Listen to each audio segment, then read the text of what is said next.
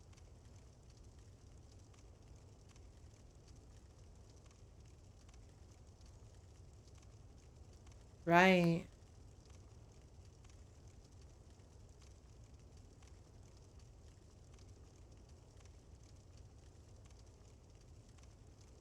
Right.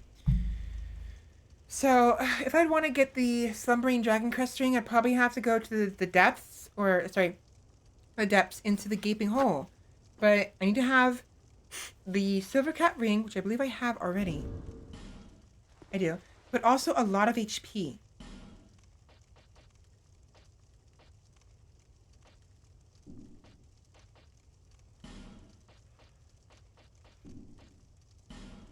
Ah.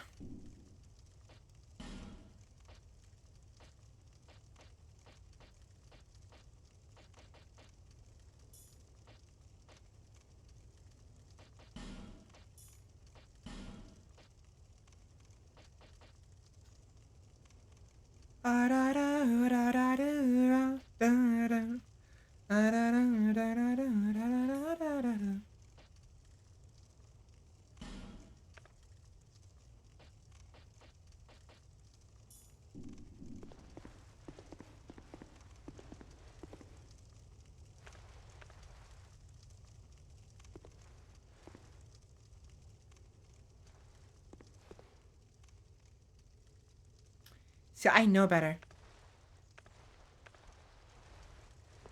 I want to stab him, but there's another guy right there, and another one in this sort of a clove.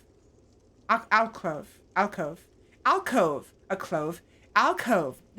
I kept saying a clove the longest time. Jeez. I meant alcove. So there's someone in there.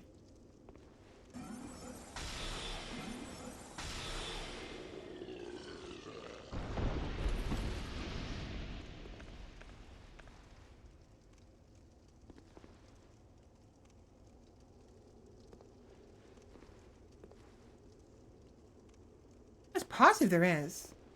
Oh, I was wrong. Oh, don't scare me like that, you little shazer.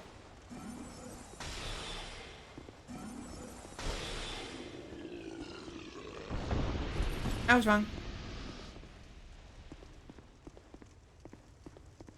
Bum bum ba dum bum dum bum bum bum. There is a dog, however. 2 dogs. One's here, the other one's around the corner.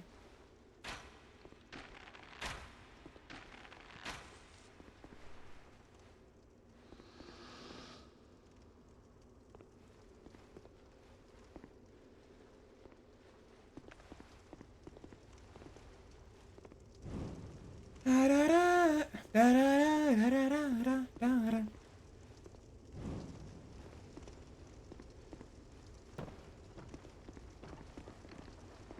There.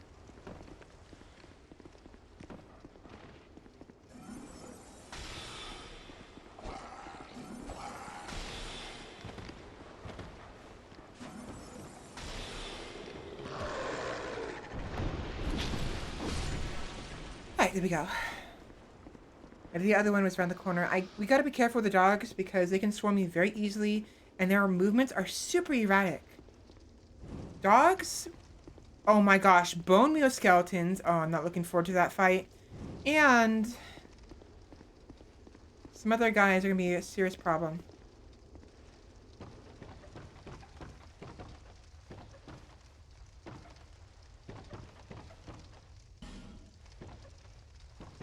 Yeah, I keep forgetting what the purpose of this room is. I think... No, actually, no, there is no purpose. Oh, wait, no, wait. No, there is none.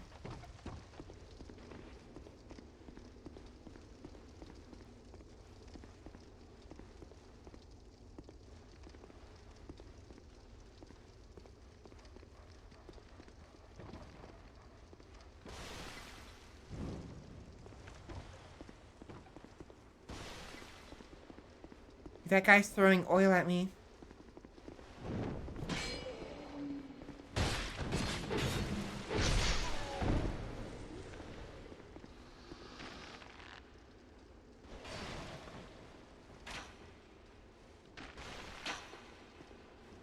Stop it.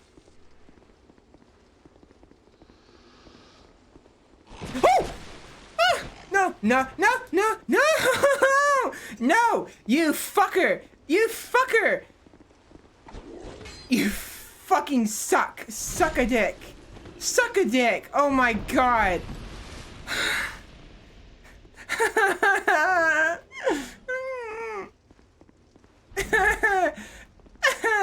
No! No! Where the fuck did he come from? Oh my god! Where did he come from? Okay. Alright.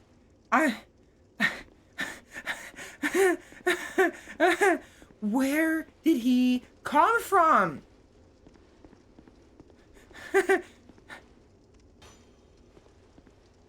Down there! Oh my god! That shithead, he was over there. Wrong button. So, ow! He was over there. And I aggroed him. So I was killing his friend. So he made his way over from down there, past this. He broke that right there.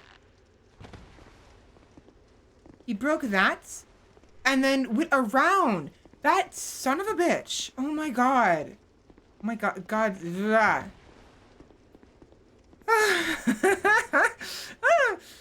Probably the loudest I've ever screamed. At least on stream. Please.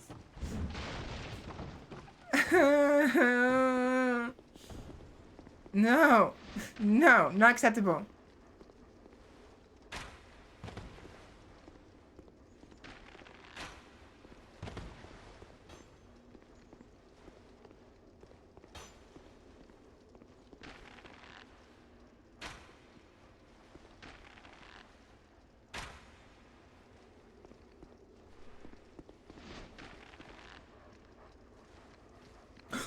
Oh my god.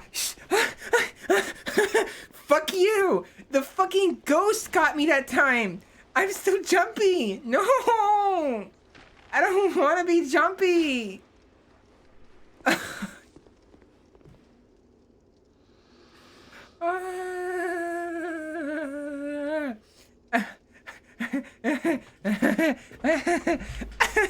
No. No. No. I say no.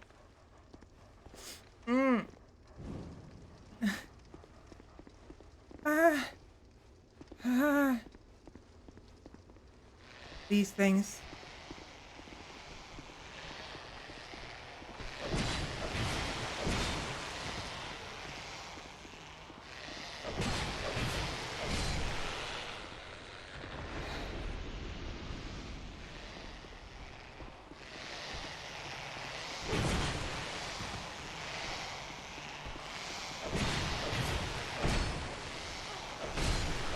These creepy things. That's super loud. Is that loud for anyone else? That sounds super loud to me.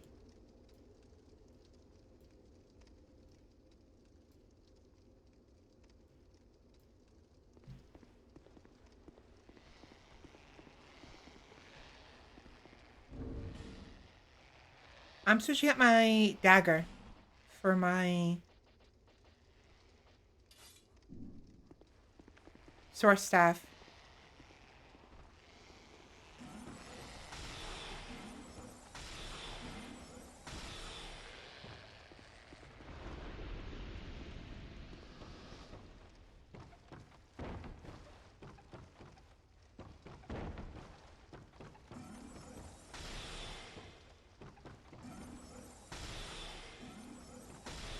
Break!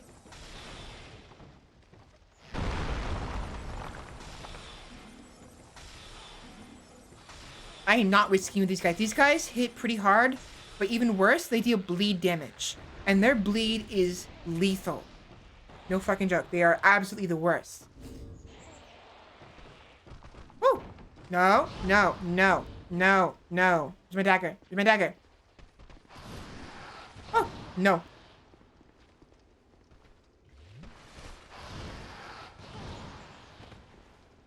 Get over here, you fuck.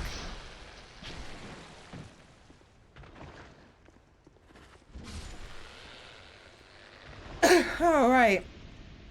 No, this build is just a survival build. I'm basically going to be building whatever I can Mostly health, hopefully, eventually. Like, I don't even care if I have to get, like, level 100. Or rather, like, not like... I mean, level, like, 99 in all stats, if I have to. If that's what it takes to beat this. Because I've never beaten this before on this run. And, like... There's so many enemies who can actually, like, one-shot you. It's ridiculous.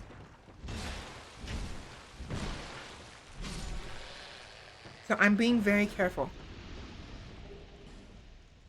I will be depending a lot on bows, so maybe dex primarily.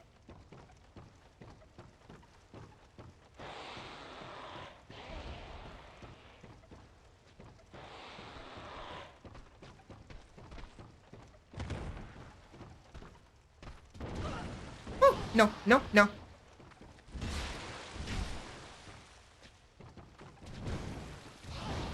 Oh, I almost died from that. That's fine. That's fine. It's fine. It's fine. It's fine. Oh, it's a pretty good game. Just gotta have patience. Yeah, definitely.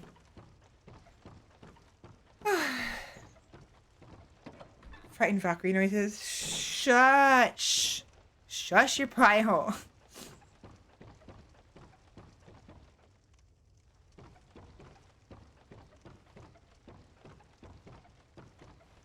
Please be poisonous gas. Thank you. The gas is easier to avoid. Whereas the crossbow is not. At least not in my opinion. If I had a shield, it'd be fine. But I have my torch out. And if I use the shield, the torch will go away. And I don't want to have to walk all the way back.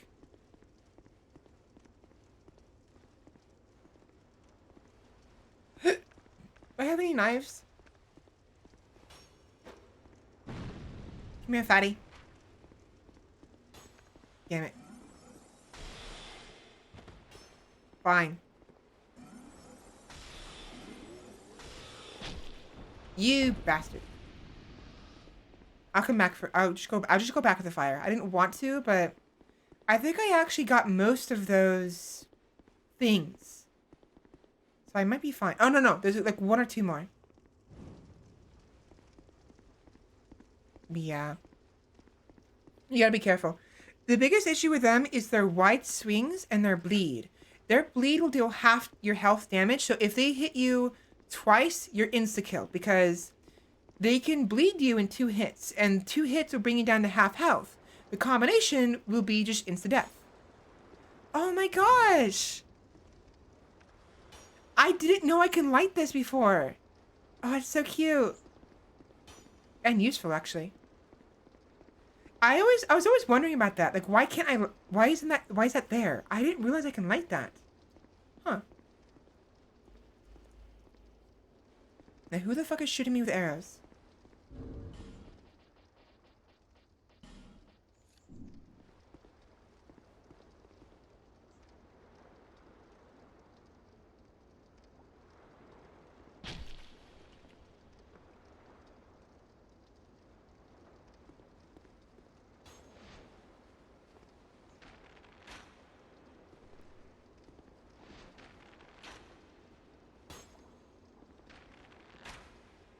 Hey, you see all those dogs down there? Gotta be careful. My biggest beef is the fact that that bastard, he broke the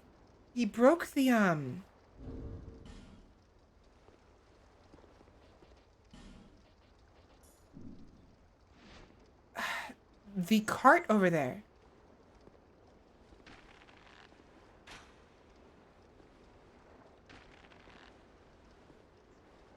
Which means... Yeah, now they're coming after me. Son of a bitch.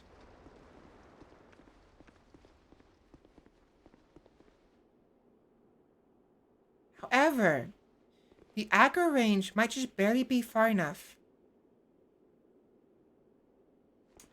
No.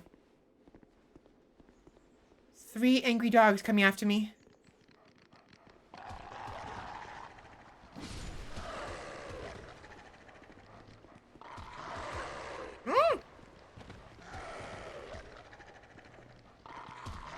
dead. I'm so gonna die this fight. Run. Move your ass.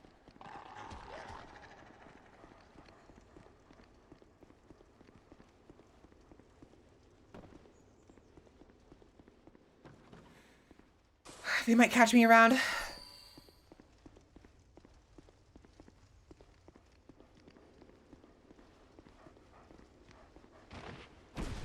Fuck you. Where's the other dog? Where'd he go? There he is. Alright, that was close. Those dogs can be a real problem if you don't have a long enough reach, because their jumping is just annoying. My neck is probably giving me problems.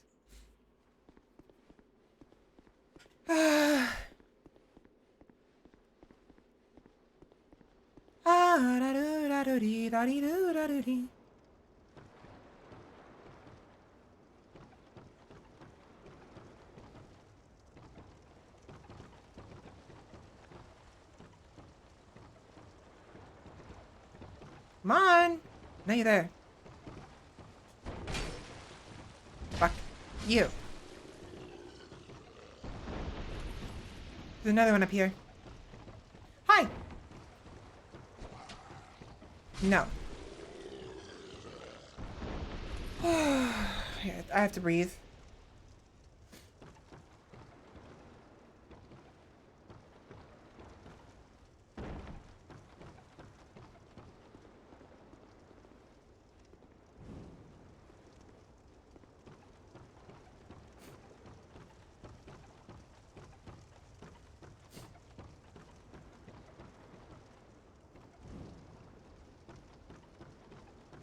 My eyes are bothering me now. Actually, before we do anything else, let's go backwards.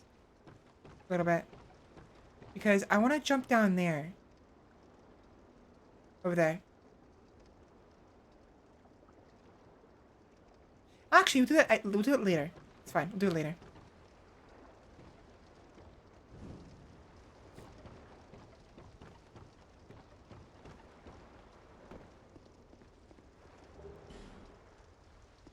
Hello, welcome in Simply No Hacks.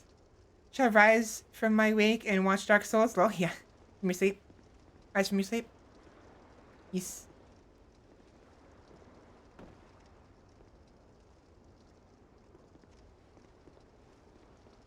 Where is the...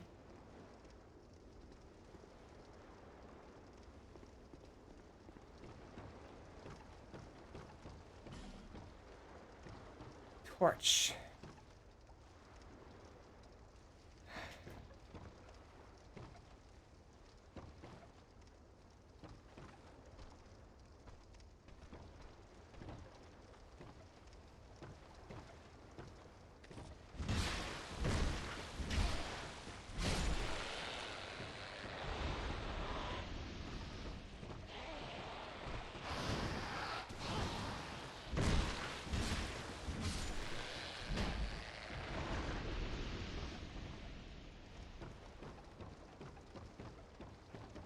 Now, there is...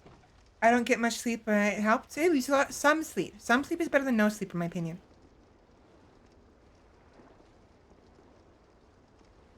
There you are.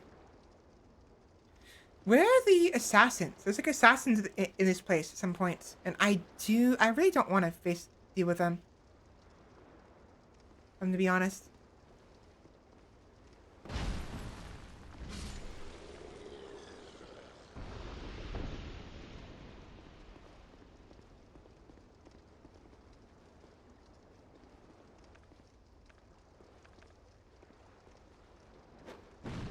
Bye.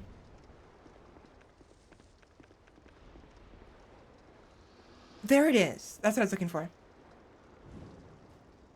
Much better. Yeah, I swear there's like these assassins in this place. There you are. I know you were here somewhere. Fucker. It's like, where is he? He was on the fucking ceiling. Of course he was. There's two of them, I think. That was the first one. Where's the second one?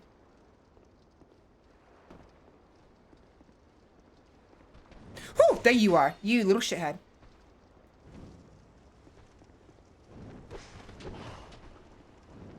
Fuck you. I'm pretty sure it's all of them now. I think.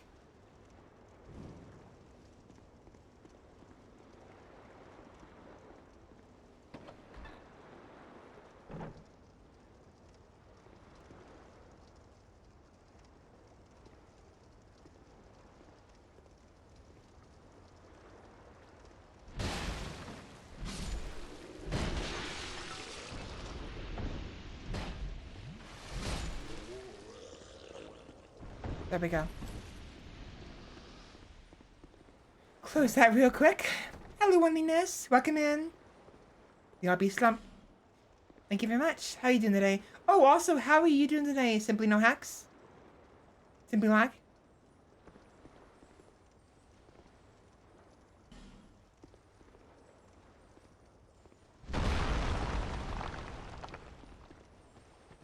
No, you don't.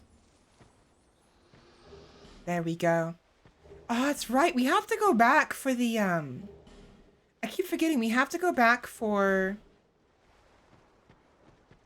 that lizard, the crystal lizard.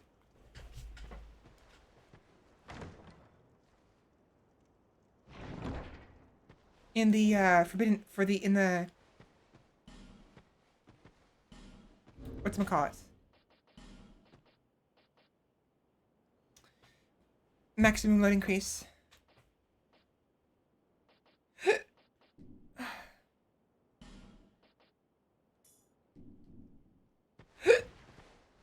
In the, Forest of Giants. There we go.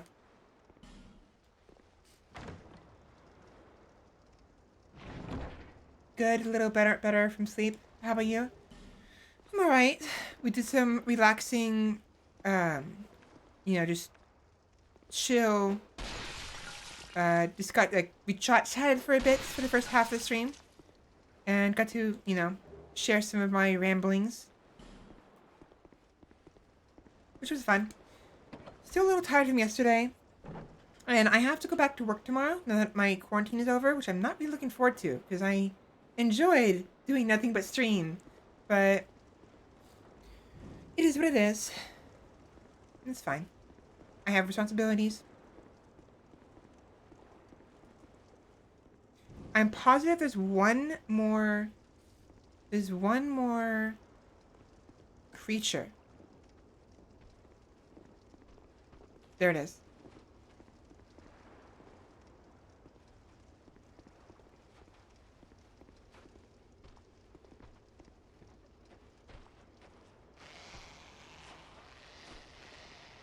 Two of them.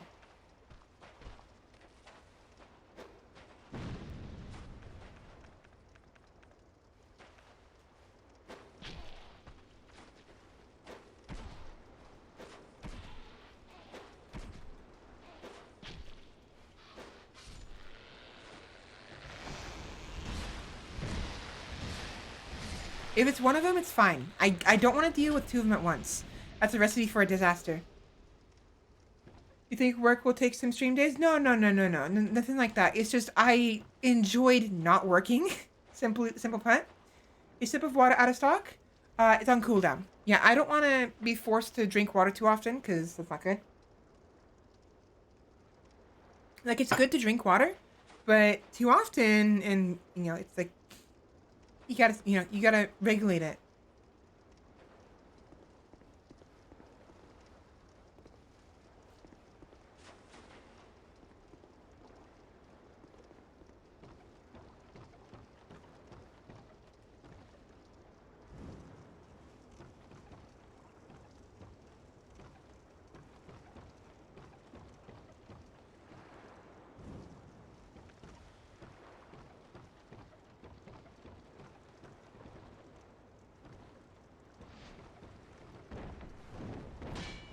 I saw you coming, you little bastard, little shit.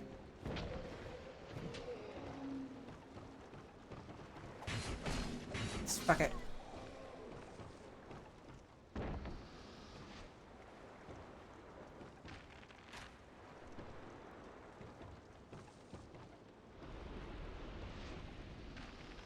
Can I hit his hands? No, I can't.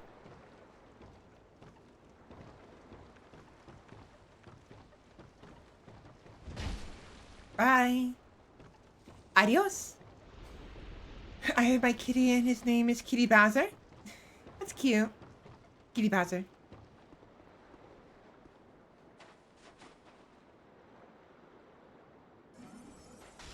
Wrong button.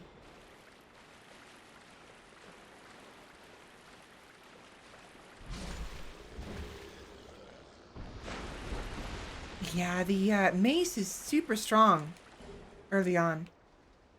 Even later on, it's still pretty strong.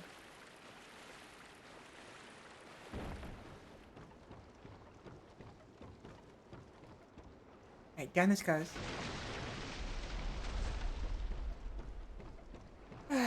We still have a boss fight to deal with. But let's do some backtracking real quick.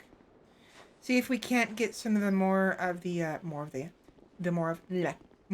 resources, because we need to get as much as possible. We need to strip this place dry.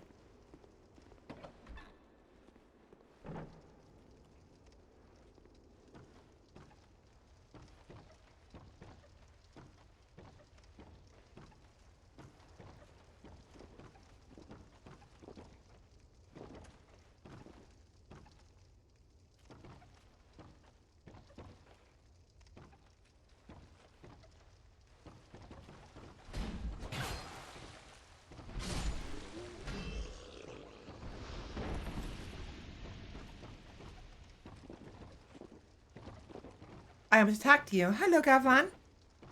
Who are you? I'm Svela. Gavlan. Hello, Gavlan. Gavlan will. Mm-hmm. Gavlan deal. Then we have a deal. Gavlan wants soul. Many, many soul. Sure thing. I have many, many soul What you want? items. With Gavlan, you will. You deal. Then we will. Gavlan will. Gavlan wants soul. What? With Gavlan. Gavlan with. What? With Gavlan. Wrong button. What? With. Yes. Increase poise.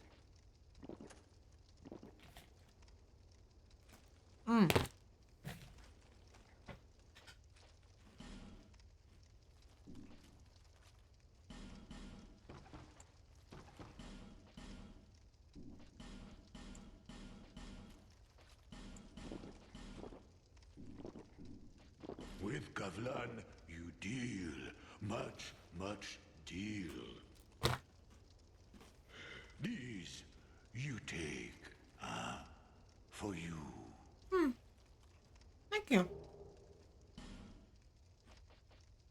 You go home.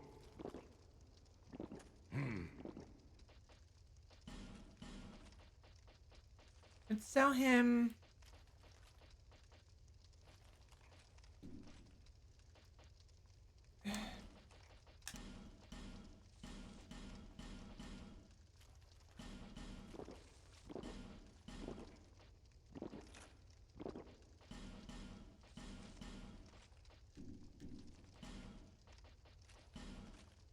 Not enough.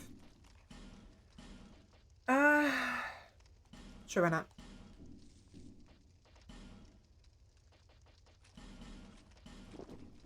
Many deal, many There we go. thanks. I like this NPC. I do. Isabel.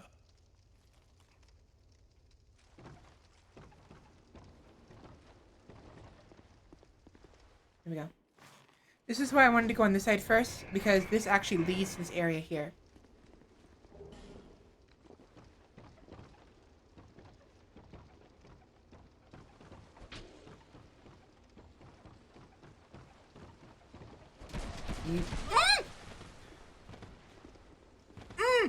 No, no, no, no, no, no, no, no, no, no, no, no, no, no, no, no. Fuck you. Oh my god.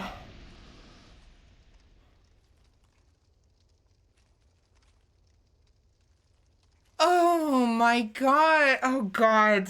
Oh my. Oh, okay. We're good. That was way too fucking close. Oh my god. Ah. That's why you gotta be careful. You do not want to underestimate this game, especially if you're doing a run like me. Get over here, you fuckface. Fucking fuck you. Ah, that scared me. Scared me really bad. Oh yeah, I was way too close.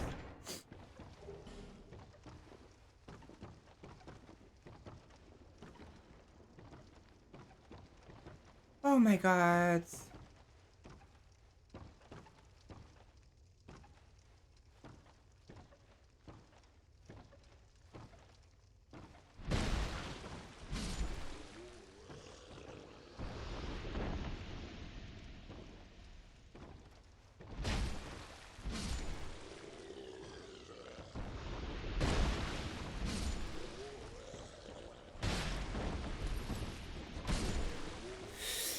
He did that too. He almost killed me. Almost killed me. Got close to killing me.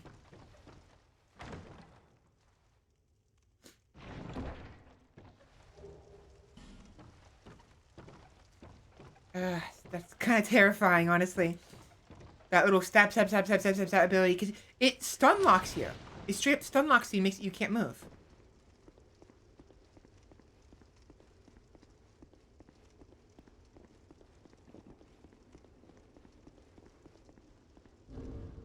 Do I even have any? I have one. Do I want to use it? Like, it's useless because I already... I'm gonna save it. So, normally this, if I put a Ferrous Lockstone in here, it'll cause that right there. That up there to light up. It's a giant brazier. A giant one of these things. It lights up the entire area. Very useful when you're trying to deal with those black things. But I already have the area cleared, and once we grab everything we need here, we're not coming back. We have no reason to come back here. Gavlan will leave eventually. And since we got a bunch of items, we got his gift already, we'll see him again. Like, actually, even if we didn't get his gift, we would have seen him again regardless. But, you know, the point is he will move, and we will have no reason to come back here whatsoever. Because I have everything already. Oh, wait, not everything.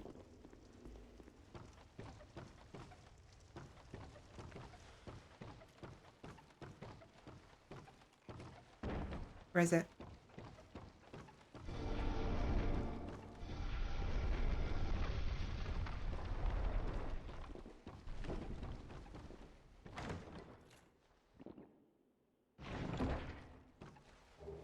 Alright, good. Large Titanite shard.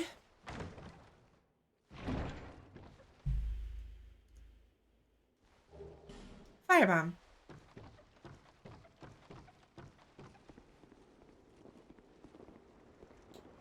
Alright, so we are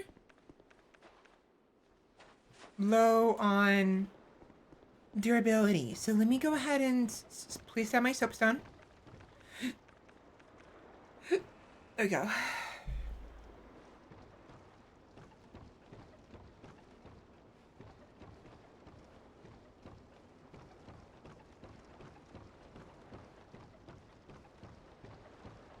We'll go ahead and talk to the old man. Over here. Ah. I'll be honest, setting these on fire is almost cathartic. Almost. Like, just knowing that there's an item here, like a environmental object here I can influence, and then influencing it is just, I don't know, it just feels nice. Ta-da! Hello. I sense power. Very well. From this day, you shall be my new pupil. I am Carillion, Carillion of the Fold. Surely you've heard the name. Now, do not be afraid. Let us explore the limits of sorcery.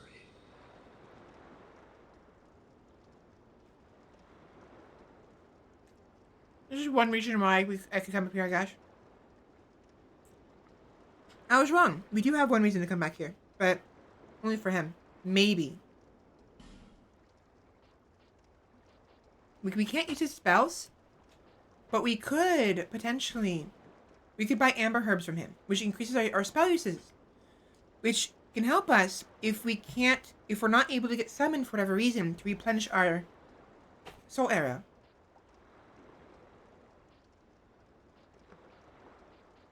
Both of these. This one too. Shortened spellcasting time. Very, well, not very, but somewhat useful. If I want to make use of the soul arrow more often. The forces of magic and souls lie dormant in this land. It is a fitting place to hone my sorceries. I suspect that I may even conjure up new spells here. Sorcery is yet a mystery, even to me. Let us mature together, young pupil. Use scrolls to unleash the power of sorceries. But the power of each scroll is reliant on that of its owner. The untrained cannot wield a scroll to its proper potential. Yada, yada, yada. Never forget, young pupil, there are no shortcuts to mastery. The forces of magic, it is, I sought. One day might teach you. Alright, so we need to go, wait. When did I, oh. We're gonna go back to the item. Anyways, so let's say you come down here and you forgot to hit the bell up there. And our goal is to actually reach that boat, the ship, right? You could actually, if you aim it right and you have the right angle for it.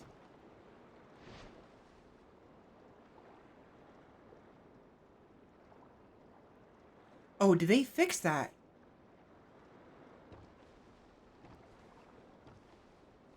They may have fixed it. Wow, that's dumb. You used to be able to hit the the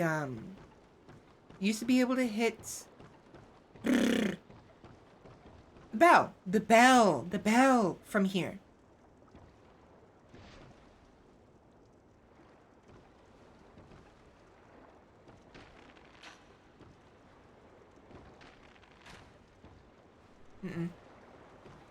Not anymore, I suppose.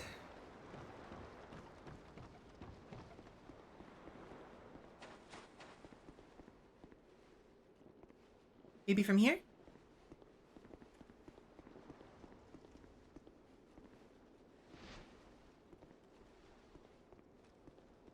No.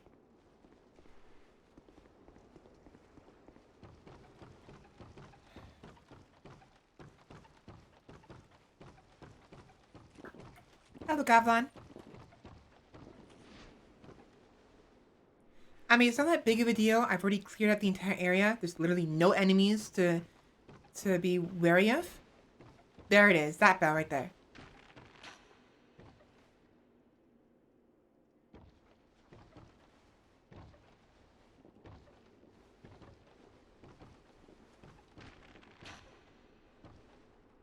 Well?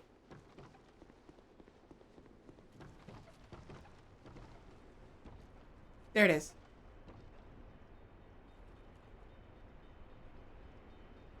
Oh, but doing that means that we lost the cutscene. Oh, I'm so sorry, guys. There's a cutscene associated with that.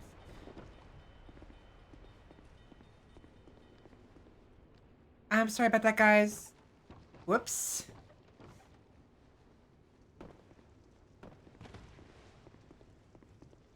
Now, where is this item? There it is.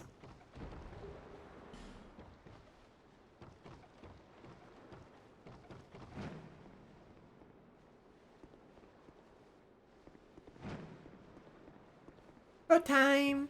Boat time. Boat time. Time for boat. Boat. However, before we do that, though, let us go ahead and put our soapstones down. And there we go. I was waiting for that. I was, like, wondering why it was taking such a long time.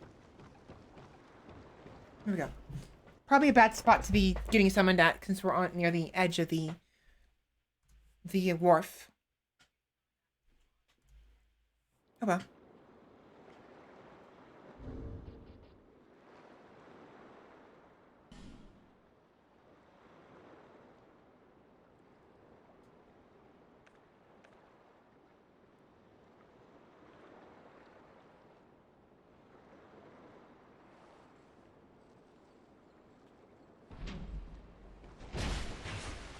Bye.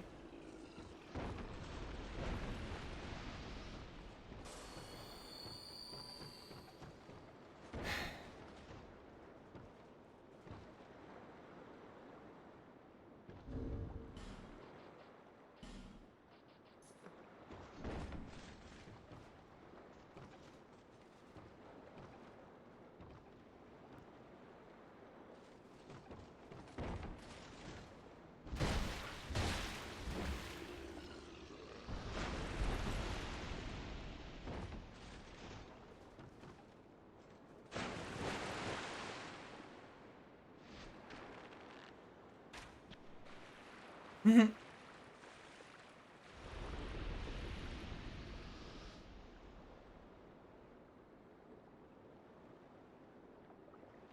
Oi, over here.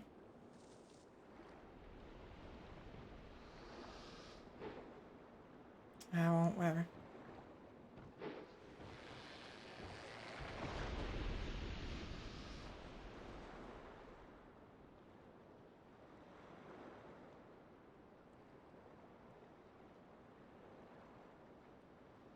Does dying as a shade count as death? It does.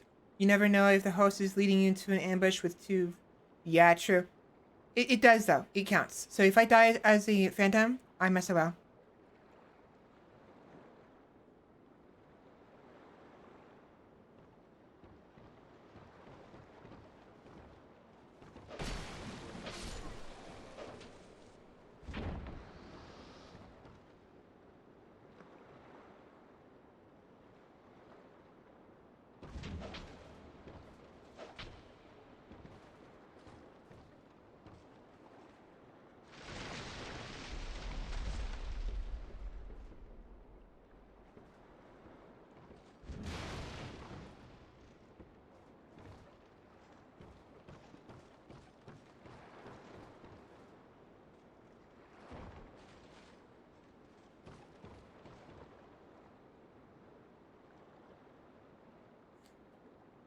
So he didn't activate the bell, unfortunately.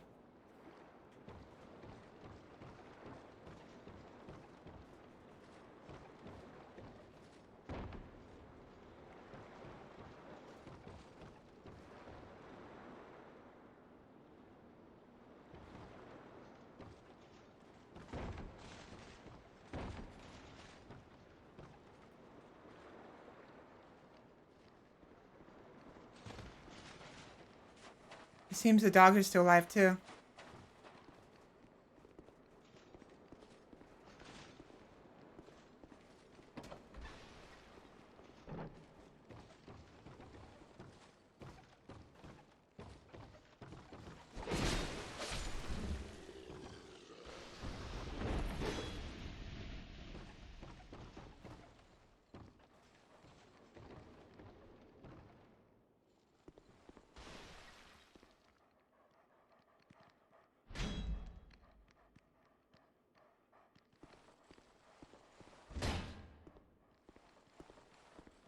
Come here.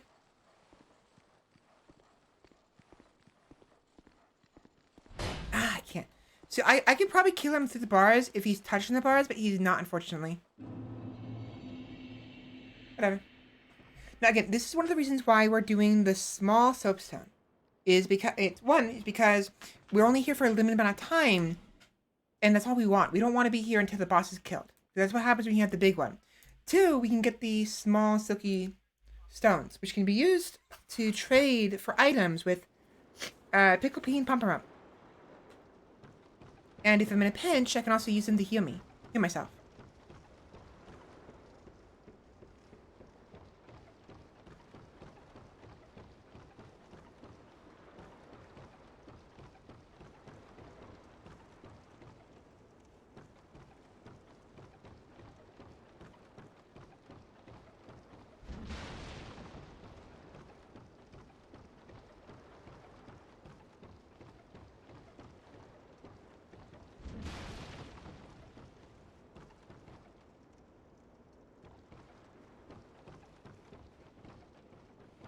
Kill that one fast.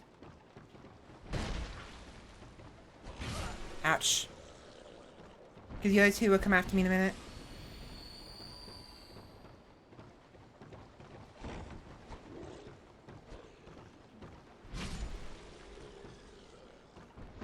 The big guy. There's the big guy. Okay.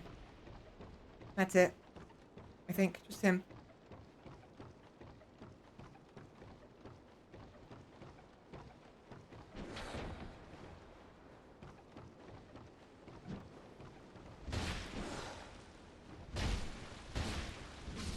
There we go. Now, we don't need help. I could probably kill the boss on my own, but having help would be nice. Plus, I think you gain...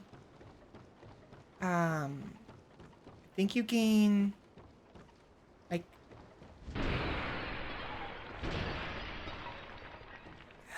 What's the word? Like, you gain... progress in an NPC's...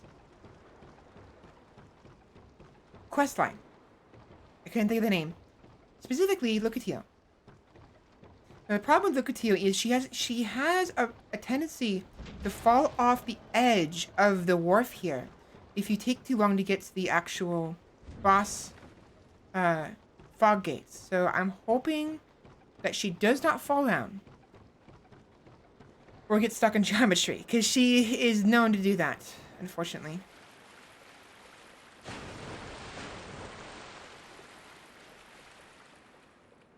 There she is. Awesome. Again, we don't really need help, but I want to get some anyways.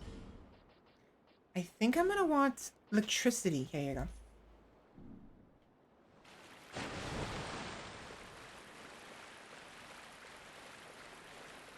Wrong button.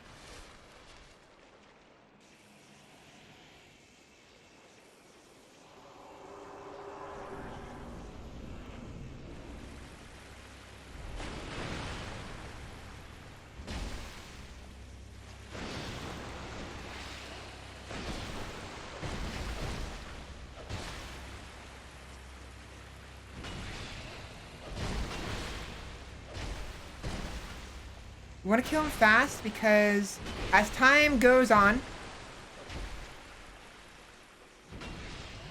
the room fills up with water.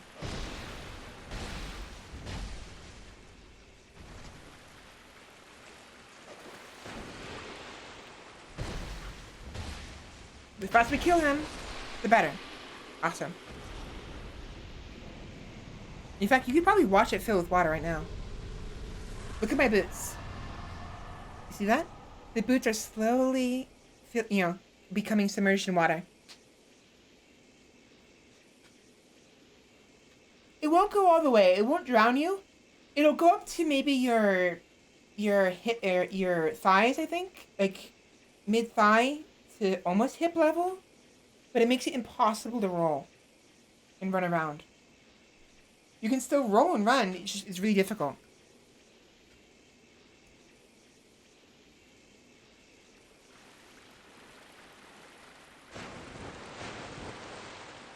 Too easy, yeah.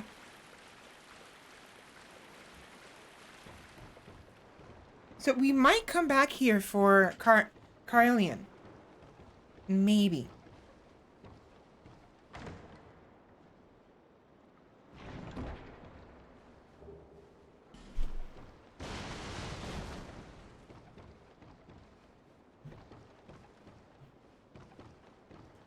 Here we go. So we finally made it through the wharf. Oh, maybe this is the cutscene I was talking about. Okay, I was wrong.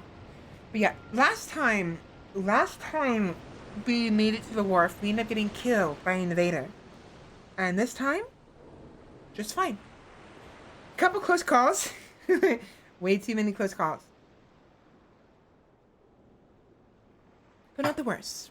And obviously we survived. Now I am a little apprehensive because when you use a homeward bone, it takes you back to the last bonfire you rested at. I haven't rested at any bonfires, so I believe I'm safe. However, there was a time in the past where if I used a homeward bone, no, if I lit a bonfire but did not rest at it, and then I used a homeward bone, I would be brought back to that bonfire. I think they updated that when they did the Scholar of the First Sin update.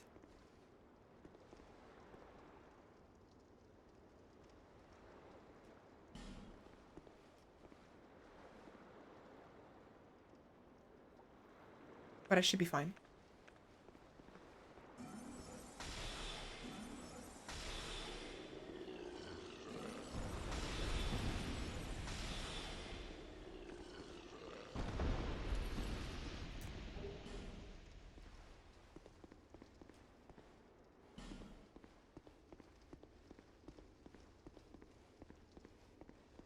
When that player ghost walked past us, I thought we were done for. It terrified me.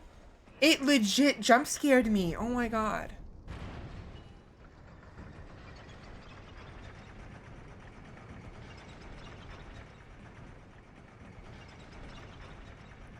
It's terrifying.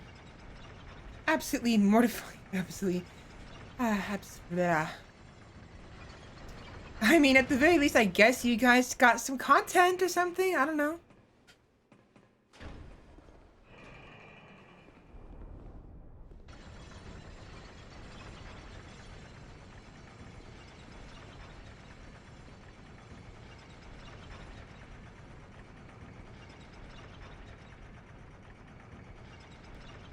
That's a little bit. It's a little disorienting. That's a little disorienting.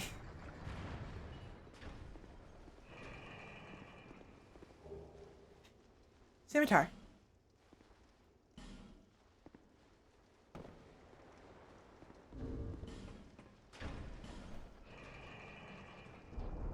I like my sneeze.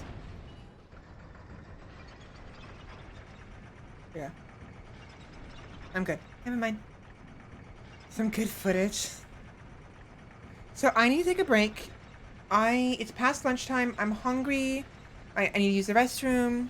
So I'm gonna grab some food and then we'll continue on. But for my own safety, my character safety, I'm gonna quit the game. So we'll be back later. Alternatively, we could change things up today. We can play a little bit of something else, possibly. So we'll discuss it. We will discuss it when I return.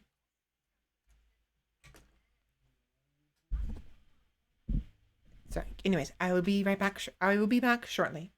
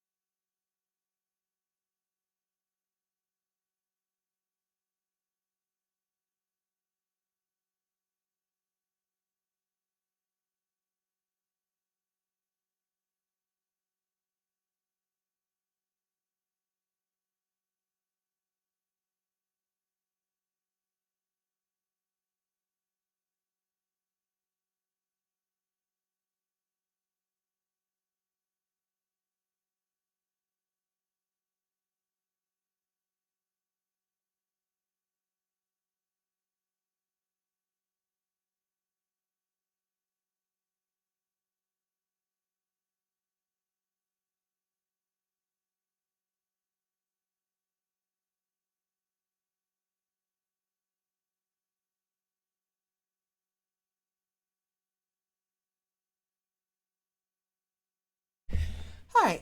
So I went ahead and tossed a few corn dogs into the air fryer. It's gonna be about 11 minutes before they're ready. So I'm gonna chill for a bit. I'm gonna try to decide what game we're gonna play. We could continue Dark Souls 2. We're doing fine. I'm just wondering if maybe I should provide some. Bleh. Let's change things up. Let us switch over to Cyberpunk. It's been a long time since we played this, and we might come back to Dark Souls if I get bored of this, or maybe even switch over to Village. Because again, today is just a chill stream. I'm not doing anything particular, just relaxing, having fun, and all that fun stuff, you know? Let me switch this stream information to Cyberpunk.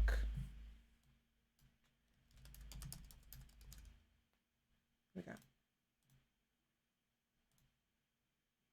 Excuse me. We're saved? Maybe. Or actually, Steam World. Celeste. I'll save this for some different kind of streams. Yeah, Cyberpunk.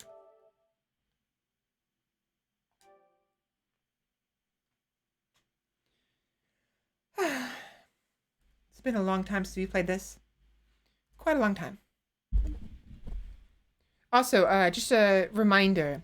Unfortunately, we cannot get the free Mantis Blades that were available originally. And I also cannot get the special katana, unfortunately. I don't think so. I mean, we might be able to, but no, probably not.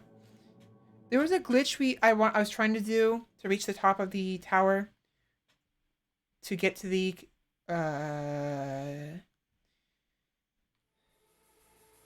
Kurosaka tower, whatever. It's at the top. Okay, at the top of the tower of the Kurosaka, the place where we found the chip that had Johnny's quote unquote spirit inside. Remember when the place where we had to infiltrate and Jackie got hurt and all that fun stuff? At the top of that, there is a helicopter with a katana and a data recording or something.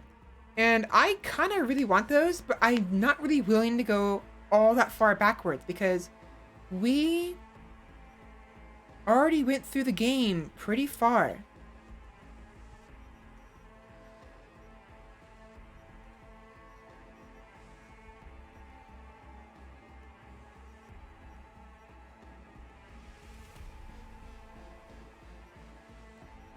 Okay, good. Making sure that any updates didn't accidentally ruin my settings.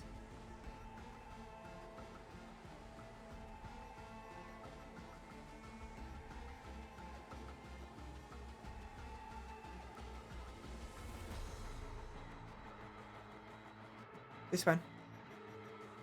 Yeah, so last time we finally got our hands on that one guy who's running away because we believed he'd help us to he'd be able to help us figure out what to do about Johnny and, you know, get him out of our head. I think.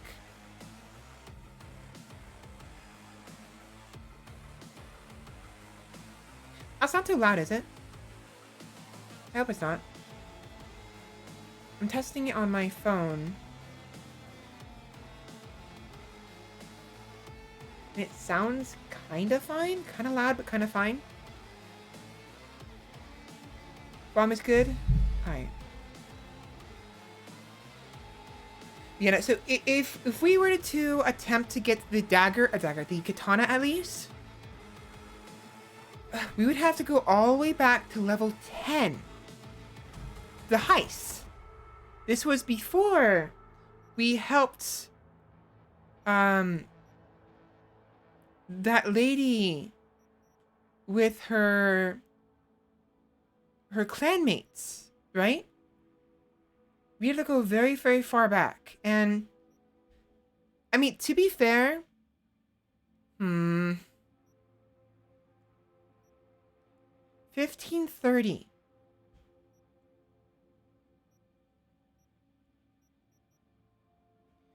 1530 to 2416. It's about 10 hours. You know what? Now that I think about it, if it's 10 hours, that's it. Do I want to go back 10 hours? Yeah, what I'll do, we could go back there temporarily and take a look at the Kitara. It is a lot, but I could probably rush it. We already went through the dialogue. I know what to expect. It'd just be a matter of going through it quickly. Which, by the way, with me being me, I love being fast. And I could always do it on my off time as well. Again, we're just doing this chill. This Cyberpunk is not a focus game. We could do this at any time. I can do this at any time. There's no rush. We're just here to hang out. So we can hang out, spend the next 4 hours trying to make up for 10 or 3 hours rather, and trying to make up for 10 hours of content we just had to undo. So sorry, where are my manners? We announced a new visa program. Persons intending to relocate there must first find a sponsor from among the PCS affiliated. All right.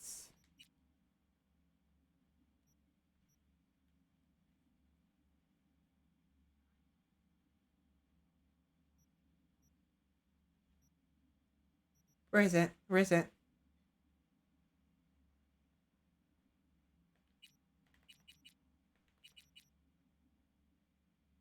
Here we go.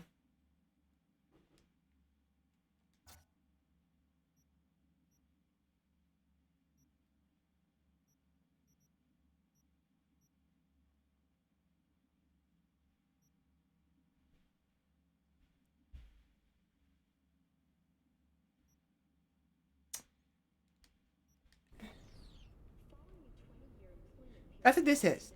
Notice how V turns slow at first, right? But then all of a sudden turns fast. So I am pushing the stick left. Full. From the start.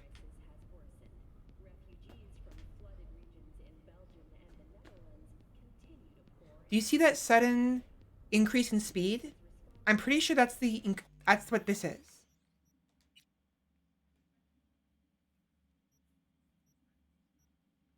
The turning bonus.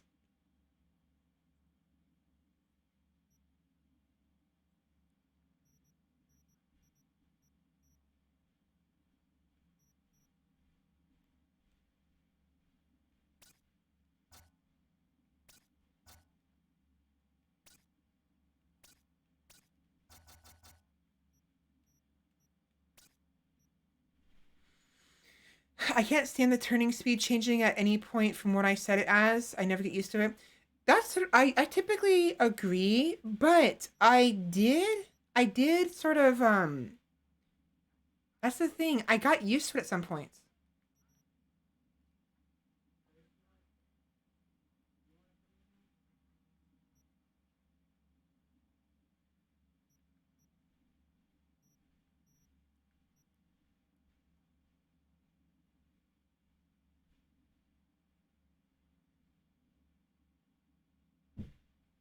By the way, side question, what's the max FOV you can have in Cyberpunk? Um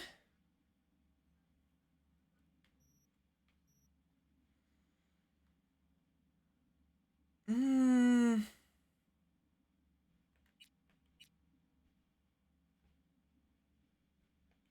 I don't think you can actually adjust it on the console. Which is what I'm playing, by the way. No, you can't adjust it in the console. The console has some very limited graphics control. So unfortunately, I can't actually. I wouldn't be able to tell you.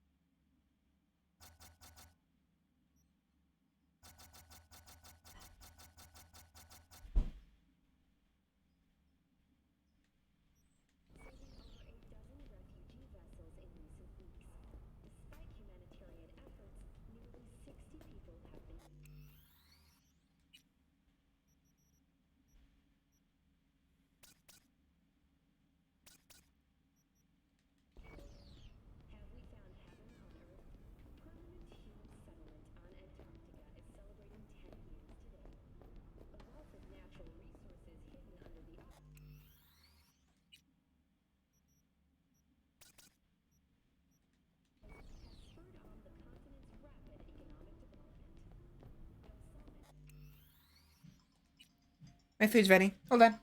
We'll continue fiddling with the settings in a minute. Let me just cook my food. Be back.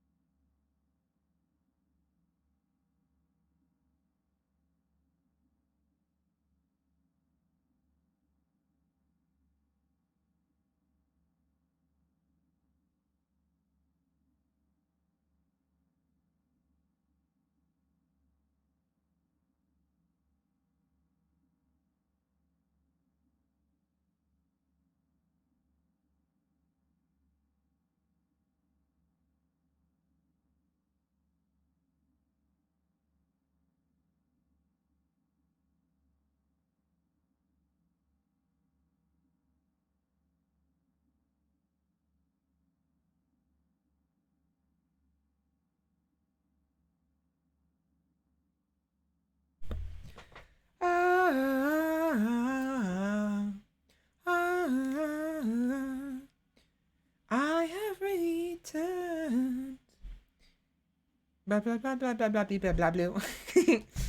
I'm back. There we go. All right, got some corn dogs. Corn dogs. There we go. Corn dogs. Boondocks. Boondocks, brother. Corn dogs.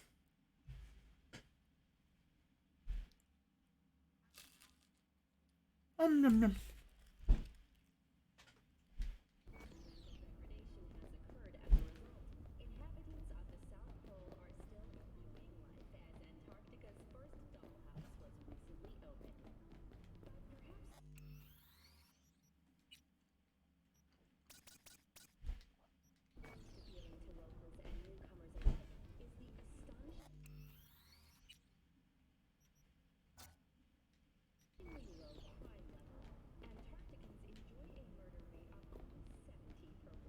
All right, it's right like that. Thank you for watching Vtuber News. We'll see you next time. How do I? Like that.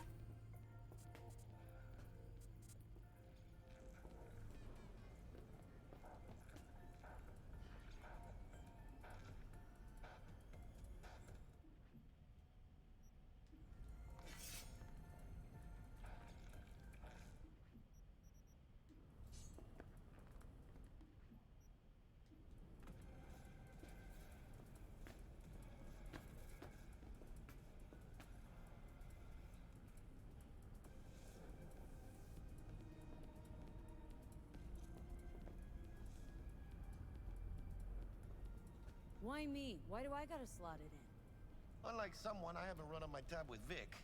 Got last gen firmware. No flow. Just do it, chica.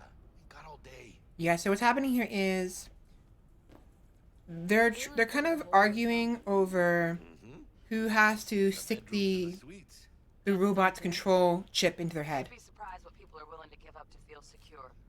Lucky for us, Yorinobu's an exception. Yorinobu. It's dark, no hotel security. Here. Here goes. Patching you through to in-cam view. Might get a little Oh, maybe, disoriented, but don't freak. never mind.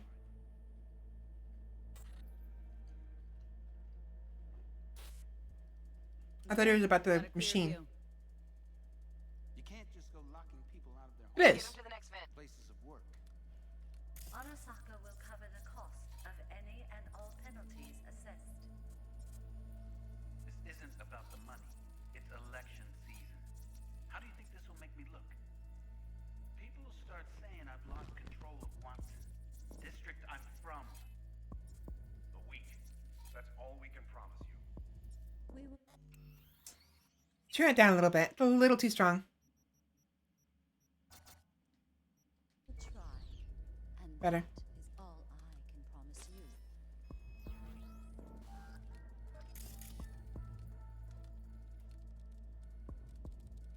Oh, hi. Look at him go.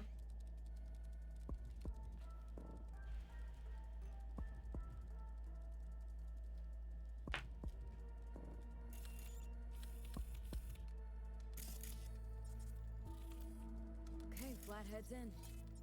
Patching you into next cam now. What makes you think it was for you? He addressed it to the kind housekeeper who finds him.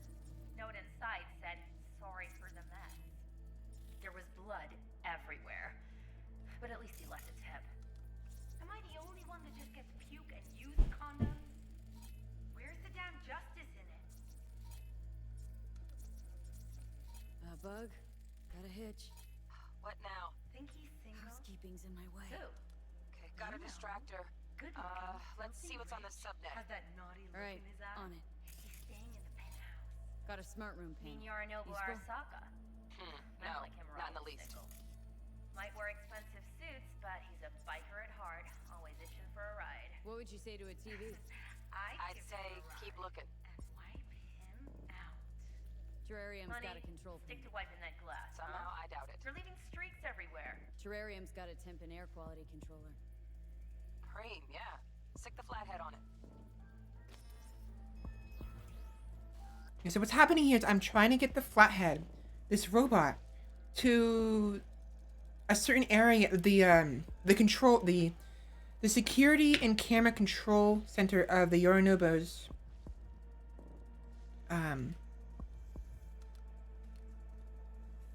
whatchamacallit. Cat, something's up with the tank. Hey, Bug. It worked. Ain't seen nothing yet. You got any idea how much those things cost? Keep moving. No time for backpatting. So we're just trying to get trying to take control of the security system.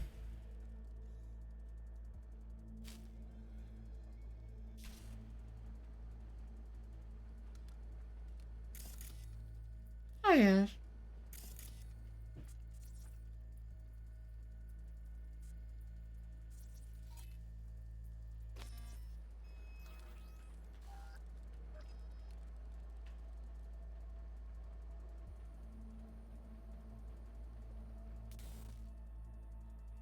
Okay.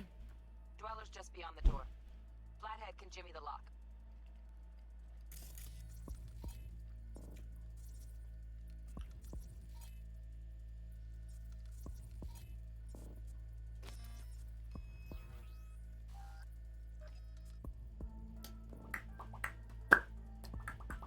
Looks like he's having trouble. Shit. Gotta be another way. Let me think.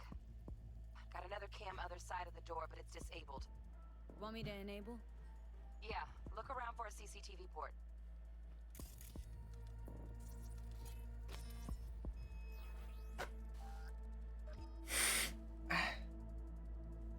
Okay, he's at it.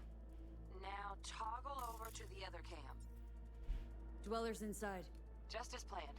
Still weird the hotel's only got one runner. Decent Dweller's as good as a dozen rank and file.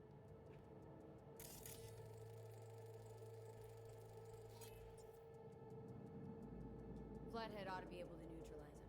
Good thinking. Let me graft a demonoid onto your link. And you know you gotta jack the flathead directly into his chair, right? Make it sound like I'm new at this. Okay, sent. He's all yours. You'll have to get the flathead in there first, though. Shaft may link both rooms, looks like. Let's figure it out. Now toggle over to the other cam. Might have found our way in. Send the flathead over there, then toggle over to the second cam.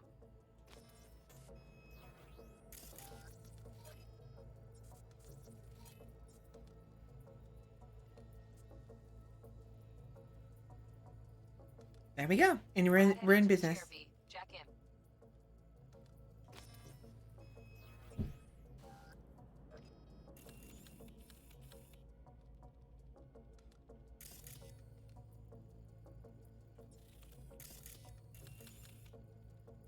That's not creepy. Jeez, talk about aliens. Love those demons. Flathead stays, right? To keep an eye on the dweller, yeah. Aliens style. Pecky's main net. You go ahead and log out.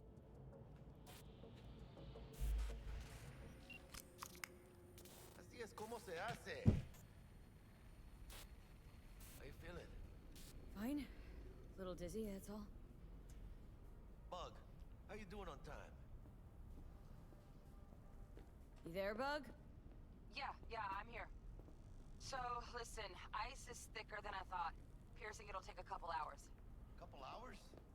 Can't do it any faster. Want my brain to burst into flames? Just sit down and enjoy your snazzy sweet. Thanks, I will. V, you take it easy, okay? Rest up. Alright.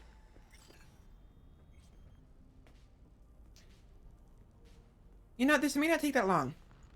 If I work quickly, I should be able to get through it all. Hopefully. What do you think? Why'd you give it all up? Who gave what up? Yorinobu Arasaka. The good life, I mean. Old news, I know. Just got to thinking's all. It's like, think. You got everything, right? Eddie's, education. Your pops can snap his fingers and turn half the fucking planet into a nuclear wasteland. But instead, you're like, Nah, fuck it. and what do you go do? Start a fucking gang. Steal dragons or some shit. You ghost from your fam, chip some real skin, and play gang leader for a few years. For what? Maybe he just wanted out of the system. So then why'd he come back? Tough to ditch the system when the system's your own family. Black sheep, still a sheep, huh? One way to put it. Best. All back on all fours, tail between his legs. Fucking cheap-ass rebel. Fucking tourist. Tourist or not, he just walked into the lobby. Uh-oh. And we are back in biz. Penthouse security is neutralized. Alright, we're good. Perfecto. Let's start the show. Alright, let's do this. Hey, Bug.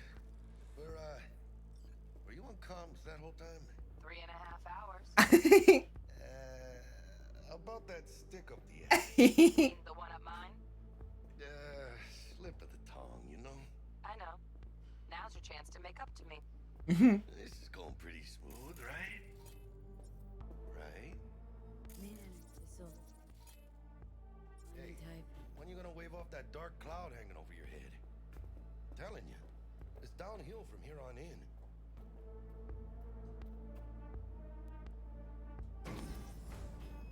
Alright.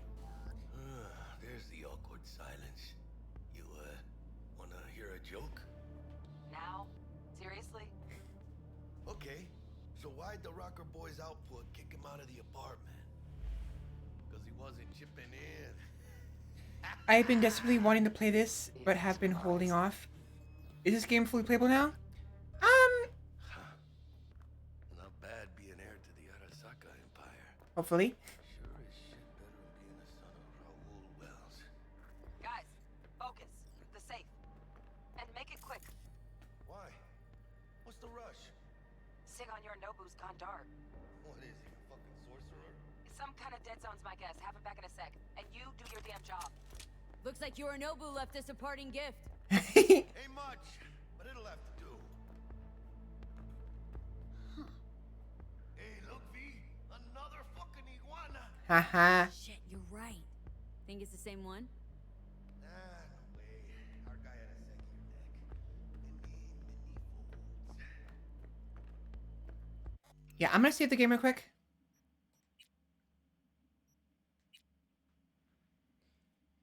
I'm almost positive that I'm supposed to look around the There, under the floor. Look around for a switch. Yeah. I have to come over here first, then look around. And then I can open that. So I have plenty of time. Yeah, I took Yunobu's pistol.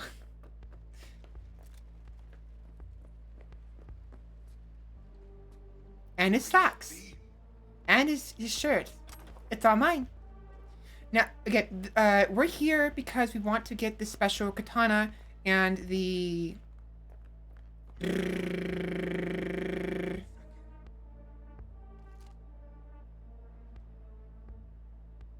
the file.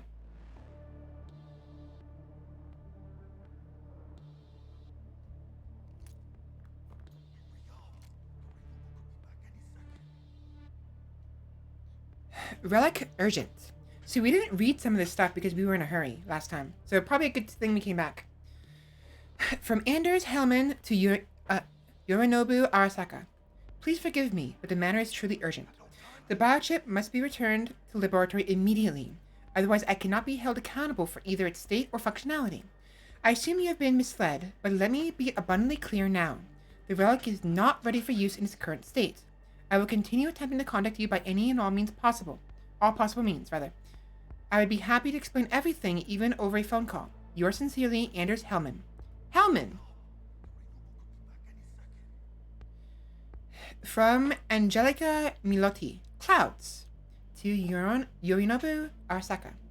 Dear Mr. Arasaka, as always, we thank you for using our services. We hope Clouds is able to make your stay in a nice city more pleasant. Unforgettable, even. We would be honored to serve you again.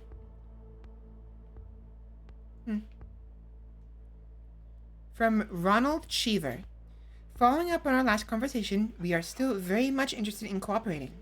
For your agreement to succeed, we only require a sample biochip with a valid engram. The only question is, why must it be Johnny Silverhands? So this is actually significant because at this point, nobody knows, the players, V, doesn't know it's Johnny Silverhand's biochip. But if she had read this, she would have found out. Alright, from Yorinobu, reply, Mr. Cheever, if you weren't an economist, I would tell you that the game played between the largest corporations has ceased to be a zero-sum game. I am simply trying to restore the natural order of things. Yet, since you are not an economist, only a mere representative, my answer would be that I am doing this out of civic duty. Perhaps this would imply that I underestimate your intelligence. You ask why Johnny Silverhand? It's a long story. Come to Konpeki Plaza, and the veil of mystery shall be lifted. Wow, he insulted his intelligence. Indirectly. And said he didn't. Even though he clearly did.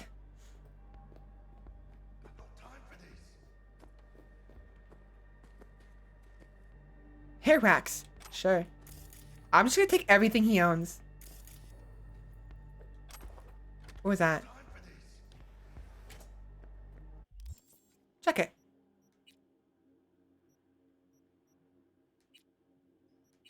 Oh, I can't change anything until after the mission. Ooh. What's this? Got no time for this.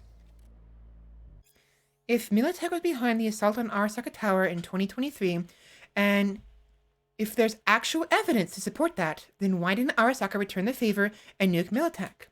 By now, there's no doubt the bomb was manufactured by Militech, but that does not mean they detonated it. I confess, I am not a huge fan of the popular theory that Johnny Silverhand, the controversial rocker boy, was behind the whole thing. In fact, I'm not really a Silverhand fan, period. Silverhand was a poser and a blowhard, not someone who would actually follow through on his grandiose bluffs. Full disclosure, I just don't think Silverhand would have the balls to pull off something like that. Let's think this through. Who hates corporations the most? Nomads, obviously. Remember that mass market BD called Badlands Raid from the 20s about a band of nomads who attack a Militech convoy? Well, guess when it premiered? That's right, on the night of the attack. Coincidence? I think not. Yes, yes. There's a Silverhand cameo in there somewhere, but that's just a marketing ploy. A BD scrolled by a bunch of cactus huggers wouldn't sell for an any without a recognizable face. But I'm more intrigued by the main actress. How is it she didn't star in any of our production despite Badlands Raid's huge sales? Where was she during the attack? I mean, we know better. It was Johnny Silverhands because we're going to find out in a minute. Spoiler alert for those who don't know. I've already played this part. We're just coming back, but we know of what's going to happen in it soon. Got no time for this. Bingo! Got something ejected. Come here, V. On the road. We'll be back in an hour. Have fun till then. Definitely see you then. The relic. Why all the fuss? For years, experts in the field of cybernetics, neurology, and psychology have been desperately trying to merge human consciousness with silicon. Until now, their efforts have been unsuccessful. Though scientists have managed to create artificial intelligence that can compare or indeed surpass human intellect, copying the human eye has remained beyond our capabilities. Attempts to do so have merely resulted in sophisticated chatbots, digital beings capable of mimicking human speech and mannerisms but devoid of self-awareness. Today, experts from Arasaka announced a breakthrough. Their newest project, dubbed the Relic, allows human minds to be copied onto shards no larger than a cred chip. What's more, the shard can be slotted into one's neural port, allowing its user to hear and see digitized personality constructs. Sadly, I haven't been able to personally examine the specifications of this remarkable piece of technology. Access to the relic is heavily restricted by Arasaka, and only a small, select group of testers are allowed to participate in the program. Unsurprisingly, these testers are among the wealthiest and most influential people in the world, precisely the kinds of people Arasaka would like to have in its pocket. For the ordinary consumers reading this, don't expect the relic to hit mass markets anytime soon. Allowing the user to hear and see digitized personality constructs. Interesting. I mean, obviously this is all foreshadowing of what ends up happening with Johnny Silverhands in about, an hour's time in-game. Hours in-game time. What now? Jack in your personal and make us rich. On it. Your turn, Bug. Give me 2. 1, 2. Oh, guess who? We got winged visitors. Bug. Don't know who, but staff's abuzz. All 200 on their feet, can't keep still. Can't say I like this. How much longer, T? Shit, Yorinobu's penthouse bound. Fuck him! Open the safe! Almost got it. Done. Cream. Let me look at this, huh? Come on. Attacked? Bioshard integrity, 100%. Guessing that's a yes. Good. Let's go.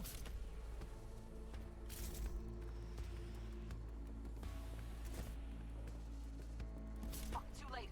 Yorinobu's about to walk in. Find cover. Where? That pillar, try that. Fucking kidding! No! Inside it, now!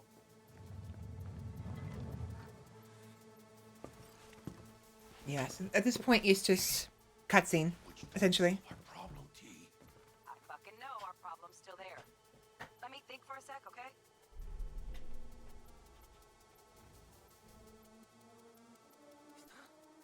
I thought Atom Smasher. Bodyguard. Horse. Night City legend. Bleak motherfucking one too. What's the play?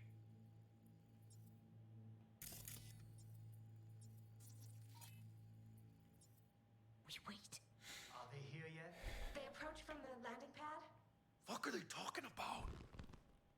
Bucko, we got incoming. Nuh-uh. No fucking way. This isn't happening. Saburo Arasaka. The Emperor. In the flesh. Licking legend. Now this could be Mhm.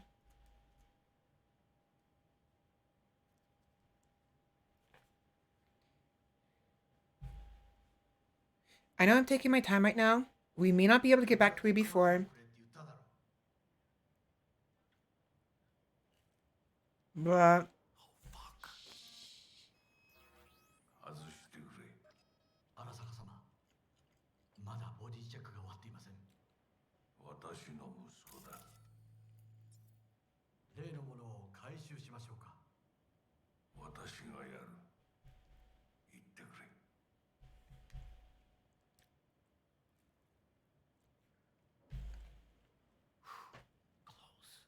Too close.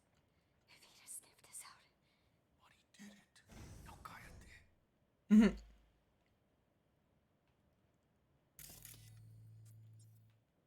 Unfucking believable. Sapporo Arasaka.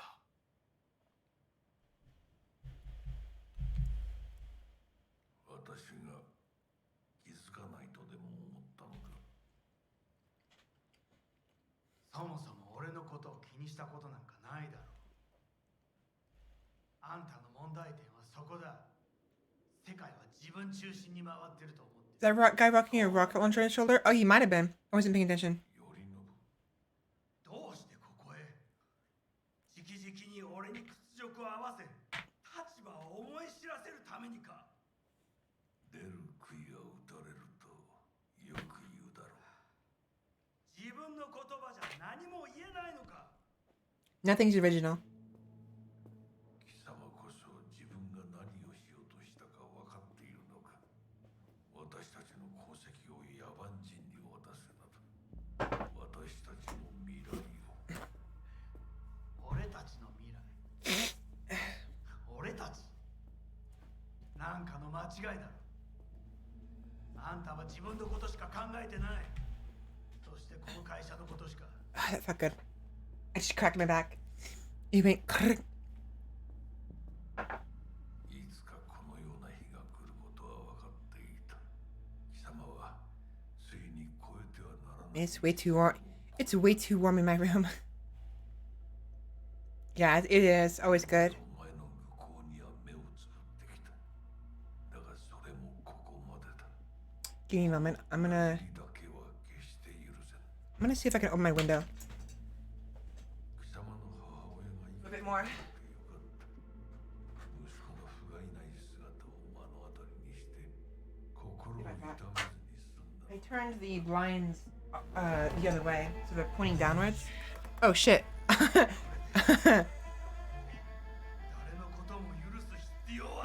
Came back at a bad time. Temperature today? I have no idea. Sorry for ruining the cinematic experience, but we've already experienced this once before. So I don't really care.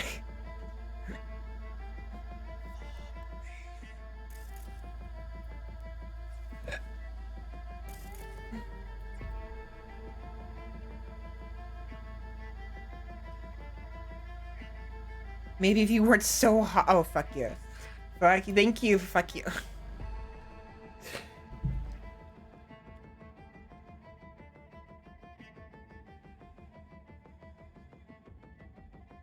Temperature says 69 degrees. Ha, funny number. But my room is still pretty warm. I wish to put the hotel on lockdown. May I ask why? Saburo Arasaka has been murdered. Code Red initiated. Attention. Code Red has been initiated throughout Kenpeki Plaza. Please remain in your rooms and follow all instructions given by staff. 何の騒ぎです。誰かが父に毒を持った。毒を。 Someone poisoned. そう。頼信さん、しかし。 Can I zoom in? I can't. 何の話です。単純な質問だ。答えろ。 I think it is a rocket launcher. 荒坂家の課長。 And guess who's the new head? もっとしっかり責任を果たすよう望んでいる。 His point is, now that his father's dead, he is now the head of the Arasaka Corporation.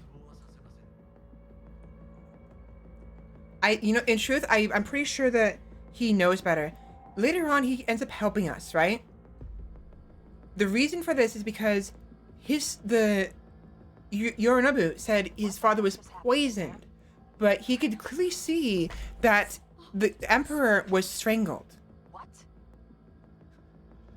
His own fucking pops. Know what this means? Security's gonna swarm the place any second. Oh my god, we're so fucked.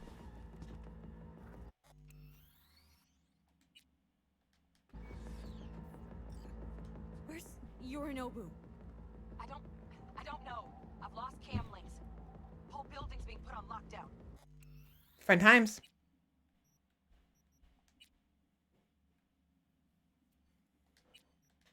Okay, got something. Window, now! Releasing the lock. Should see a ladder. Ladder... Oh, fuck. Oh, no, not now! I've been made! Bug! Pinche Dios santo bendito! Just lost T! Fuck! Fucking Major Leagues. Happy now, Jackie?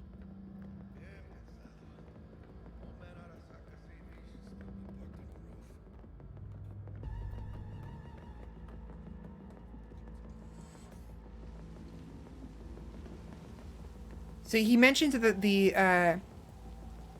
AV landing pod. Shit. Got 2 guards.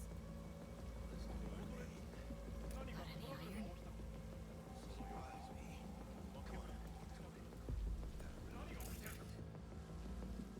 Element of surprise?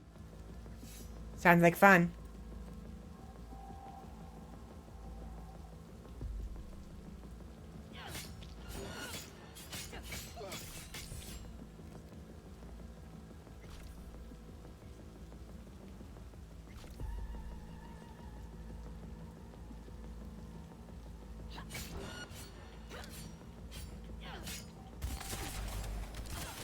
Get over here. Man, I cut him up real bad. Oh my gosh, he is absolute mincemeat. Sorry. What did I say? Chicken feed. Yeah. Thanks. What now? Joyride in the AV. I meant to do the stabby stab, but it wasn't letting me. Well, forget trying to pilot this thing. I don't know what I was expecting. Unauthorized access attempt detected. Remain where you are. Security personnel will arrive shortly. Chingada madre! Gotta get out of here now.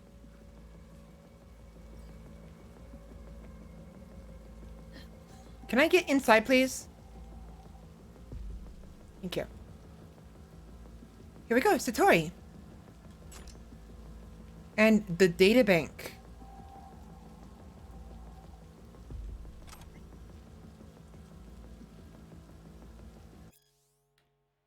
A new shard diary. I can't read the... Oh, correctly security. Okay. Right.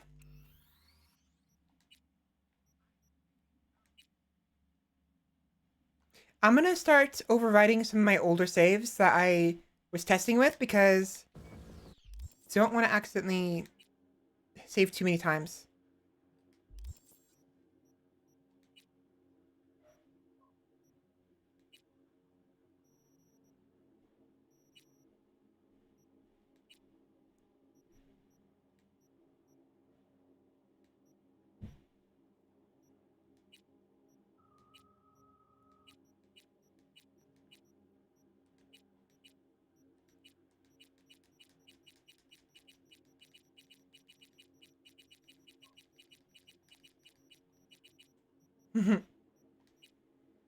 Where is the...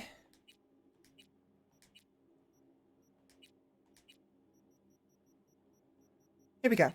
No? No.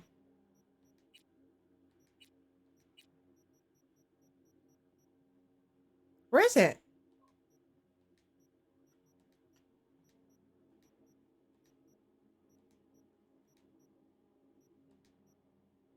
Here we go. There we go. All right. A bit overkill? Yeah, it was. 55, 1C, 55, 55. 55, 1C, 55. 55, 1C, 55, 55.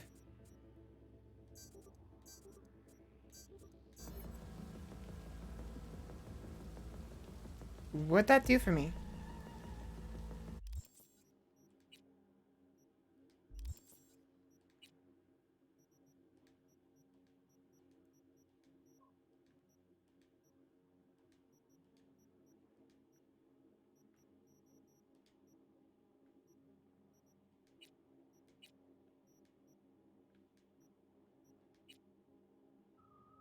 That did jack all.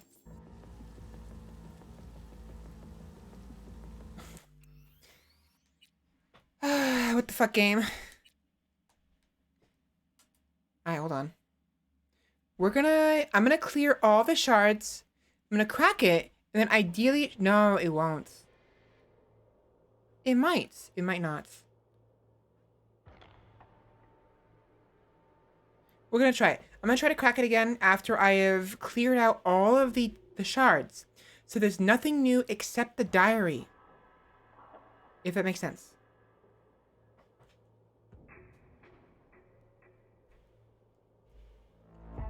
Hopefully.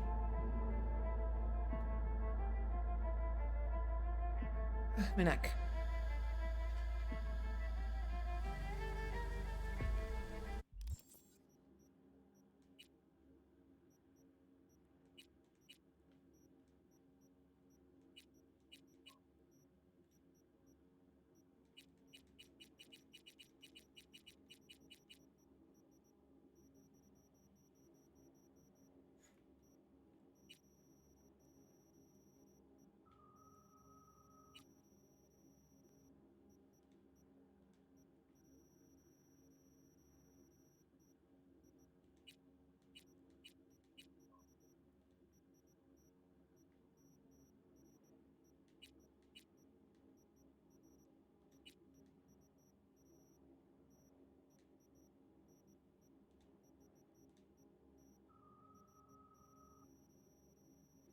Actually, you know what? That may not work. We'll find out, I guess, but...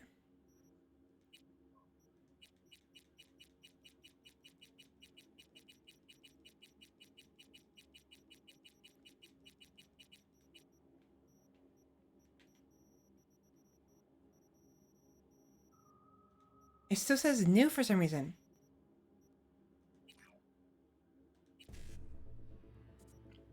BD 1C55 BD.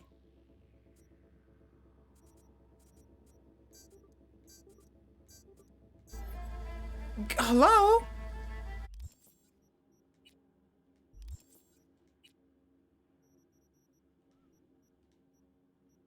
Here we go. It's an other. Okay, there we go. So 11777. We have set sail. Only Hanako knows the true purpose of our visit to Night City. The question is, what to do with A. Hellman? He is proven loyal beyond even my own expectations and deserves compensation.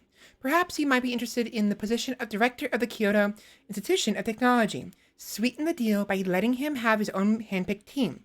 Employees like him should be kept on a short lease without seeing it as such.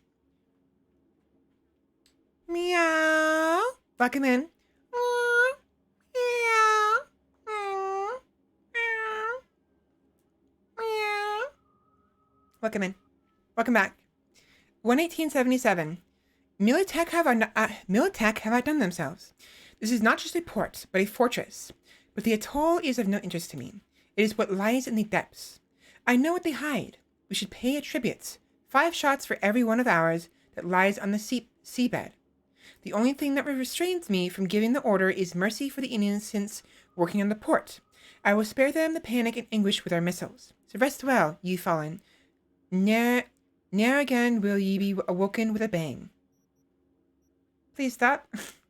Meow. The further I am from home, the more my memories become sharpened, more acute. The faces of old enemies are suddenly thrown into relief. Even J.S. Johnny Silverhand. I almost completely forgot about him. Hanako thinks that she should be the one to have a word with Y, or at the very least accompany me. I declined. She took it in her usual dignified manner. Still, she asked what I intended to do. As of yet, I have no answer to this question. 12177. I see the coastline. Strange. In my memories, the city seemed larger. If I wanted to, I could wipe it off the map in under 10 minutes. I shared this thought with Hanako. She thinks I shouldn't do that. I usually defer to her opinion, but if the relic somehow fell into the wrong hands, maybe it'd be better to bury it among the ashes of New York of NC. Until we talk to Y, I will hold off on a firm decision. So this just happened. Obviously.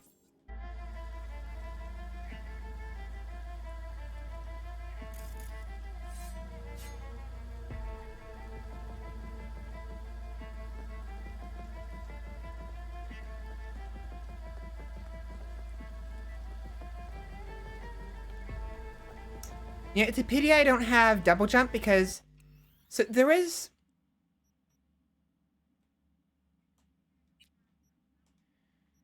in the exploits that were used to get up here when you already finished this level. One of the exploits to getting down after you get up here is to where is it? Oops. Whoops.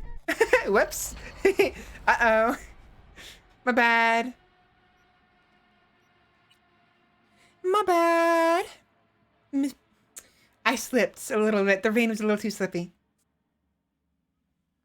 Slippery, not slippy. Slippery. No, actually, is slippy? No, it's slippery, not slippy. What am I talking about? I'm crazy. I'm crazy. Got a doctor's note.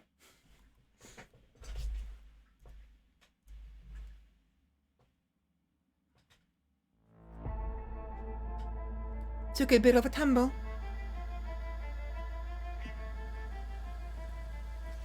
Where is the... Whoa! V, you dumb shit. I didn't tell you to do that. Okay. She jumped over because I hit the jump button and was in front of it. And... whatever. A lot of oopsies today.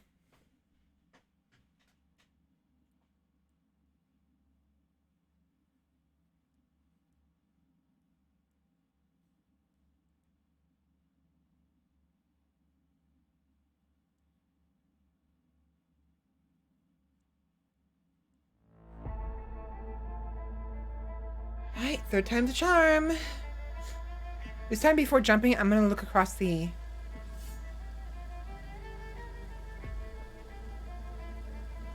I think it's right here.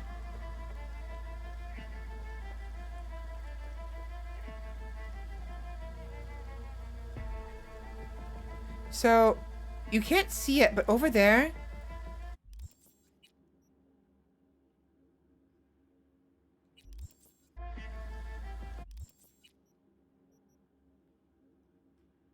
Oh no, not here. Over here.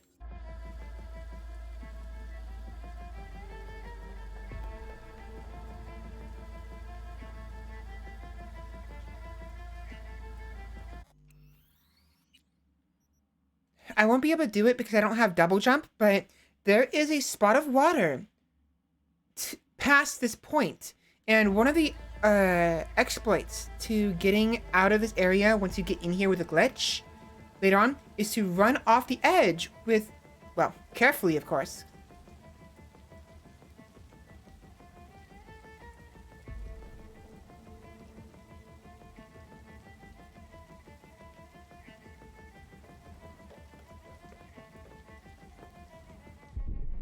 It won't let me do it because we're in a controlled environment, so you'll kill me when I fall off a certain length. Fool and yeet yourself off the earth. I did. But either it's because we're in a special mission, or because they patched it out. There's a kill box there, but there is a coastline right at the end of that corner. You would need double jump to get to it because you can't fall far enough to actually reach the water. But it's one way you can get off. Again, I don't think it's gonna be possible because clearly there's a kill box there. But whatever.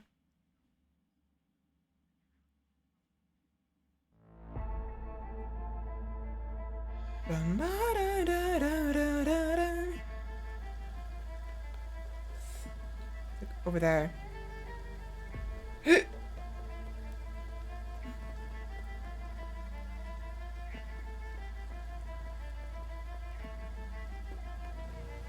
I almost fell off again.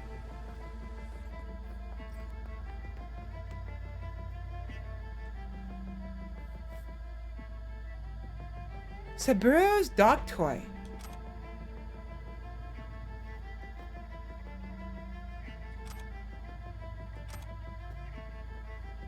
Yes, it's a dog toy. Interesting.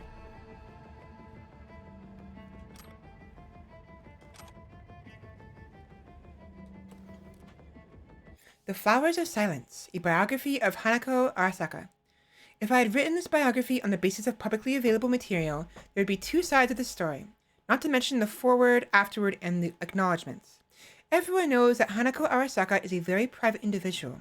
Everyone has heard about the tragic death of the last reporter who attempted to pen her life story.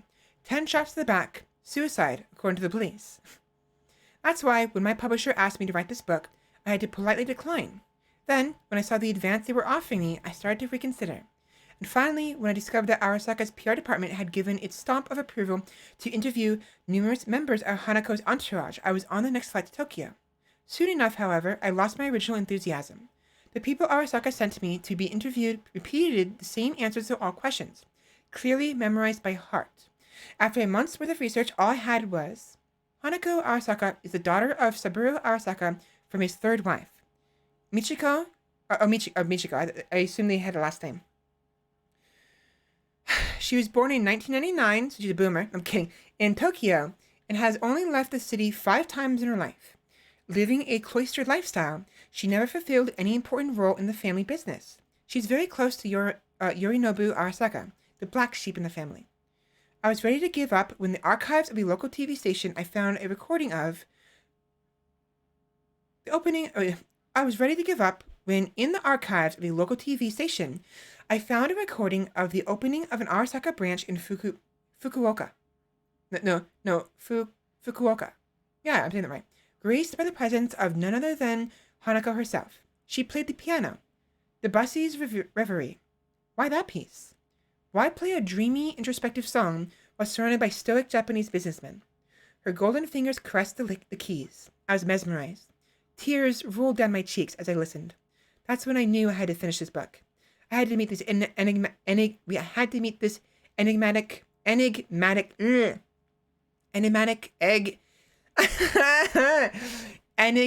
woman and find out who Hanako Arasaka really was. Fuck me!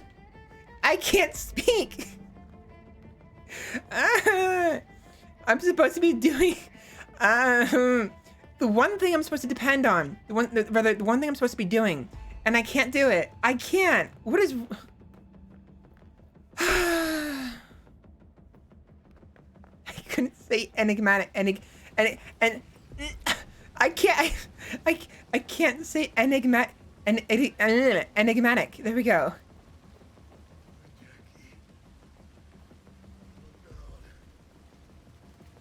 Oh, there you are. I was wondering where he was. Flawless wouldn't change a thing. That's fucking high. Shit. That trauma? They're here for Saburo. They're a little late. Just hope they didn't see us. Spoiler alert, they did.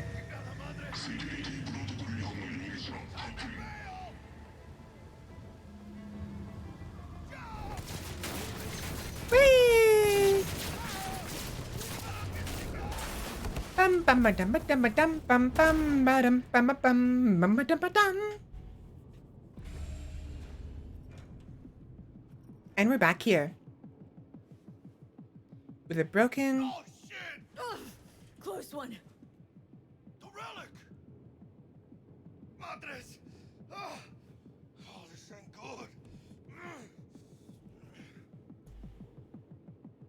Jackie, you're bleeding. Worry about me later. Check the relic. Container depressurized. Biochip integrity at 94%. Fucking drop it. Carajo. Carajo. Parker! Call her! And tell her we fried the case? Just do it. He got shot. V? Konpeki's all over the feeds. What the fuck's going on there? Got a problem. Cryo case is damaged. Biochip integrity's at... Jackie? 86%? 86% and dropping. Shit. Okay, listen to me. There's only one thing you can do. One of you's gotta slot the relic into your neural port. That doesn't sound safe. The longer you wait, the greater the risk we'll lose it. Well, someone's gotta do it.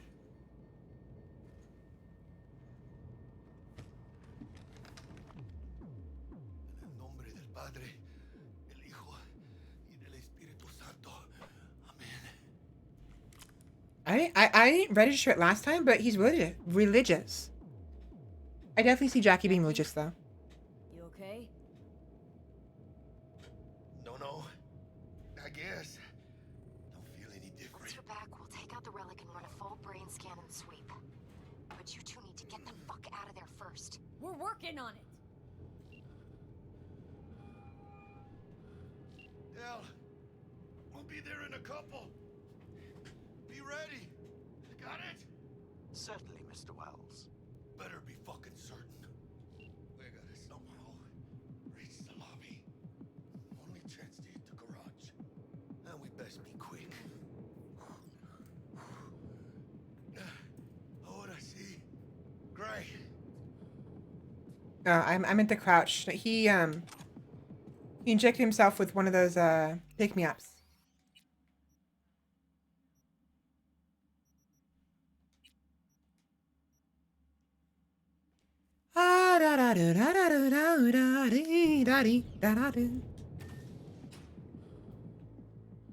Attention. Code Red has been initiated throughout Konpeki Plaza. Please remain in your rooms and follow all instructions given by staff. Come on, quietly. You know, it doesn't help that the B button is to skip and also to crouch, because I was trying to crouch when he said to keep my head down and it skipped some dialogue. Didn't matter much because wasn't much missed. I already read it all.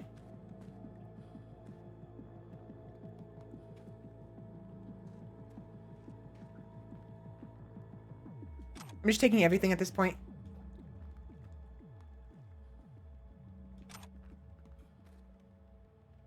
Yeah, I'm not gonna bother.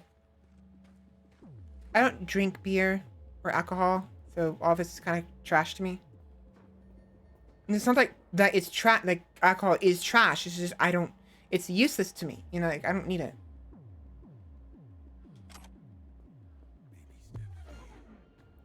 Attention. Code Red has been initiated throughout Konpeki Plaza. Please remain in your rooms and follow all instructions given by staff. How do I?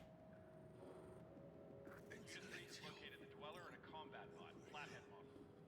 Drones have encountered hazards on the penthouse level and opened fire. Yorinobu Arasaka has been evacuated from the premises. I repeat, Yorinobu Arasaka has been evacuated. Hell's going on there?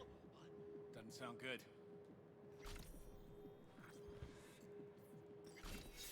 What do we have here? Silencer will come in handy.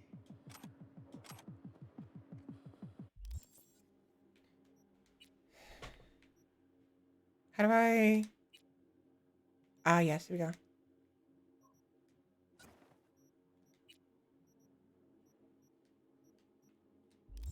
Careful. Security likely to be swarming outside. Got it. Keep it calm. Or they'll spot us.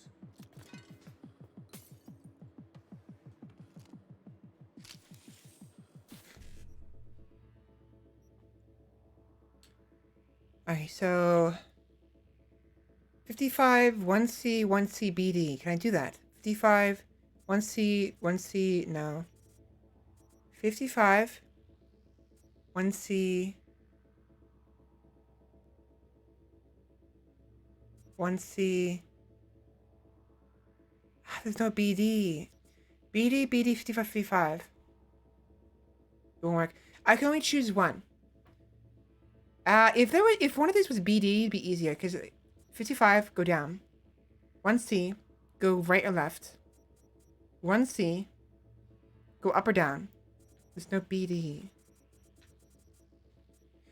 1C, 1C, BD though. One here, and then across. Yeah.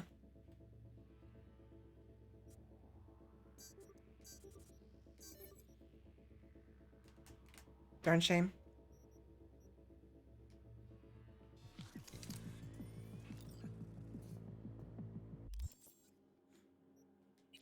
Luke Goblin style? Yeah. 117 DPS versus 128 DPS. Is this auto or semi-auto?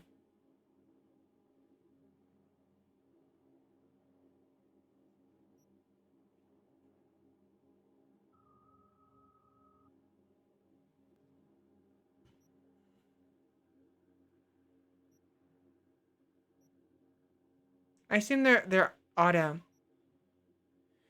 Physical damage versus thermal damage.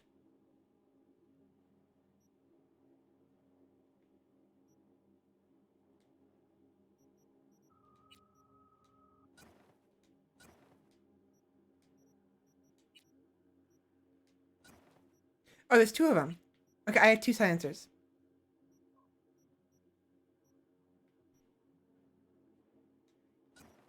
That's fine.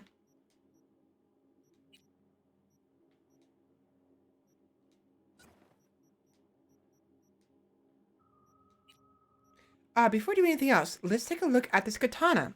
Satori. 60 damage, 3.96 attacks per second. Blade. Sharp and lethal, be careful not to cut yourself. 40 to 49 physical damage, 500% crit damage. So, it has a high amount of crit damage. You have to actually crit first. But when you do crit, it's huge. Reduces the base damage, but increases crit damage 5 times. So if I were to go a crit build, I could potentially do a lot of damage.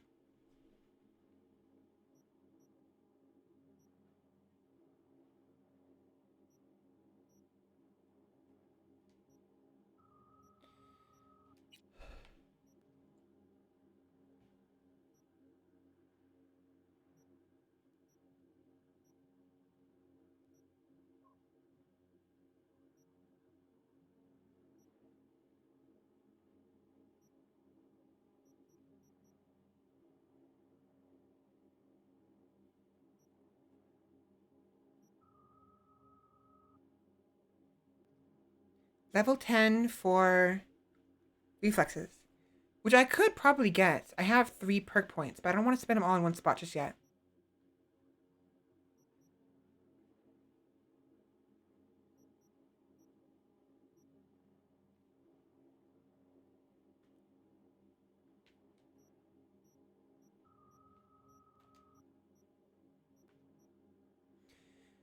Reduces time to aim down the sights.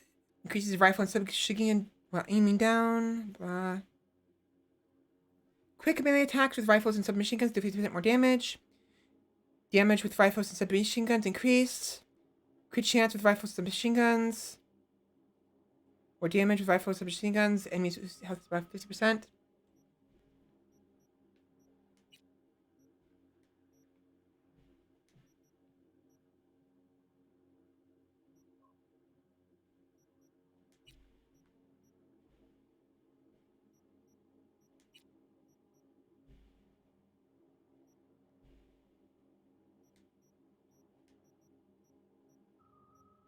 That one disables all cameras for 3 minutes. Not bad. I could probably get that one.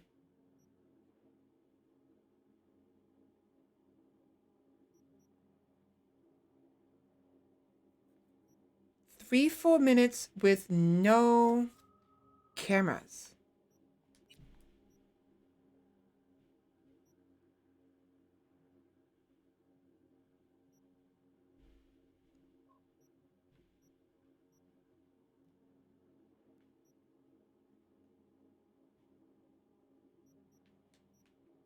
And last one is here.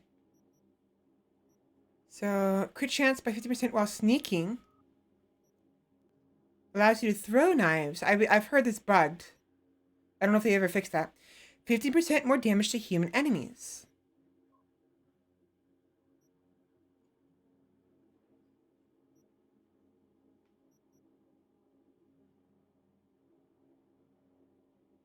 Hmm.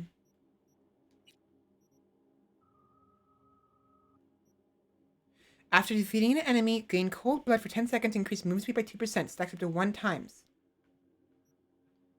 Weapon recoil by 2% per stack of cold blood. Increase duration of cold blood by 5 seconds. Reduces quick hack cooldown by 3% per stack of cold blood. All resistance by 2.5% per stack of cold blood. If I were to go just like absolute berserker, and with the mantis blades, I could combine cool with the reflexes. We do cold blood plus the blades.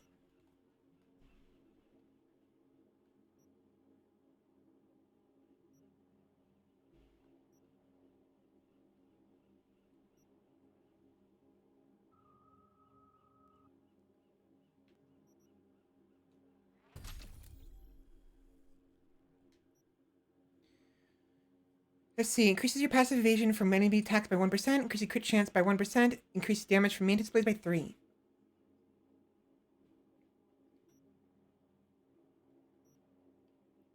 Health by 5. Stamina by 3. Fists and gorilla arms by 3. Damage by 3. Increased damage with melee weapons.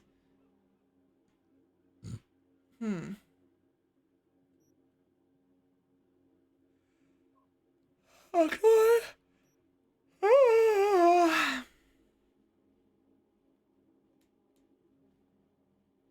Increase stealth damage by 10%.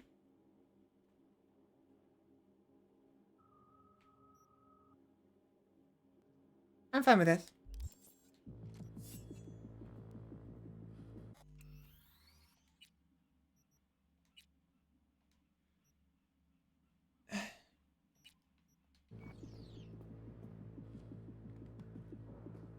Attention. Code Red has been initiated throughout Kentucky Plaza. Please remain in your rooms and follow all instructions given by staff.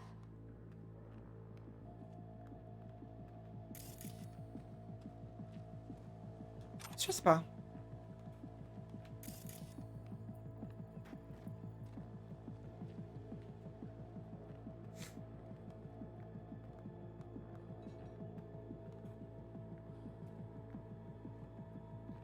Ah, wait. Yokai. Japanese demons of yesterday and today. They make their homes on mountaintops, in rivers and oceans, on city streets and on every mega building floor with the number 4 in it, even in your washing machine or infovisor. Sorry, excuse me. Some appear in concrete places, while others simply haunt a specific person. They are there when you hear a strange noise in the middle of the desert. They are there when you feel like someone's watching you, although there's not a soul in sight. They are there when you glimpse something out of the corner of your eye, something nobody else seems to notice, but you were just at the Ripper Docks for your checkup. The yokai first appear in Japanese literature in the year 797. These mysterious beings, though closely linked to the invisible realm of the dead, have been alive in the Japanese consciousness from the very birth of animism. It's not that the Japanese believe in the yokai, they simply know the yokai exists.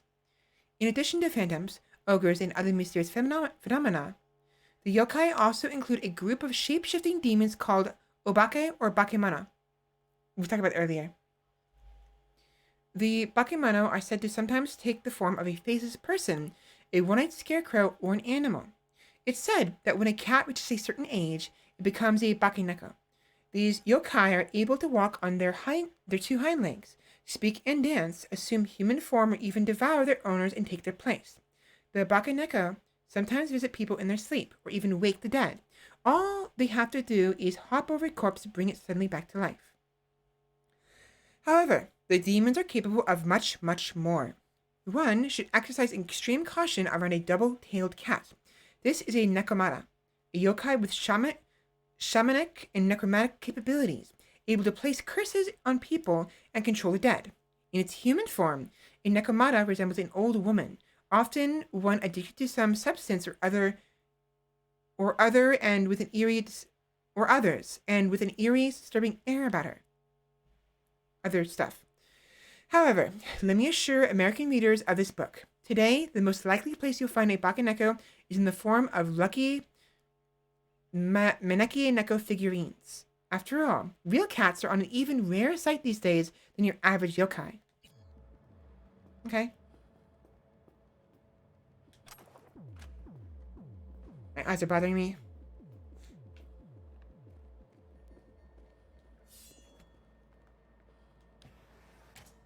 Careful now. This way. Did you check the Zen room? Yes, all clear. Nothing strange.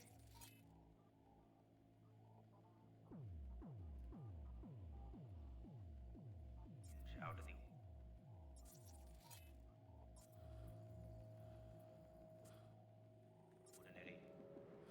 Well, the doors to the How do I...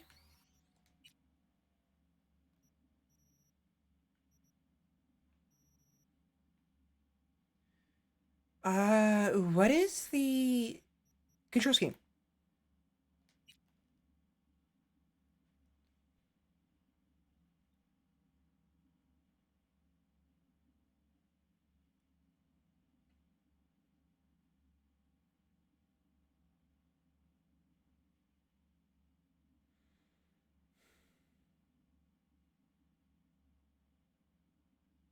What is the... Isn't there supposed to be like a tilt option?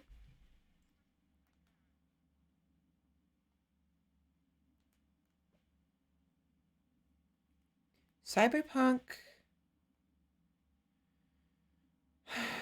2077 lean.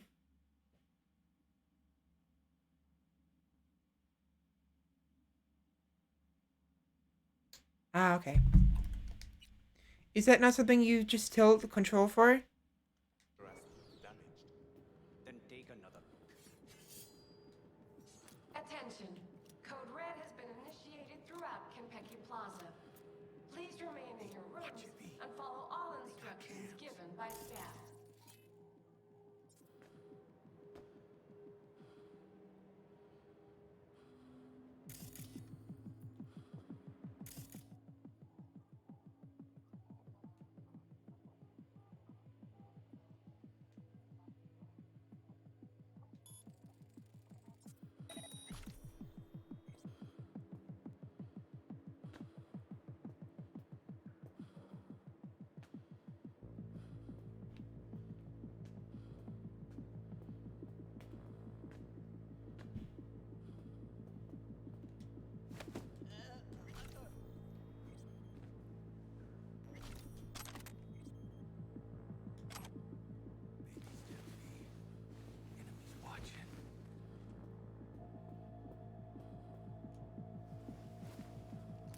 There we go. Sleepy time.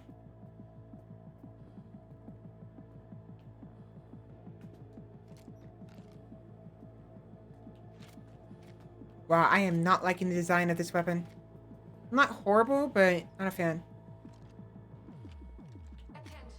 You can auto lean.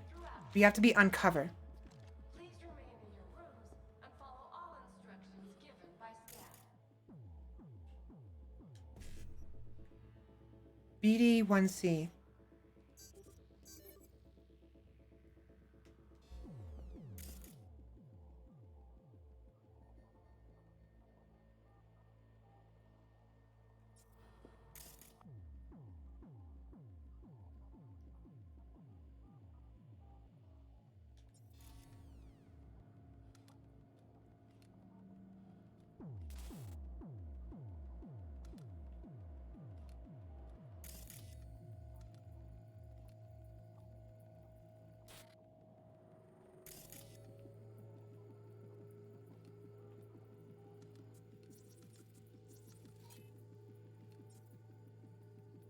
It's quite weird looking, yeah.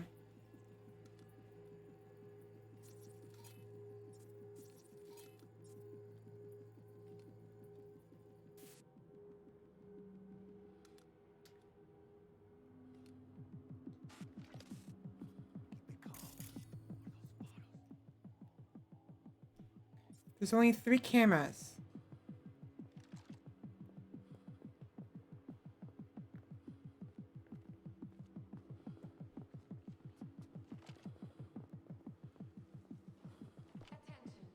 Code Red has been initiated throughout Kentucky Plaza. Please remain in your rooms and follow all instructions given by staff.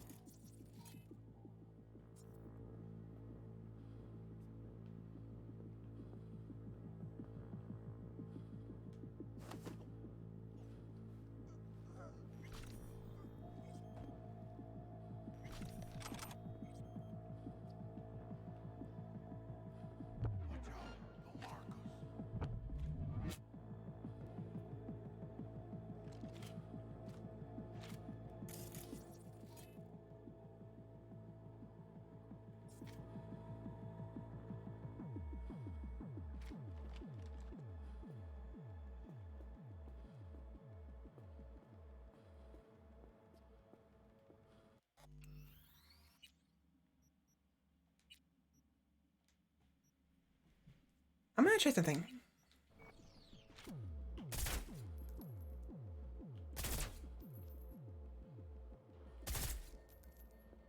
What the fuck's going on? Okay, so all the glasses, No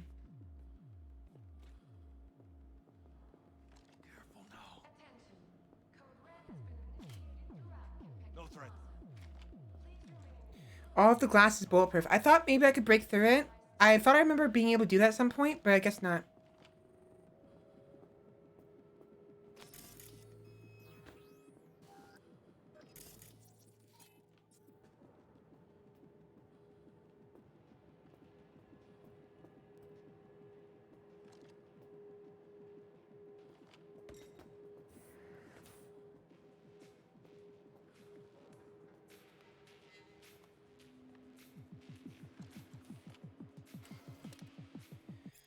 Water, chrome, and blood. The Fourth Corporate War. It is truly remarkable that the large-scale bloodshed of the Fourth Corporate War began first as a simple rivalry between 2 ocean exploitation corporations, Sino and OTEC. Both companies vied for the controlling stake of the failing IHA Corporation. OTEC commissioned Militech to secure its business interests and perform certain special operations. Sino, in turn, signed a corporation agreement with the Arasaka Corporation with a similar aim. When circumstances at last called for both colossal and prideful security corporations to clash in open combat, the Fourth Corporate War had officially begun. Yet, as is usually the case with corporate conflicts, the onset proved subtle. Arasaka disables a Miltech transport. Miltech allegedly eliminates a high-ranking official of an Arasaka client. Both sides engage in frequent sabotage and data theft operations. Netrunners from both sides infiltrate data forts to sow confusion, gather intel, and cause chaos in the stock markets. Though none would have thought it possible in those early months, the Arasaka-Militech conflict truly jeopardized the stability of the world economy, making the threat of complete economic collapse all too real. For this reason, NetWatch introduced a communications embargo on both corporations. This did little to slow the conflict's pace, however. While Sino and OTEC had unilaterally reached a settlement and reached an understanding through peace talks, tensions between Arasaka and Miltech continued to rise. This separation from the ocean dispute marks the beginning of the Fourth Corporate War's second phase, the so-called Shadow War. Military clashes between Miltech and Arasaka were notoriously bloody, brutal, and without mercy. They waged their most damaging campaigns on the nets. Arasaka and Militech netrunners launched attacks with the help of viruses that were often highly experimental. What's more, they created lethal ICE measures and AI-like programs that could lurk in dark corners of the net for long periods to launch strikes at the most opportune times. By the second half of 2021, 2022, Arasaka and Militech entered the final phase of the conflict, with both sides used every resource and strategy at their disposal. The hot war had begun. Around this time, the net that the world had known for years ceased to exist, and mercenaries hired by both corporations were slaughtered in open warfare by cutting-edge weapons technology. Then, in the war's most shocking, iconic turning point, the coup de grace came when an unknown group of mercenaries detonated a nuclear device at Arasaka's Night City headquarters. Shortly after the blast, bowing under the increased pressure from the Japanese government, Arasaka laid down its arms and withdrew from many of its strategic positions, but most notably in Night City. Victory belonged to Militech, but it came at a heavy cost. That's the explosion that Johnny Silverhands caused. So that explosion ceased the war. Interesting. Surrender immediately.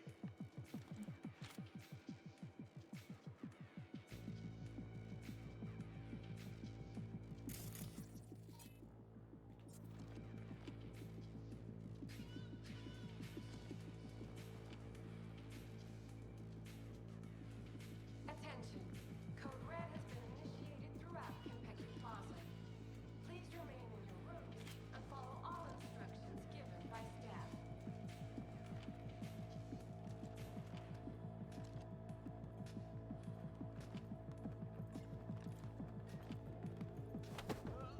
Later.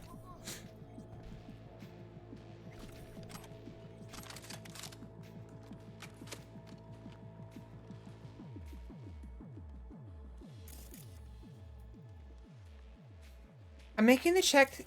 I'm making sure that I don't miss any of the potential data stuff I missed last time.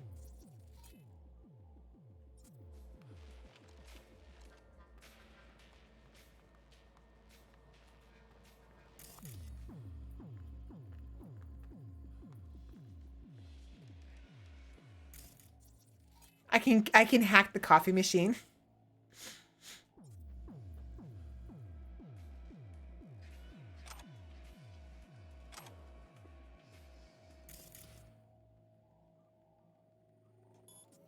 Throughout Kentucky Plaza. Please remain in your rooms and follow all instructions given by staff.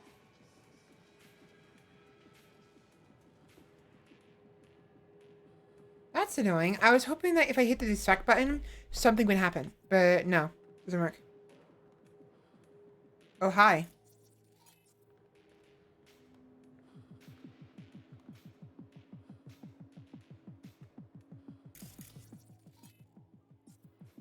Now, where is the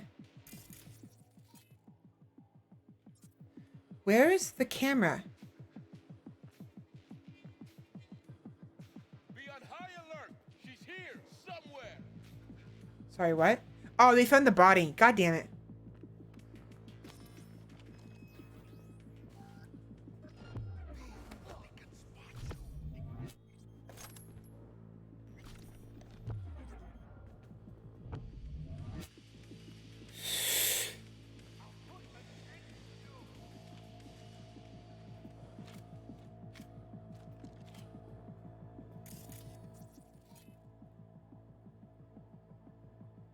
Kentucky Plaza. Please remain in your rooms and follow all instructions given by staff.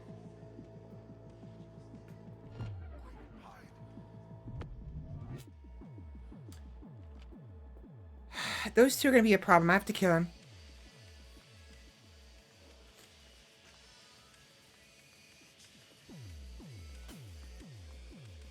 I knew they would be, honestly.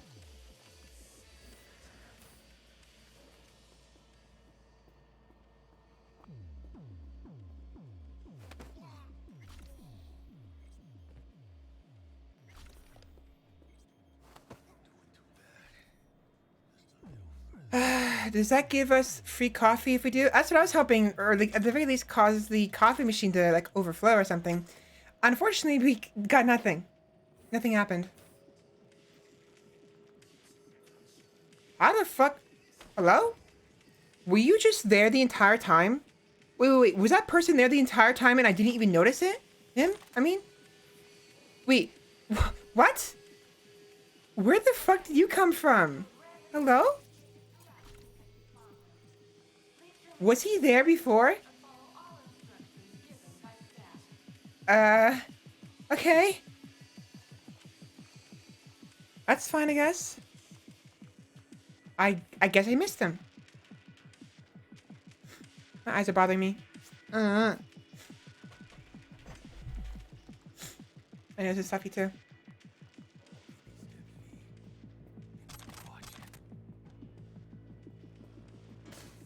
What are you doing, Jackie?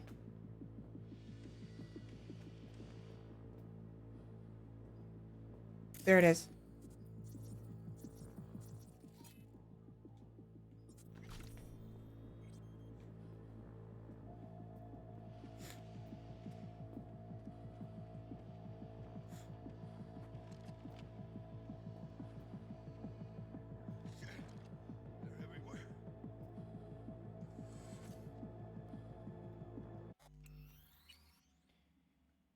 Yeah, I guess I just didn't turn around. I don't know. That's fine, I guess. My nose. Please.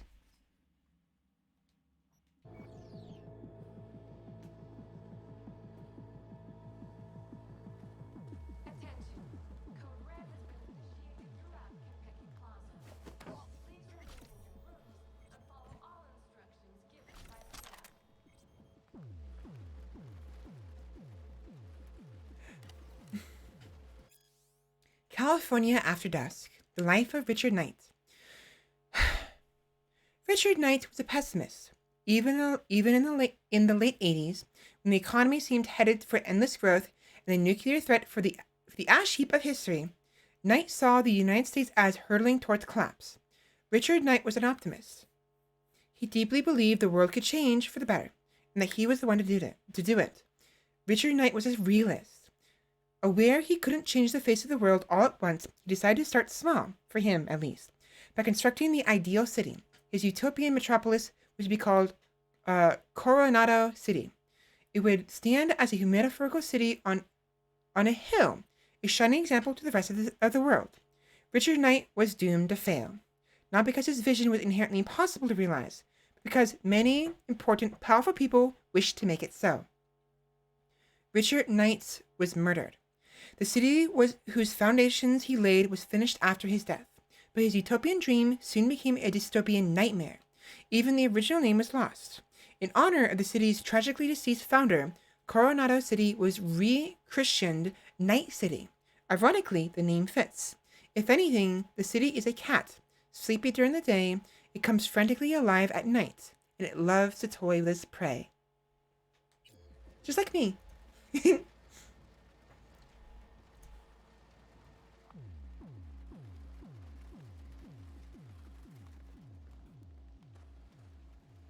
There's a third camera somewhere.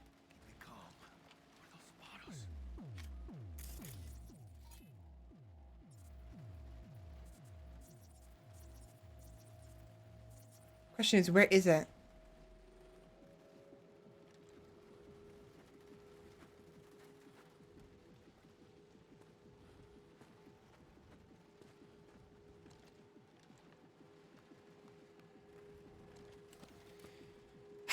Arasaka and ornithology. 3 Japanese words to know. As conversations over factionalism within Arasaka heat up, many industry insiders wonder about the company's future trajectory. If you struggle to understand the complicated inner machinations of the world's largest arms manufacturer, look no further than the obscure science of ornithology. Yes, that's right. The study of birds can help, at least in a sense. There are 3 Japanese words every corporate player ought to be familiar with. Kiji, Hato, and Taka. I said Taka, whoops. So Kiji, Hato, and Taka. Kiji, green pheasant. This bird has long-held cultural and symbolic significance in Japan. One can admire the world's last living specimens at Hanako Arasaka's private preserve on the island of Shikoku. But the word Kiji also bears meaning among the factional identities within Arasaka. This group, with Hanako at its center, consists primarily of conservative technocrats who wish to follow the course set by Saburo Arasaka himself. In his daughter, Hanako, they see a guiding force to maintain the old order and stability within the corporation. Sorry, hold on. Neck is killing me. Hata, dove. The symbolism of the dove is recognized far and wide. The symbol also aptly captures the character of the much larger faction within the company led by Michiko Arasaka, daughter of the late Kei and niece to Hanako. This liberal wing of the corporation has unified those who seek deeper reforms. Although they currently hold little influence, they enjoy a growing popularity among some politicians and media personalities. Niece to Hanako. Hanako's niece. Taka. Hawk. As symbolic as the dove is, so too is the hawk. This faction, headed by Yorinobu Arasaka, often prefers to take the most direct and uncompromising solutions. Both stubborn and temperamental, he resembles Saburo, which has given him wide support among the more militant-minded Arasaka Corp elites. However, his more pro-Western inclinations and ideas that are innovative as they are controversial have weakened his support from the board's loyal traditionalists.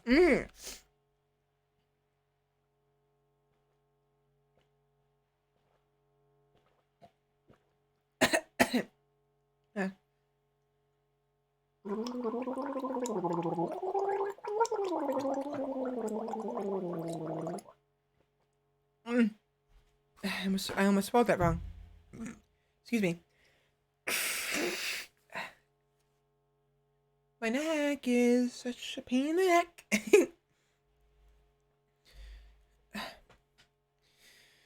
You can learn more about Arasaka family genealogy from the 8-book series 2 Centuries in the Clover's Shadow, available in stores soon.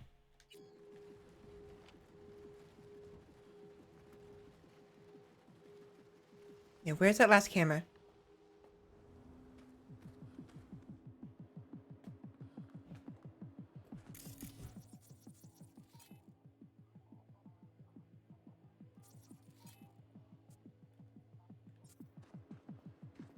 Whoa! Jackie, calm the fuck down! Code Red has been initiated throughout Kenpeki Plaza. Now, where's that last camera? And follow all instructions given by staff.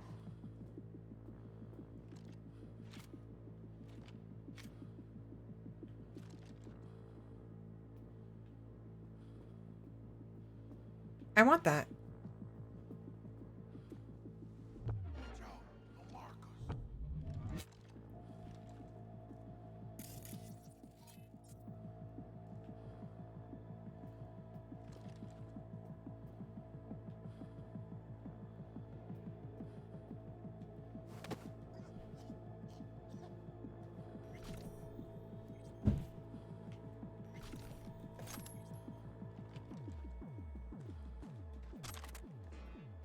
I want what's in there. Come on.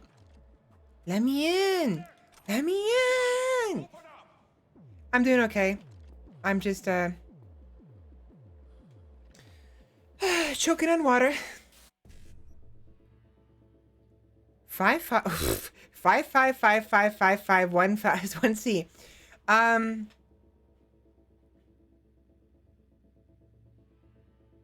1C55.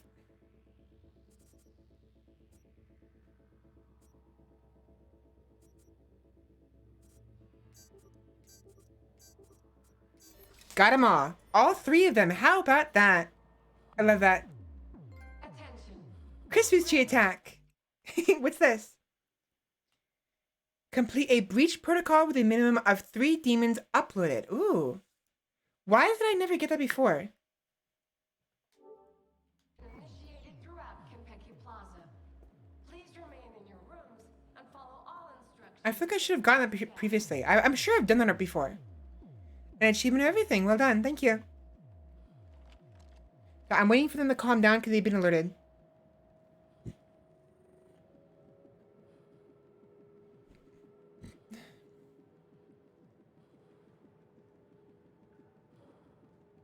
Hmm.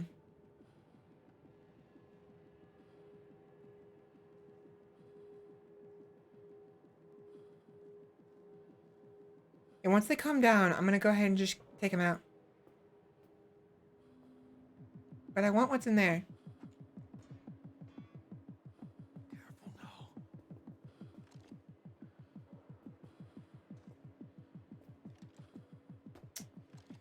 Ah, this is annoying.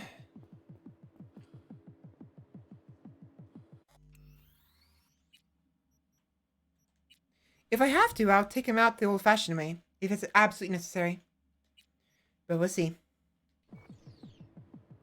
That person looks like they may have calmed down. Attention. Same as that one. Has been initiated throughout Kentucky Plaza. No, never mind. Please remain in your rooms and follow all instructions given by. I take it back. They got eyes on this turf. Careful.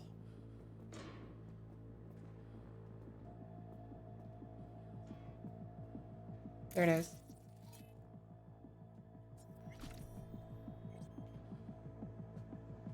Jackie, you really have to stop fucking kicking stuff.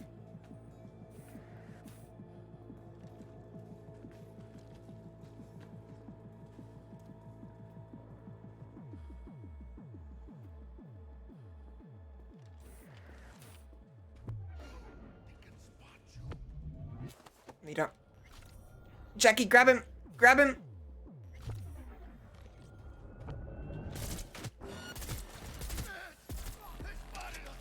I could do that better. I could do that better. No, no, no, no. No, no, no, no, no, no, no, no, no, no, no. That could have gone better. If I'd gone a headshot, it would have been so much easier, but I fucked up. No, no, no, no, no. I'm better than that.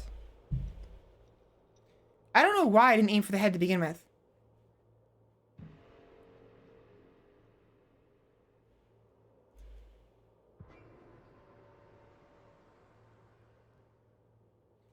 The amount of damage you deal with the melee weapon depends on your level, blah, blah, blah, blah. Soul Killer is an advanced AI said to steal Netrunner's souls. Unfortunately, Night City's urban... Melee combat, there's certain perks, consumables, and cyberware. Also, that's what I was worried about. It turns out this weapon is burst fire, and I hate burst fire. So, don't want it.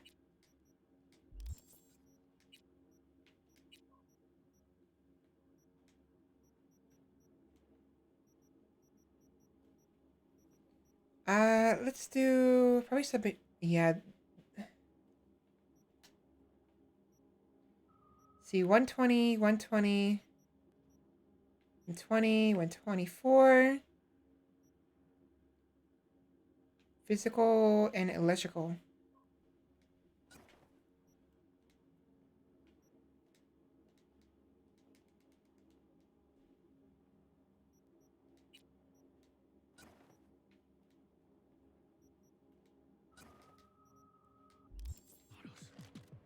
Much better. Personally, I like burst fire, but I also use rocket launchers at knife range, so... You know, burst fire isn't the worst. There have been times I actually have enjoyed it. Usually I hate it. It's just not my thing. I either want semi-auto or auto.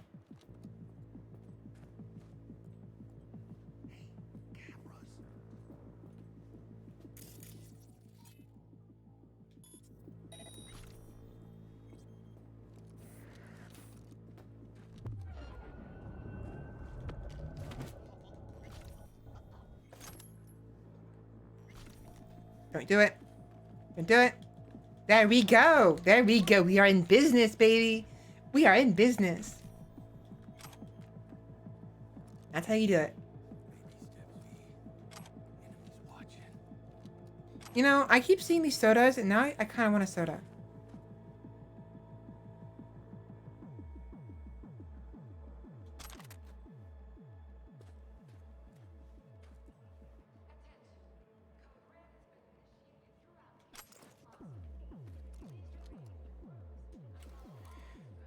I get it. You can always burst fire yourself or single fire, but no choice on the matter sucks at times. Yeah. Exactly. Actually, that's probably the reasons why. Whenever I'm using AK in like COD, or at least like in the past, I haven't played COD in a long time, but if I were to burst fire, like in a shooter game like this, I would do it deliberately. Konpeki Plaza, luxury, beauty, discretion. What holds more power than a place? An idea. Konpeki Plaza is more than a hotel. It is a space in which reality is curated to even the most refined tastes and sensibilities. At Konpeki Plaza, you'll find 420 exclusive apartments, 20 conference rooms, 14 fully equipped pools, and the finest bars, restaurants, and that which cannot be measured by numbers alone, luxury, beauty, and discretion. Our world-class customer care will fulfill even the deepest needs and desires of our guests, turning your stay at Konpeki Plaza into an unforgettable experience. When it comes to the comfort of our clients, there is no such thing as the impossible. Discover new dimensions of comfort. Enjoy the best Night City has to offer. Konpeki Plaza.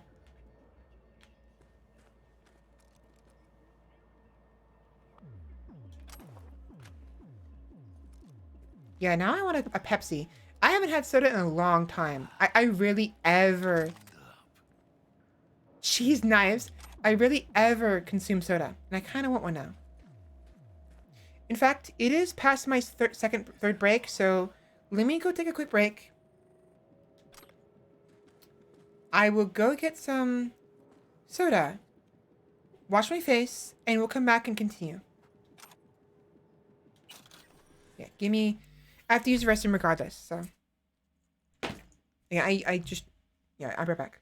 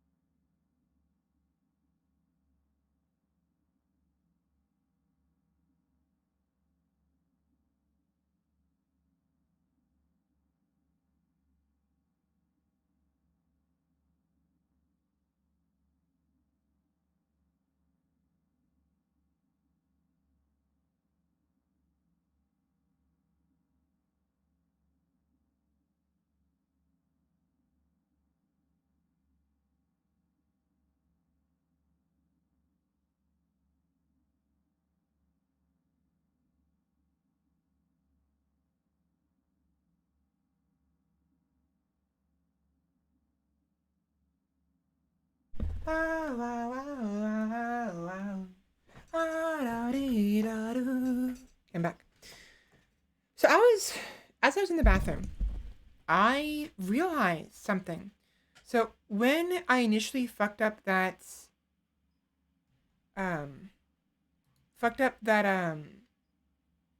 stealth part when I choked out that person and then shot the other person, the reason why I aimed for their chest, not their head, is because I thought it was an automatic weapon.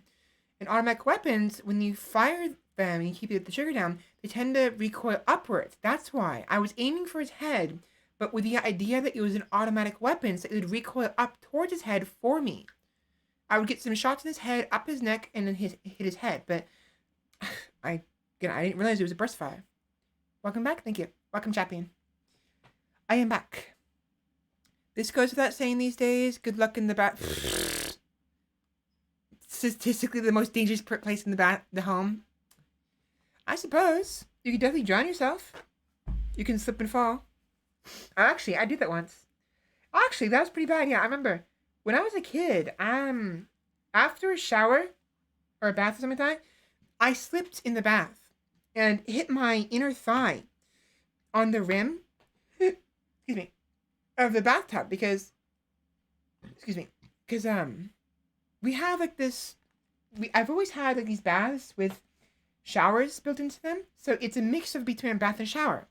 But I slipped and landed on it weird and like bruised the whole inner side of my right thigh. And I know what it's like to go in shock now. And I was like 12 years old or 13 years old, and I discovered what shock was. And I'm going to tell you, it was not fun in the slightest. Just hearing you say that is giving me my pains in my side. Sorry about that. Just be careful in the bathroom. Now, what I have today is 1, Pepsi. Of course. But 2, I completely forgot that we just recently got our hands on something called cinnamon bread. And so, it's bread that has been mixed with cinnamon thoroughly and then baked and probably put cinnamon on top of it. So I'm going to give it a shot.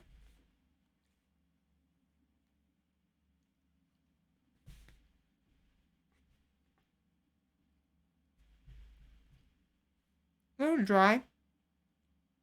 It's fine.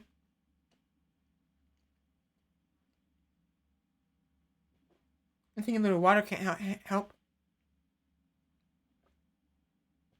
It just tastes like a cinnamon roll,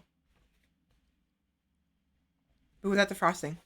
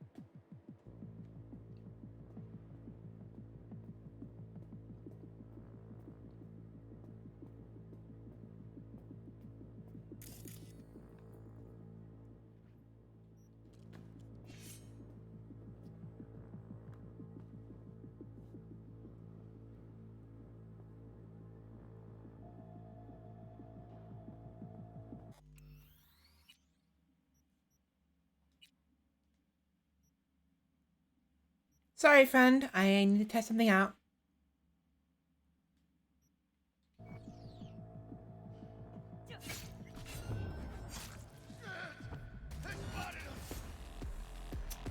That's dumb.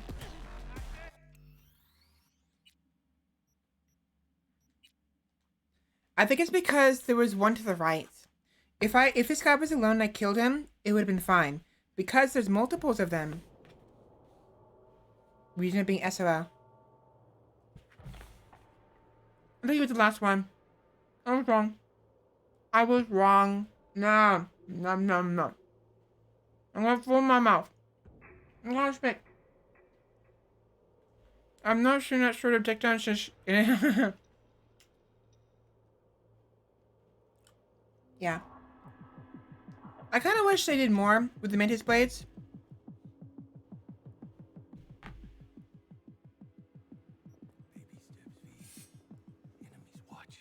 Jackie, what are you doing?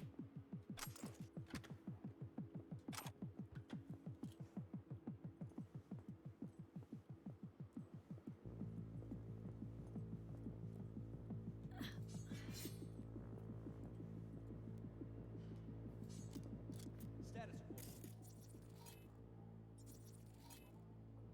Securing floor by floor. Still nothing.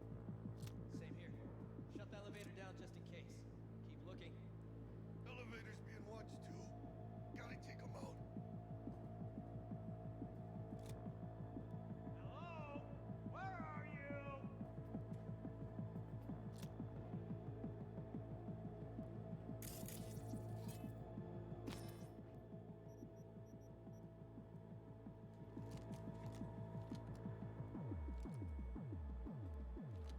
Come out with your hands in the air. No.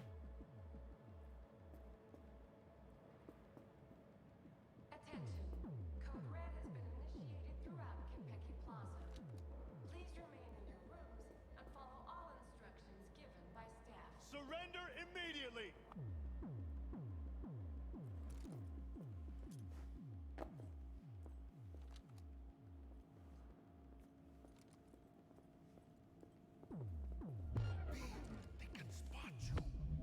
Come out with your hands in the air.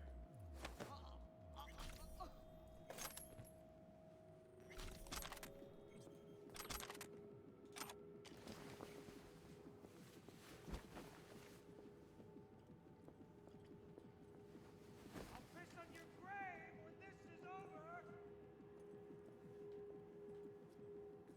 Keep it calm. Still nothing. Find him, damn it. Yes, sir. Hello? Where are you? Jackie? Attention.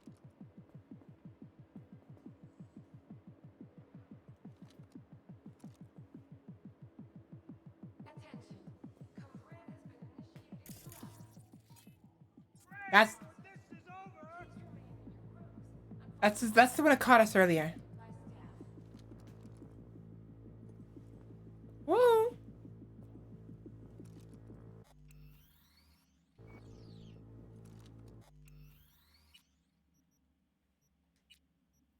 Okay, time to open my soda. Gonna do it in front of the microphone for you guys.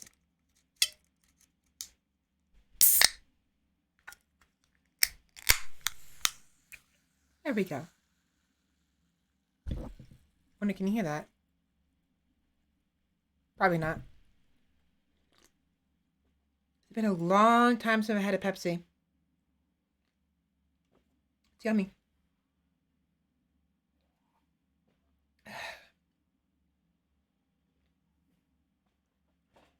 Probably won't finish it.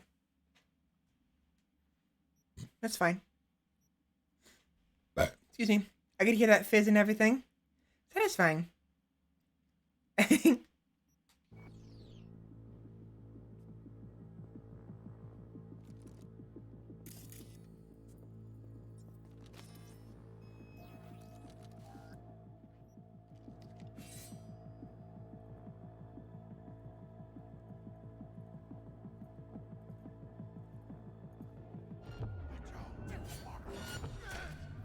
Really? Really? Bitch? Really? I'm adamant about doing this stealthily. Last time I took it more seriously and was just doing it, play by play, but now I'm being a stickler. Oh, whatever.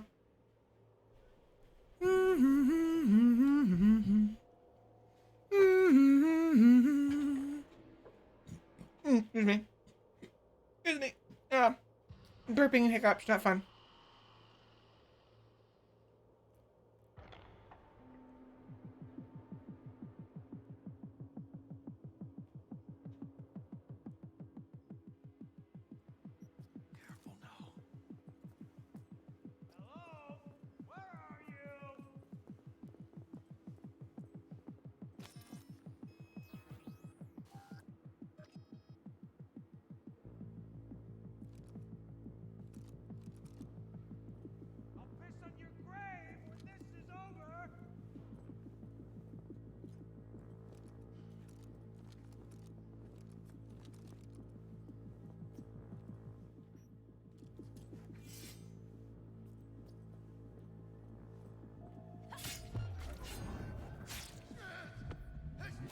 Yeah, it doesn't work, so...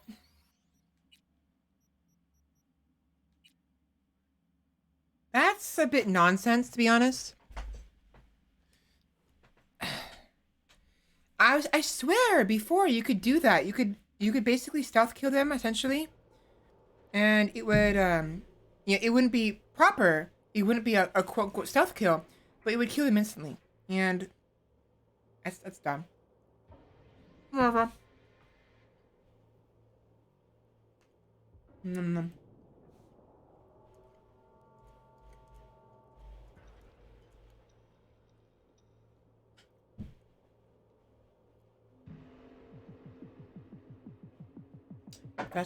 If that's if that's how it's gonna be, so be it.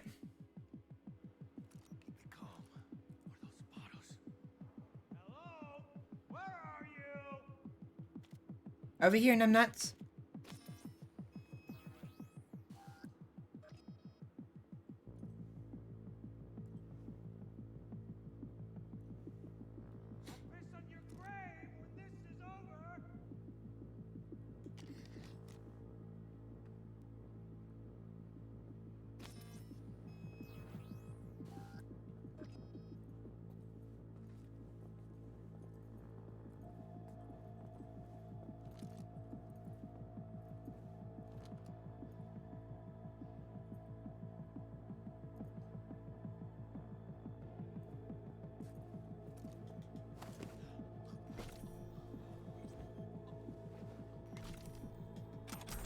Shard gives us access to the door.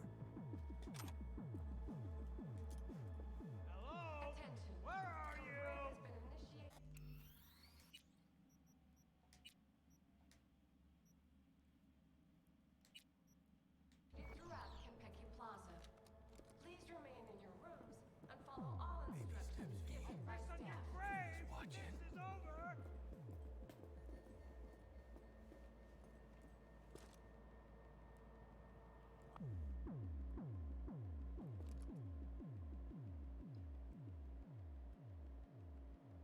Hello? Where are you?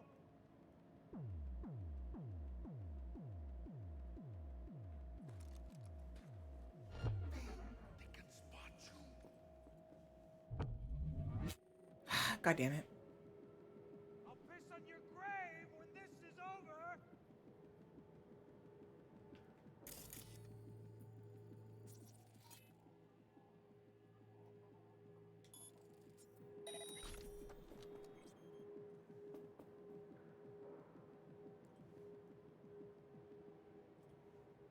Hello?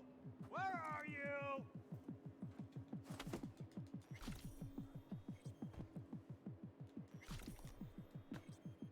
Give the body.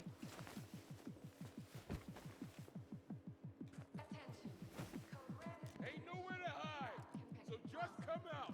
Please remain in your rooms and follow all instructions given by staff.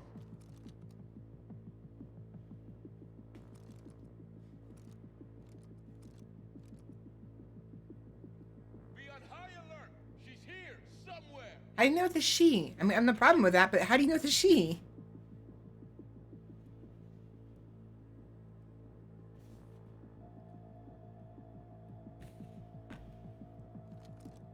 Ain't nowhere to hide, so just come out. Not sure what you're on. There's plenty of places to hide.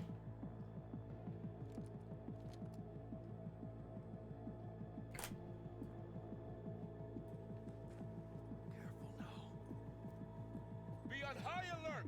She's here somewhere. Done and done.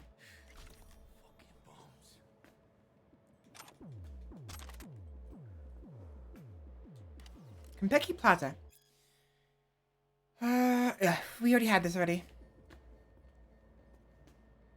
Attention. Code Red has been initiated throughout Kentucky Plaza. Please remain in your rooms and follow all instructions given by staff. I guess it doesn't really matter what elevator we go through, but originally, the elevator on the far end would have, I think we would have received like some unique dialogue because we couldn't go through the elevator. Good question. How do they know it's a she?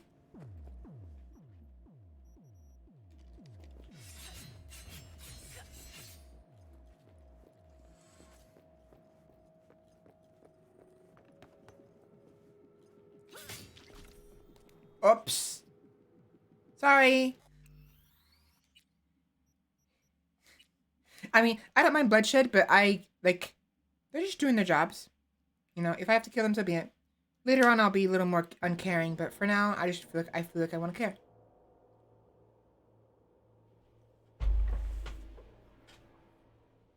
If it happens, it happens. I mean, that begs the question, why didn't I care about the 2 guards on the top of the helipad, but I don't know. I'm fickle. I'm fickle like that. I'm fickle like that. There we go.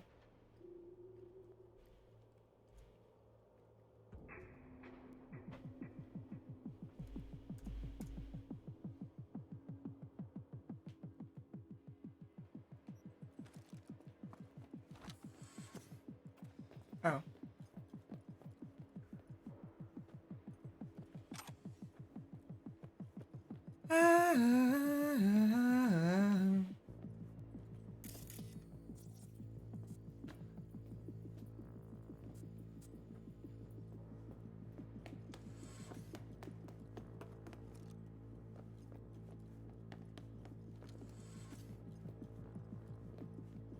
Just double checking to make sure there's no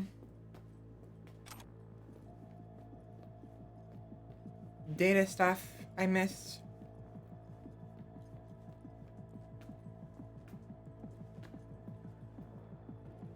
That one was disabled, okay.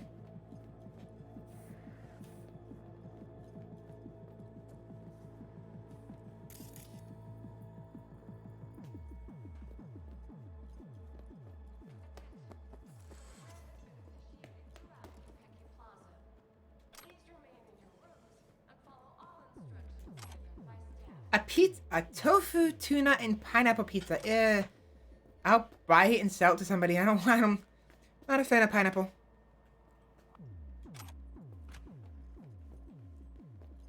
Not a fan.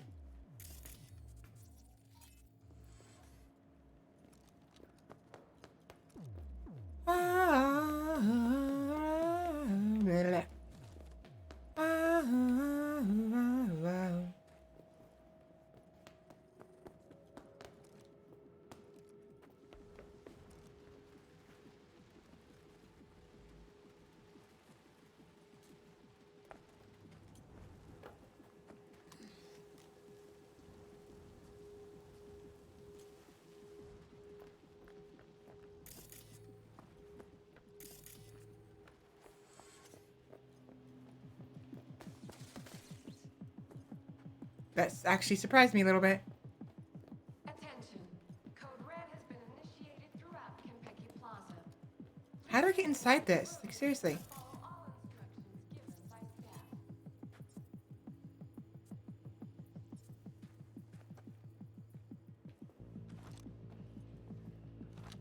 Oh, there we go.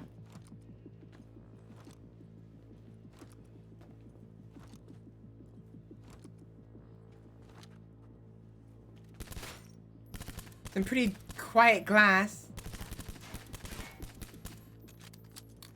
Ta-da!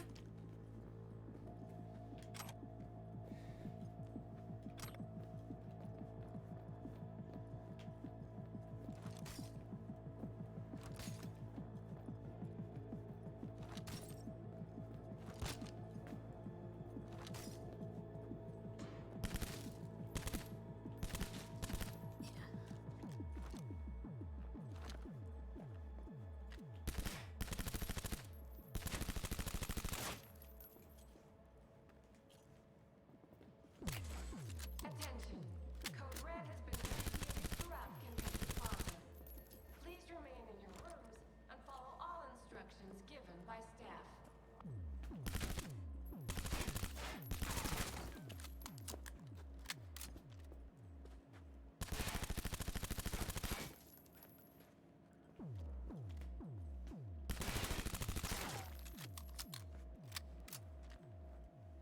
Oh, wow. I could just bypass this like that. Okay, cool. That was easy. Look how easy that is.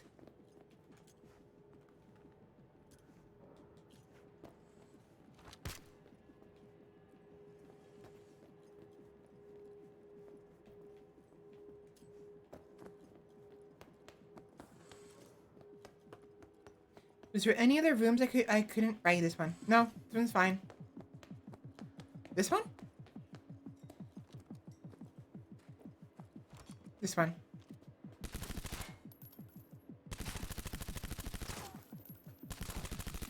Attention. Code Red has been initiated throughout Kentucky. Excuse me? Please remain in your rooms and follow all instructions given by staff.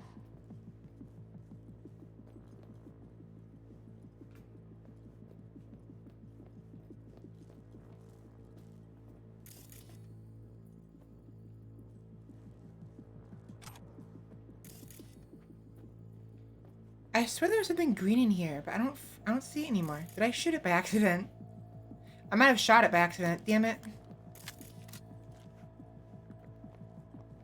Oh well. Not important. We're done here.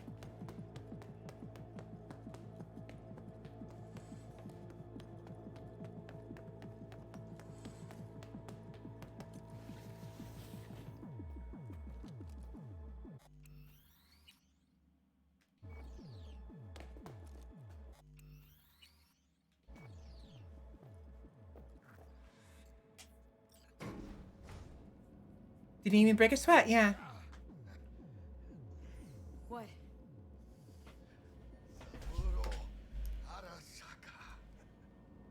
150 years. And today, of all fucking days, that's like some divine combination.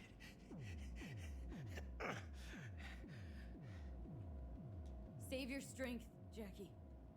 What do you think I'm doing? But Sylvie will get out alive. Tell Bug, why don't you? Maybe she'd still be alive if we hadn't been so gung fucking ho. Don't take this out on me. I can see how the chips are falling. I legit forgot T-Bug was dead. I was too focused on doing this silently, and I forgot she was dead and didn't realize that was going to be a sarcastic remark. Sorry, Jackie. Wasn't my intent. Actually, I think I did this last time too.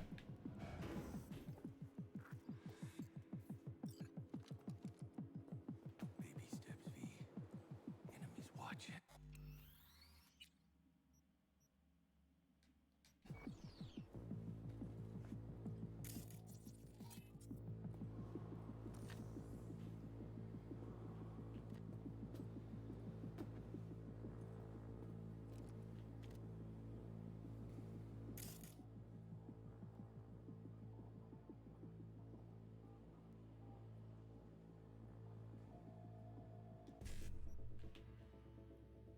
One C55.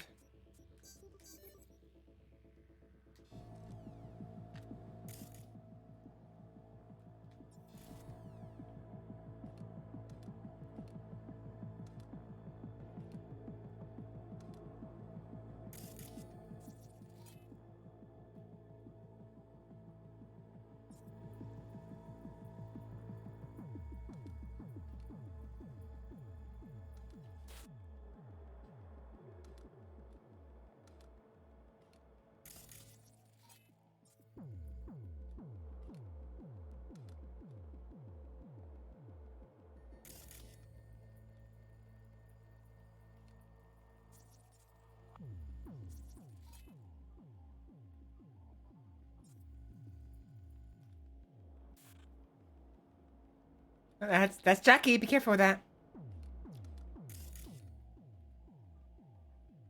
Can I zoom in? I guess not.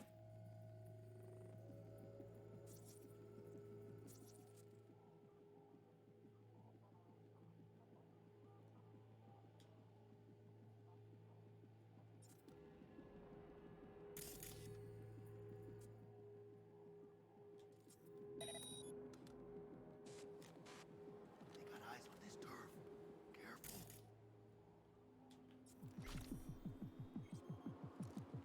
Should be all three.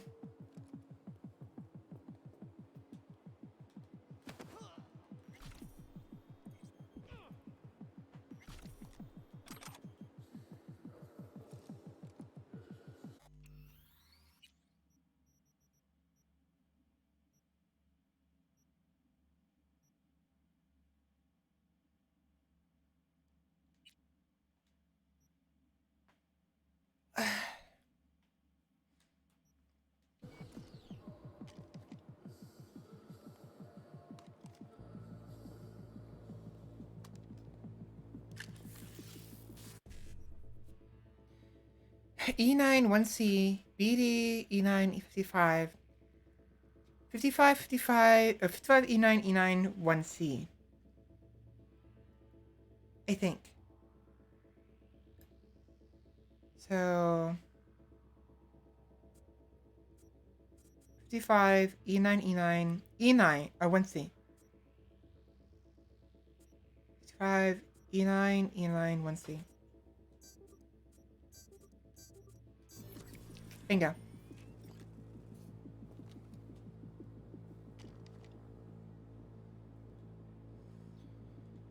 To-do restaurant. This week, replacement of electrical systems in rooms 2 and 3. Reconfiguration of holographic projectors in room 1. Check remaining issues after changing light intensity. Maybe order different models. Additional panel installation in the bar.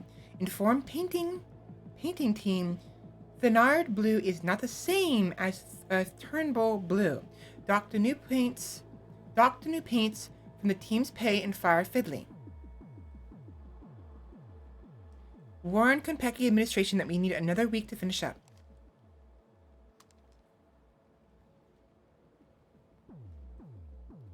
Important 2.0. Oh no, this word first. Important, please read. 2 Miltech representatives will arrive at the hotel this evening. Guests of Hajime Taki. Please direct them to him without delay. Same procedure as with HT's other previous contractors. I.e., exercise the utmost discretion. Turn off monitoring in the room. Do not offer any additional services. Thank you, Olivia Alcott. That's us. Important 2. Please read. I have just been informed by City Hall that Konpeki Plaza will receive the mayor of Night City and his guests. They will not stay the night. Therefore, please book one of the smaller conference rooms. This information is confidential, i.e. hotel staff should not be informed. Huh.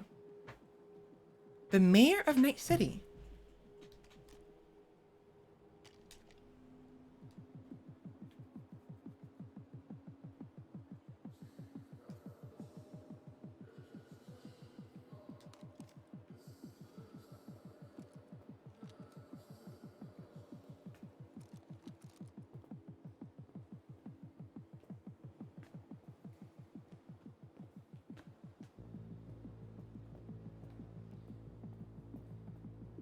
Yeah, I'm kind of hell-bent on doing this quietly. If you guys want to see more intense fight-outs, I would suggest taking a look at my original playthrough of this. Because we had a huge fight-out.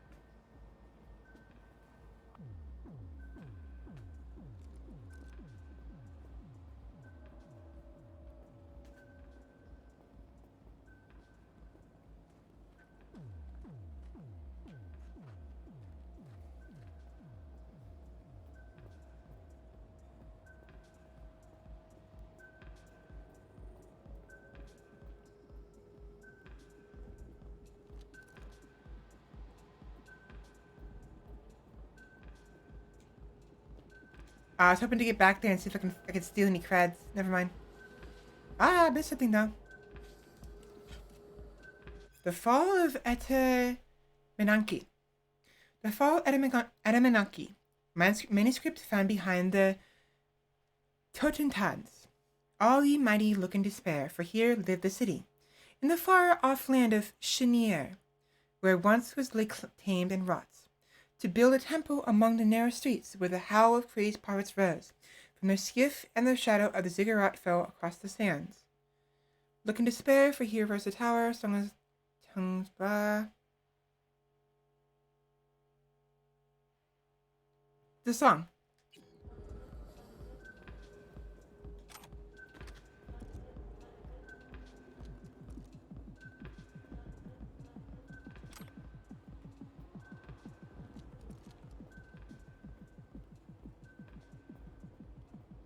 So only 3 guards. I really want to see if I can do this quietly. What happens if I do this?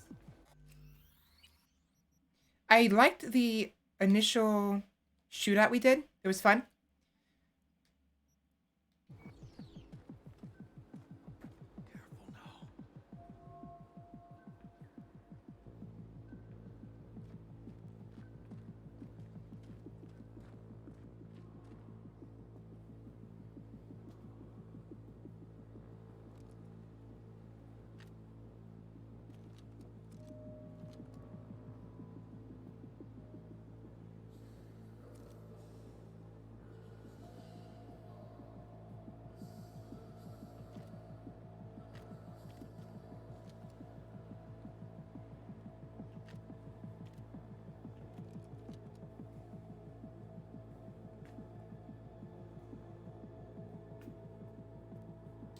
Damn, their patrolling is tight.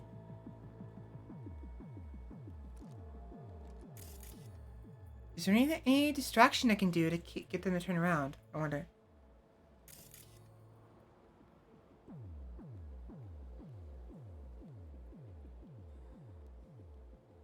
What I want to do is I want to take out the guy in the middle first.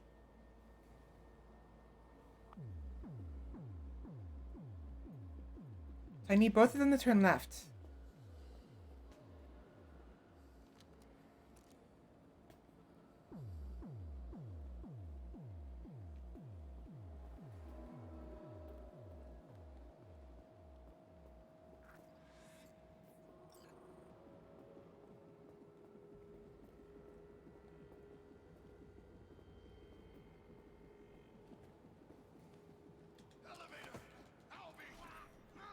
Shh!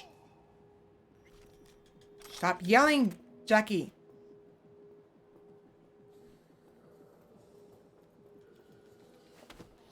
No, you don't.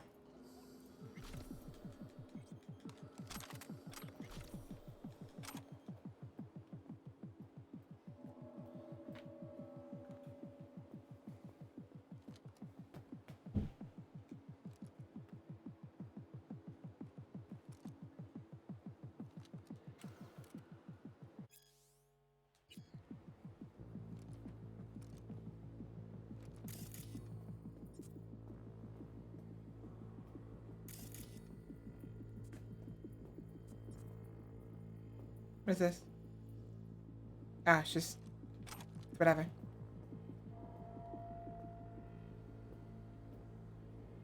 Is this gonna...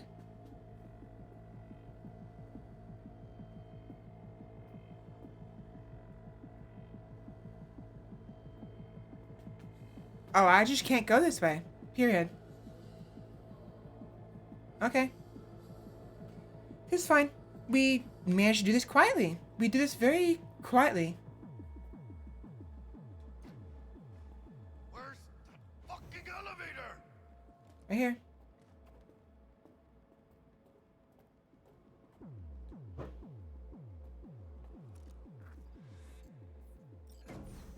That went well.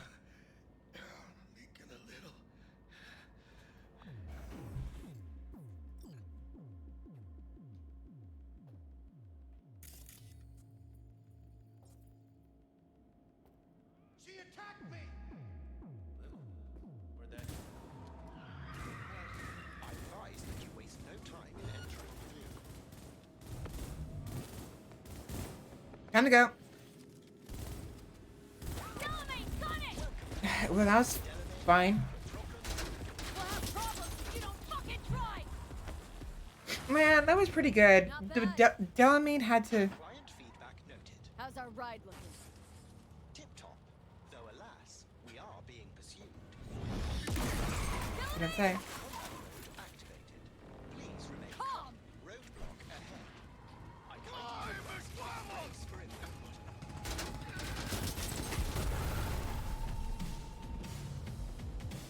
Now, because we did this quietly, we missed out on a lot of potential weapons.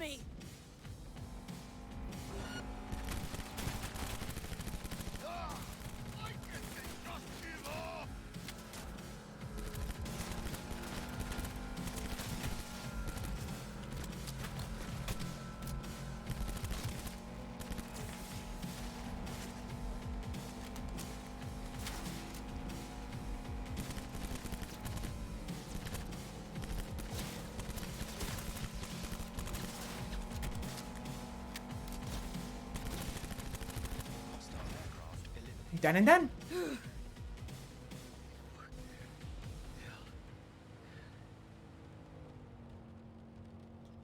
You're white as a ghost, Jack. See? I told you we'd make it. My medical diagnostics indicate that Mr. Wells's condition is critical. Critical? Fuck does that mean? Mr. Wells's external iliac artery has ruptured. Internal hemorrhaging is severe. I suggest you try to keep Mr. Wells conscious. It's gonna be all right. You'll see Misty, your mom, everyone you love. Jackie, don't close your eyes. Misty. Oh, she knew. She always knew.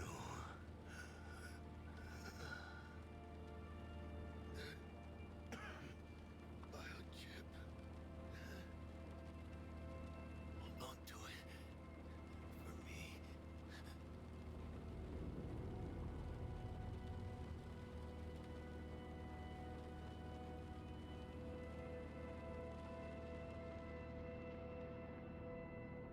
And he's gone.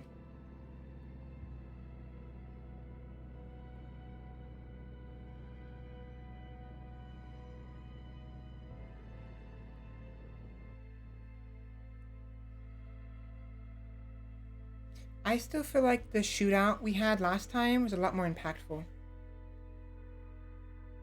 To be fair, I did care about more about this initially because I had some time to get used to the game and to get a little bit attached to the story. We're coming back now anew with so much time since the last time we played, so the impact is a lot less, but it's still a pretty hefty situation.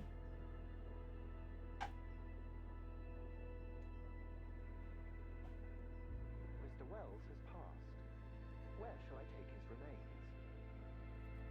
What? The Excelsior package provides for the disposal of passenger remains free of charge. I merely require a destination. Just give me a sec, will ya?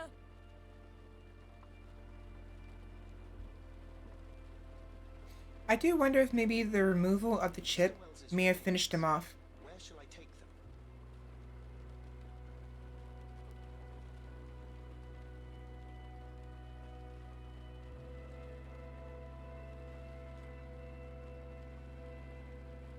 Vic Vector will take care of him.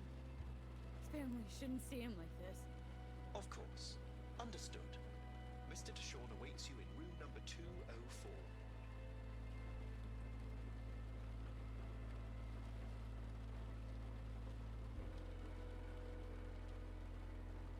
See you in the major leagues, Jack.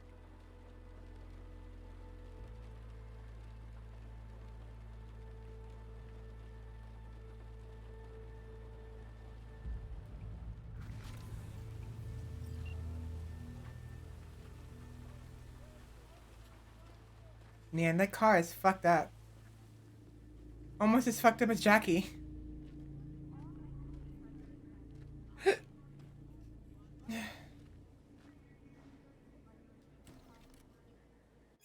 LATAM Wars. As a direct result of the armed conflict on U.S. soil from the early 1990s until the early 2000s, Latin America, comprising South and Central America, remodeled itself into a strong federation of independent nations, bound through mutual aid and cooperation. The U.S. military presence was forced from Latin America territories with the exception of Panama, where it stood its ground despite fierce pressure from guerrilla forces. Many researchers and contemporary historians maintain that, in fact, the LATAM Wars were responsible for the U.S.'s eventual collapse, breaking up the Gang Four, CIA, FBI, DAA, and NSA, and decimating the U.S. Army. However, it's important to bear in mind that no external conflict could have toppled the colossus of American imperialism were it not already built on clay foundations. Honestly, that's fitting. Very fitting.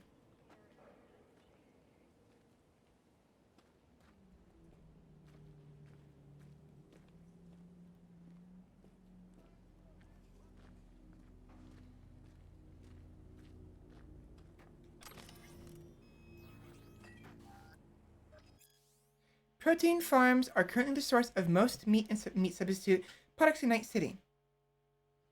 Biotechnica is the clear industry leader, providing for over half of the city's demand for alternative protein. Currently, the most popular, albeit cost-intensive form of production is based on protein-rich crickets, which allow producers to achieve the highest quality protein. Earthworms are available as a cheaper alternative, achieving a higher yield of product per square meter. However, worms pose a more difficult marketing challenge. While crickets have become acceptable, most consumers still bristle at being told to go eat worms.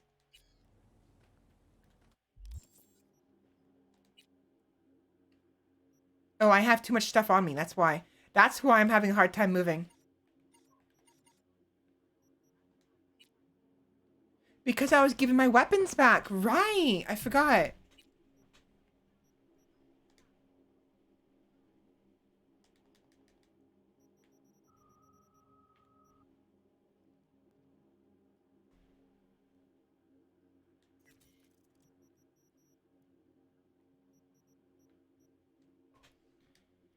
Get rid of the Milwaukees. Don't care for them.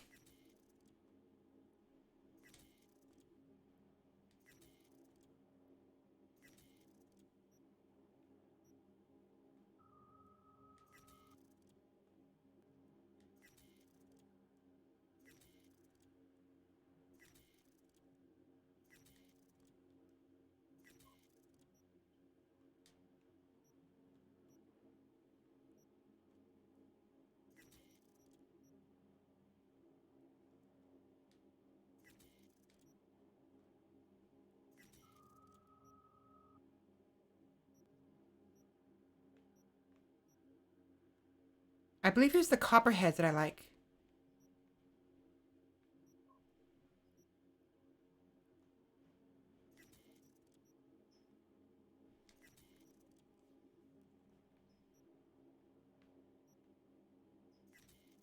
There we go. Much better. There we go. Now I can move normally. I thought maybe I was walking because of some kind of like forced in action, but no. It was just because I was over encumbered.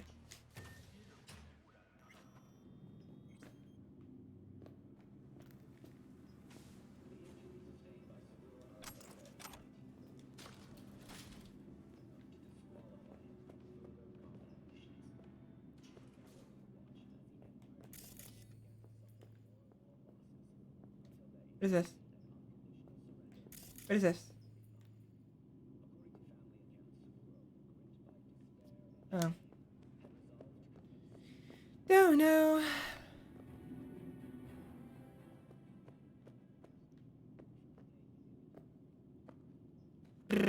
Catch up.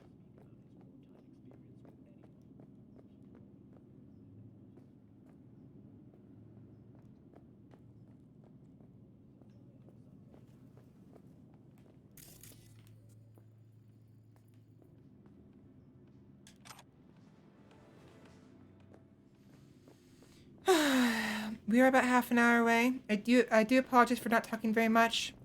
I'm tired and couldn't think of anything to say, and plus I was focused on the action. And it was getting a little emotional at some, so I wanted to be quiet. All right, Avian Extermination Act. The AE was adopted by the Night City Council on May 4th, 2063.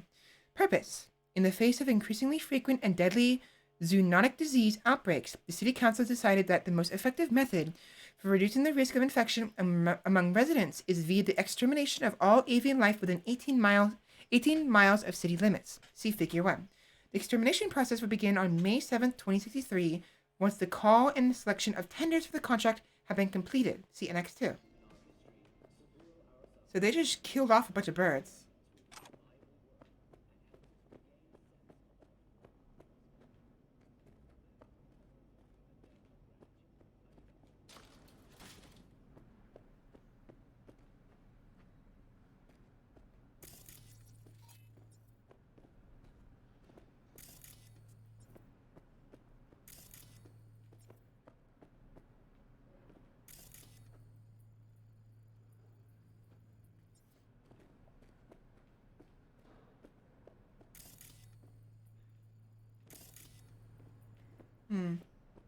Oh, I went backwards. Whoops.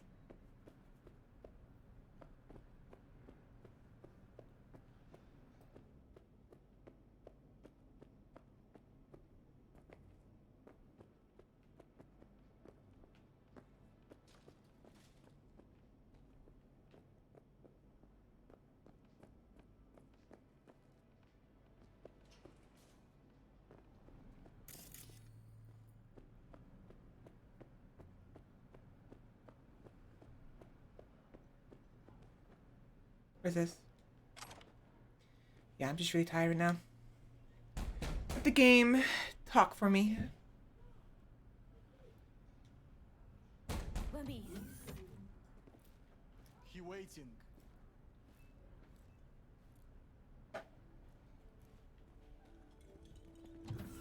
WNS, N54, even the pirate networks. You blowing up everywhere. And the Jackster, he out in the car? Don't care to know how Jackie is? Told, you best watch it. Bled out in the back seat. Dead. Well, I'm sorry to hear that. And the relic?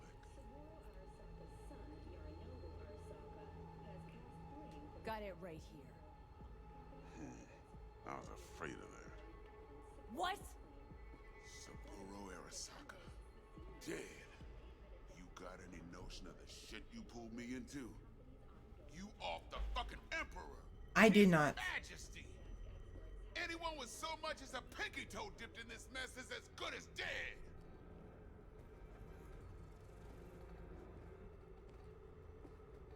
Gotta leave Night City. You don't say. Ring Evelyn. We close the deal, collect our cut, and drop off the radar.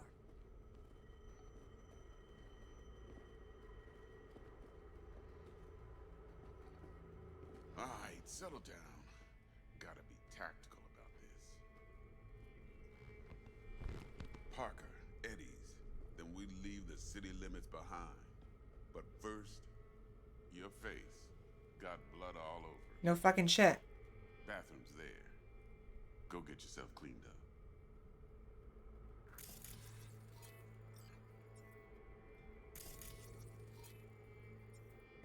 How about no? It's me. Yeah, shuttle I booked. Today. No, can't wait till dawn. One soon. Spaceport Terminal 4. Got it.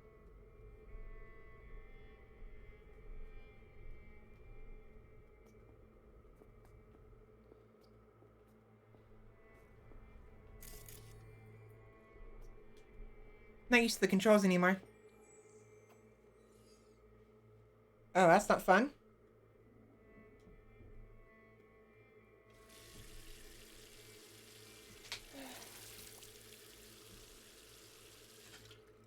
I forgot what I looked like.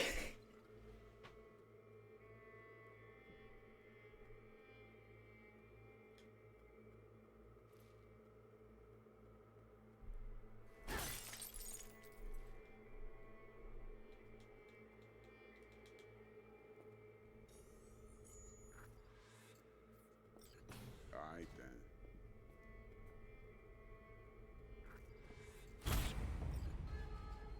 Suck a dick.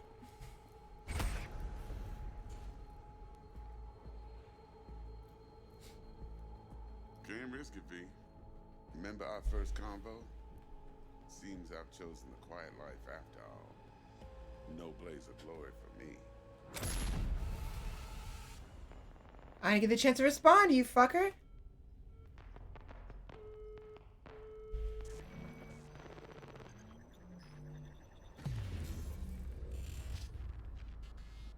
Oh well.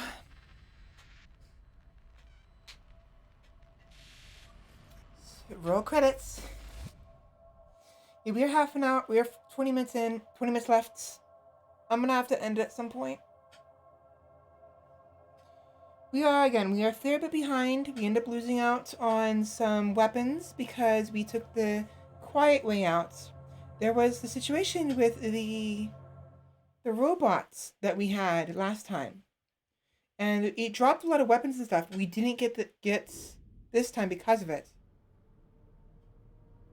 So, can't believe it's been near 8 hours already. Yeah. Yeah. So, again, we missed out on a lot of stuff. Which is unfortunate, but oh well. Hey. Hey, You alright? never been better. Sure don't look it. What did the date say? Was it 2023? I can't let you on. Hey, we're chill.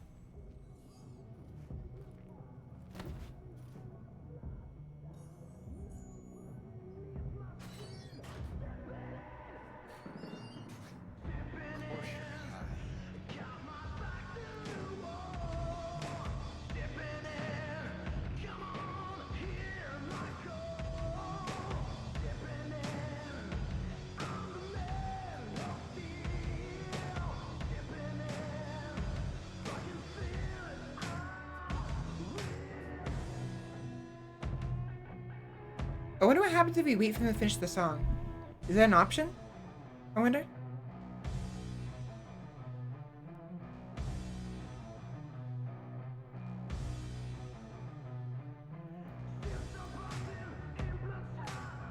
No, I think it's just a loop.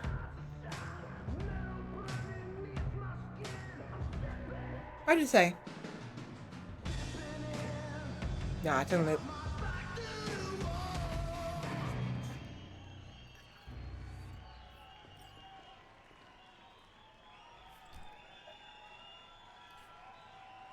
Tonight,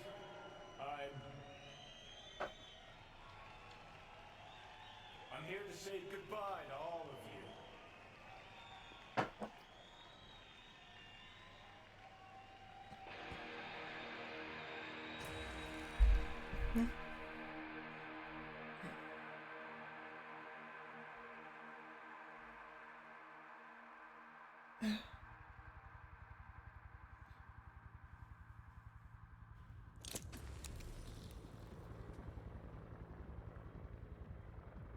Money's money, can't fuck around with it.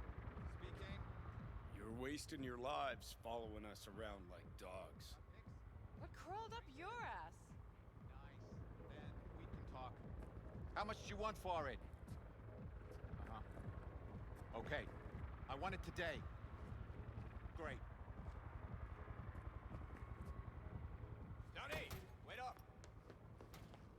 Don't do this. You could still change your mind. Get over here, man. Fuck this band. Not your crowd, not your noise. Do your own thing. Bastard. Gonna miss you somehow. See you in the next life, friend. Alright, time to go blow up a building. You're late.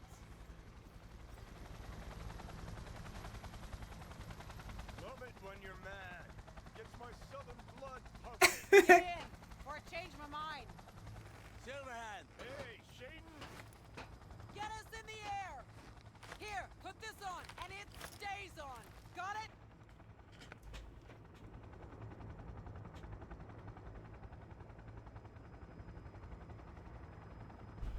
Excuse me.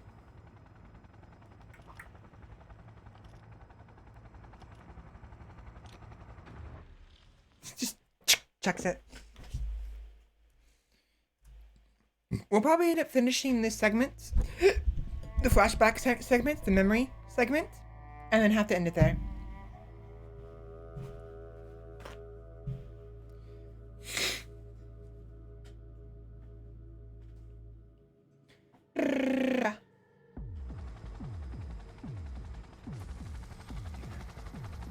I enjoyed not having to work and just streaming. Which means tomorrow's gonna suck a little bit. Piercer on fire. Pacifica's cut off, shut down. APC's on the streets of Watson. Sons of bitches.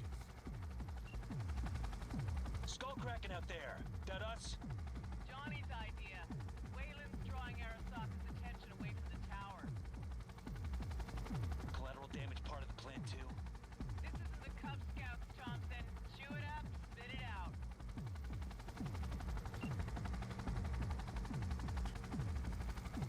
Sorry, what? You managed, sweetheart. We'll be waiting for you next week. Yeah, definitely. By the way, welcome in, Lefty. How are you doing today? You did catch us at a bad time. Our stream's going to be ending in about 15 minutes, give or take. Maybe 20. Depends on how long this segment takes. Target range acquired. Make it rain. Enemy contact. I'm engaging.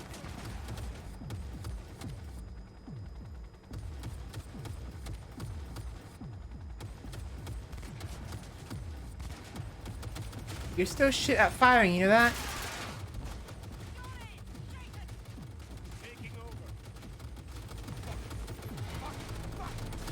This is how you shoot. Pull the trigger and don't let go.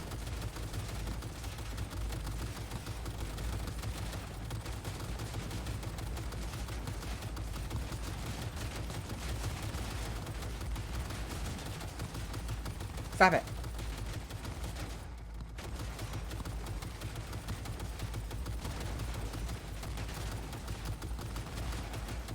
Come on. Give me a view of that.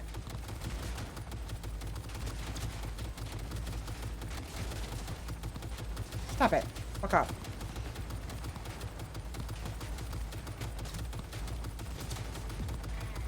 Brutal.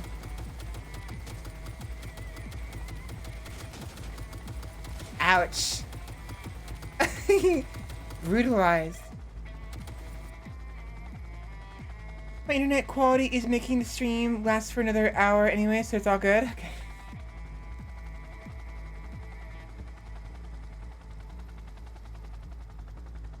Am I missing something?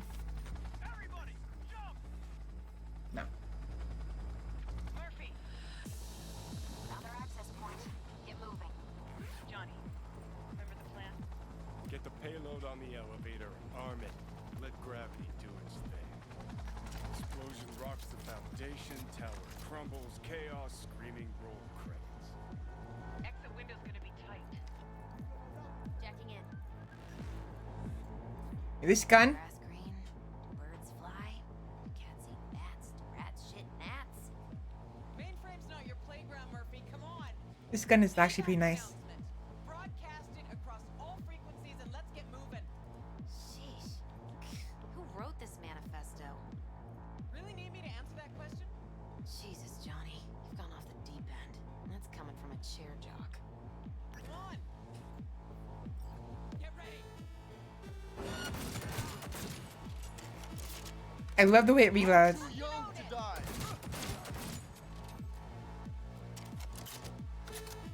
Awesome. Oh, double kill by accident. Nice. I love the reload animation. It's so awesome. Johnny, payload. Bushido 2, Awesome. bomb's name is what? Wrap it up. We got a The Demolitron. We're good to blow. Shaka Elite incoming. Run for it. Well, have a good night. Have a good night. Oh.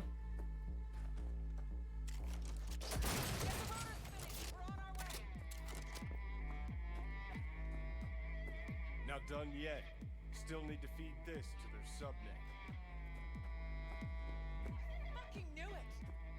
This was never about corporate colonialism. This was about your groupie output, wasn't it? No, you wouldn't understand, Rogue. Giving you 4 fucking minutes. Chopper's not gonna wait 1 sec longer. Door lock breached. Arasaka sons of bitches incoming. Love you, Spider. All world loves me.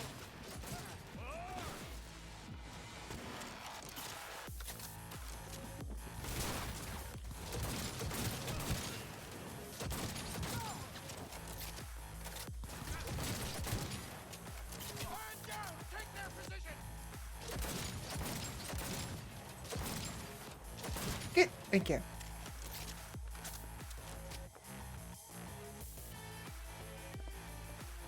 That reload just screams fashion above function. Honestly, it does. And I love it. I love it because of it.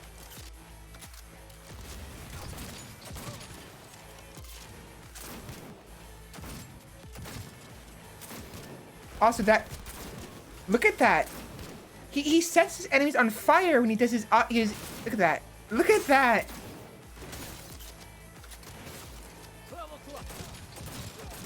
No 12 o'clock for you. Bam. Closing in on the Bam. access point. Slide in.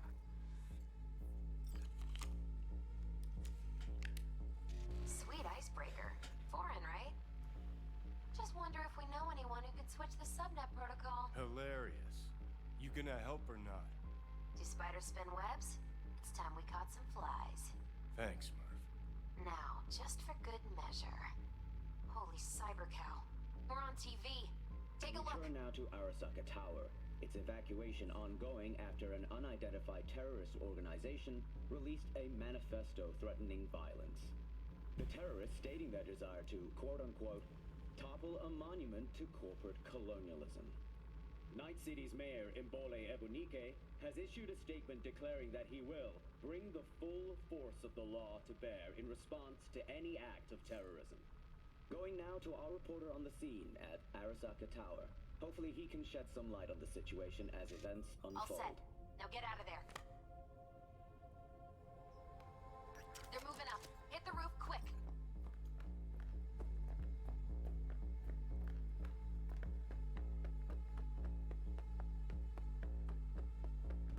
Knock knock. Guess who?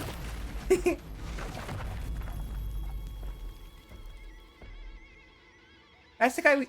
That's Adam Smasher. The guy we saw earlier. Johnny, run! You know, the guy with the rocket launcher over his shoulder?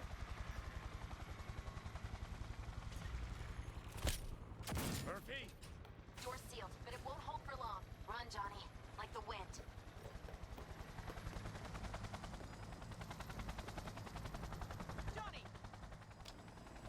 I was faster than Murphy, come on.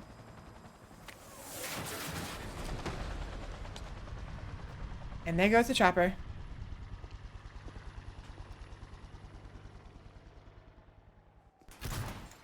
Smasher. Told you, Johnny boy. Told you I'd end you someday. Ow, his arm. That's not fun. Yeah, I guess the good thing is prosthetic, but he probably still feels the pain of it shot off. Because all these circuits go haywire. And whatnot.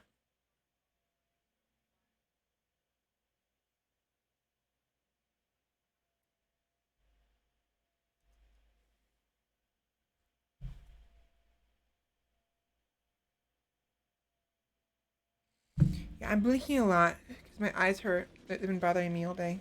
I keep saying that over and over again. Can I just like say it once and not say it again? Like really? Please?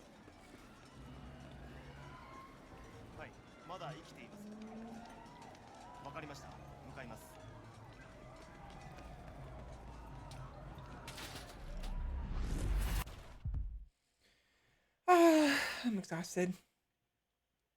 I do love streaming. 8-hour streams can be fun, but jeez, if it doesn't take a lot out of me. I may have to legit think about cutting it down to 6 hours or 7 hours. Try once more. Your associates. Who are they? How did you acquire fissile material?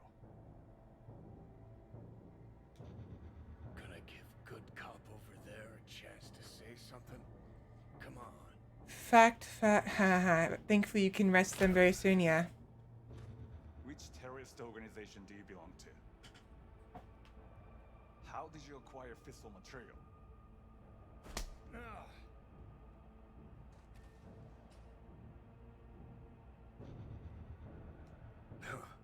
Boss don't look too pleased with your efforts. Let's see. 直接話をする.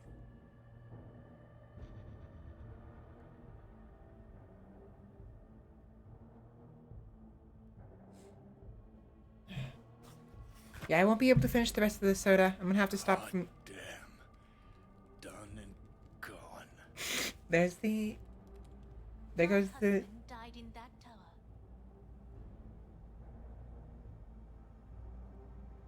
But there are fates worse than death.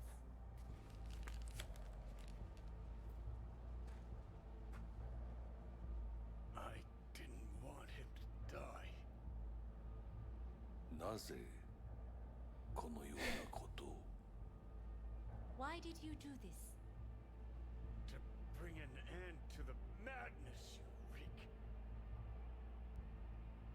人は嘘をつき自分自身を欺く。だが死者は違う。死者は雄弁だが彼らは決して嘘をつかない。死者の言葉にはつつましさがある。始めろ。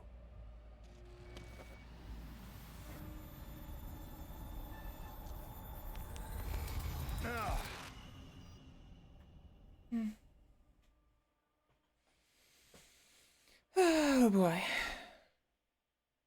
Again, I'm trying not to talk too much, both because I'm tired and also because there's dialogue. Don't want to, get in the way of the dialogue.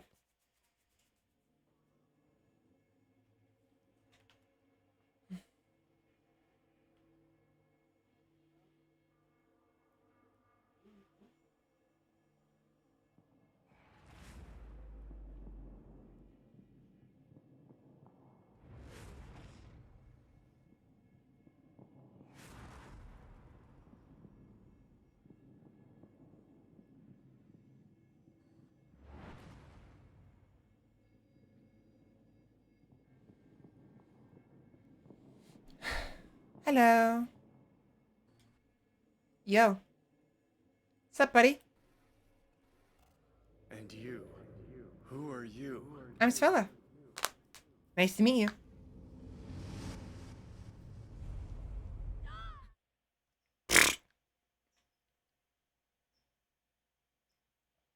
I think it happened last time, the random V yell.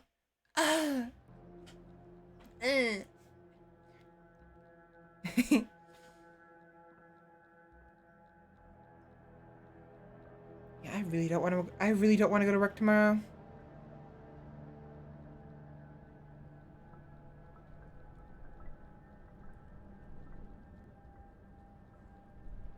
Oh well.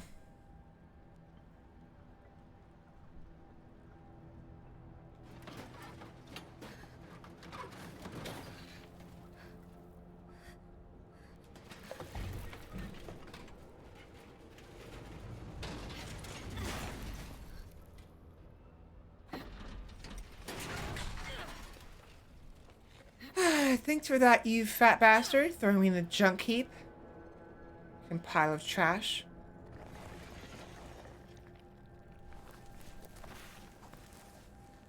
Municipal landfill 2077 something. It's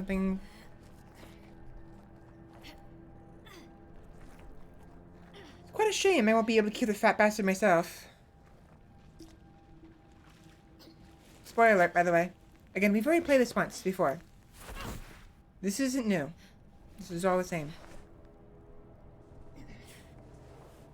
Dialogue slightly different because I chose some different dialogue a little bit, but the gist of it is the exact same.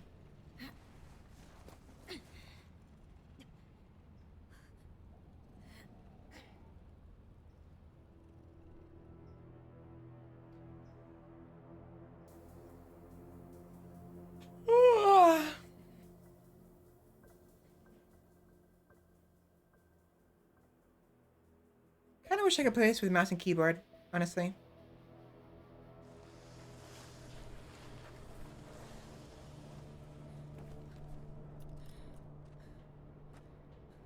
Ah, look who it is. It's the big man. Heavier than she looks. Now, listen, dog. I have done exactly what you asked. So let's you and me figure this. Mm.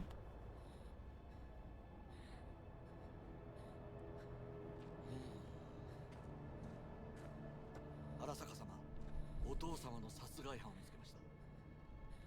この女で間違いありません。はい。1時間後には着くかと。Help me. Quiet. Fuck. I should have said fuck. I should have said fuck.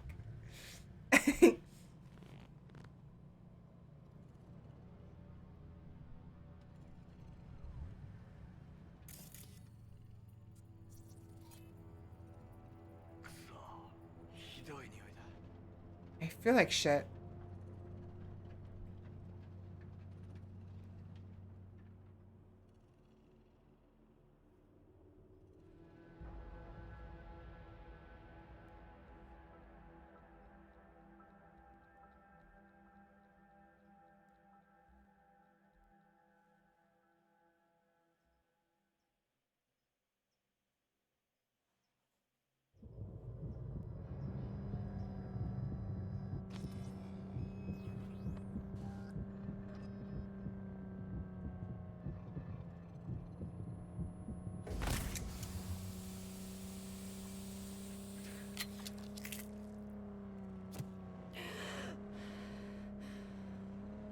I miss her. Oh, hello. Hello.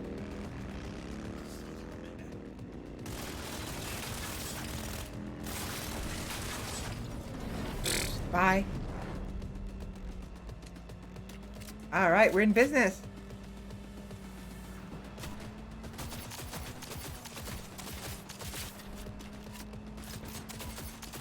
Fucking die.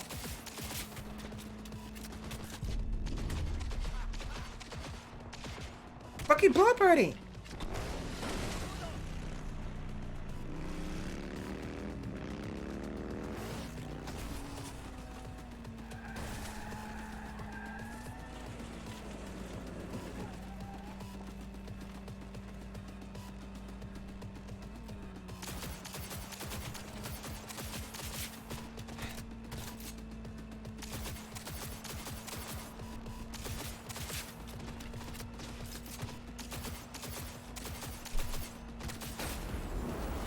Okay. Alex.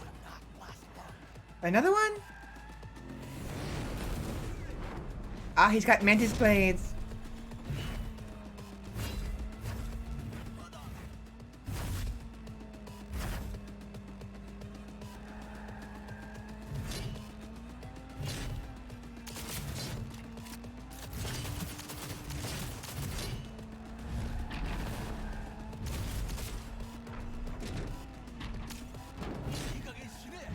I'm saying. Traitor, he says.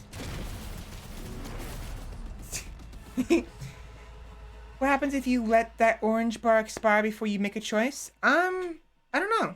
I didn't think about that. He probably forces it on you. Or you die, maybe.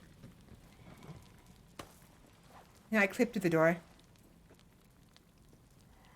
Don't you dare faint again. Spoiler alert, he's still alive. Keep your eyes open.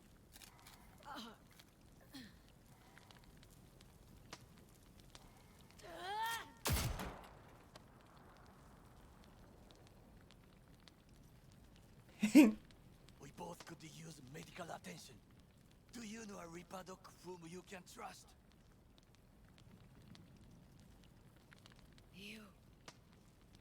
You were at Konpeki Plaza. We must get to Reaper Doc.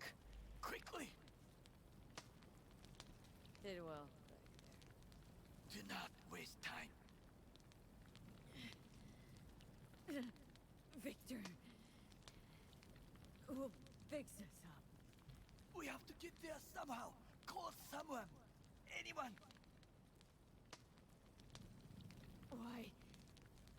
Why not just cut me loose? I'm dead weight to you. Make the call. All right. Philomene. Greetings. My scanner indicates you are outside the service area.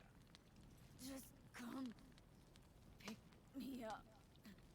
Need to get to Misty's Esoterica in front of Vix. Of course.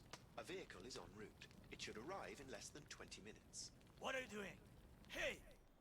I'm taking a nap. Bye. It's interesting because Delamain says we're out of his range and he comes to pick us up anyways.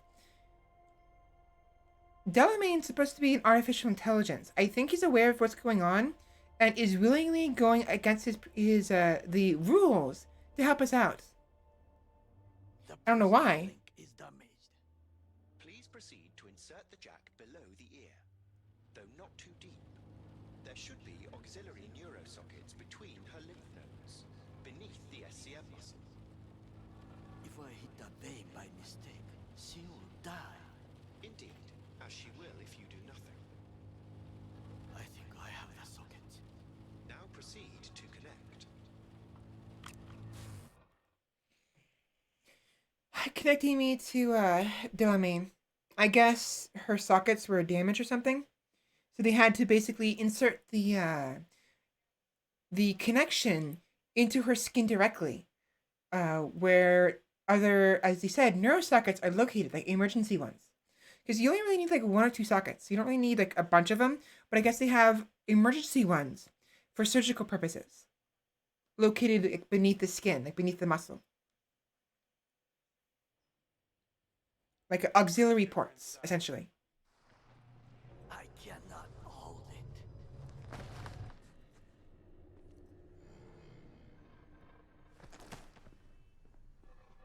I need to rest. That your blood? Misty!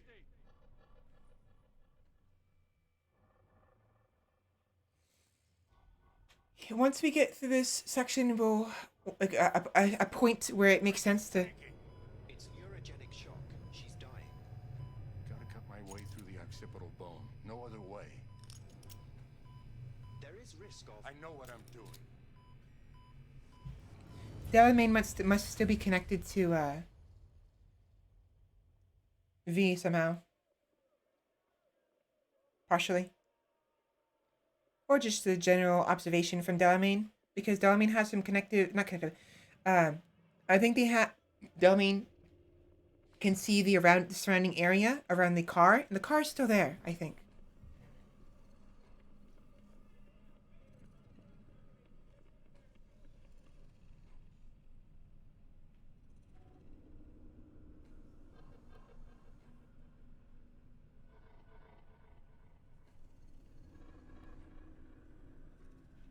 Hard to say. Yo, Vic, I'm awake. Can you give me my pudding now? A complimentary hospital pudding?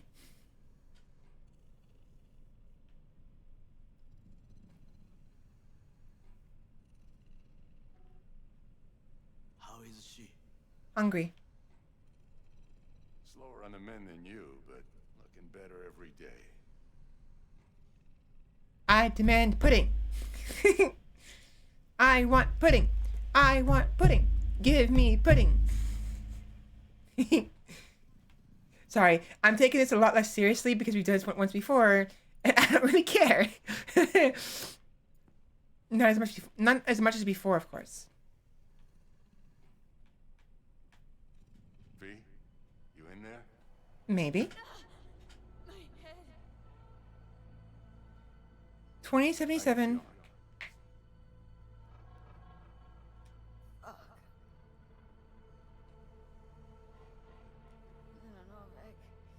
Ears are ringing. And I'm seeing shit. These hallucinations. Describe them to me. Blinding lights. It's loud. I'm on stage and almost can't breathe. I'm so damn full of hatred. And then I let it all out into a mic, and I realized it didn't help. I don't feel any better.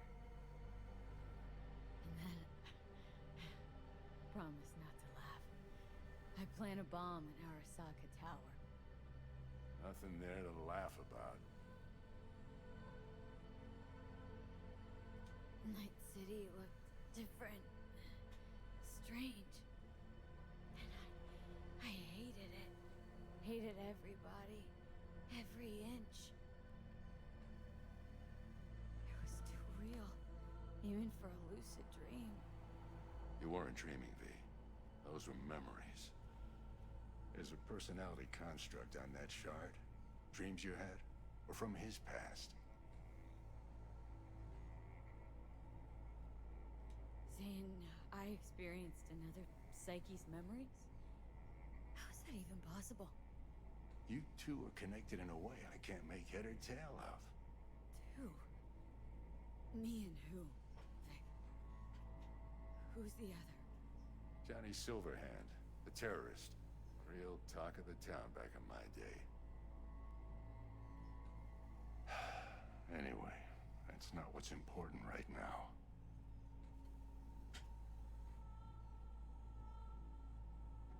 What is? The biochip. It's basically a bomb. Fuse lit already. You don't have much time left. Much life. A few weeks tops. Silverhand's construct is overriding your consciousness, gradually taking over your body until one day you'll just be gone.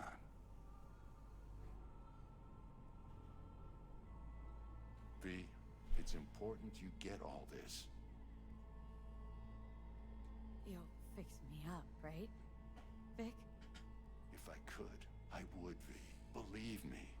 But this is... it's way beyond what I know how to do. You're the best of the best, Vic. Why can't you help me?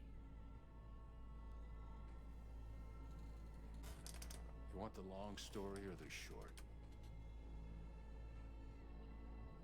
Don't omit a thing. Not one D. Okay. There is a construct. A psyche on the chip. That of Johnny Silverhand. You jacked it in your chip slot. Nothing happened, right? Until you died. Bullet in the head from Dexter Deshawn. How do you come back from something like that? Low caliber. You lucked out. Not least thanks to another poor decision by Mr. Deshawn. The nanites off the chip started fixing the damage. Then they took your hand and coaxed you off the path toward the light.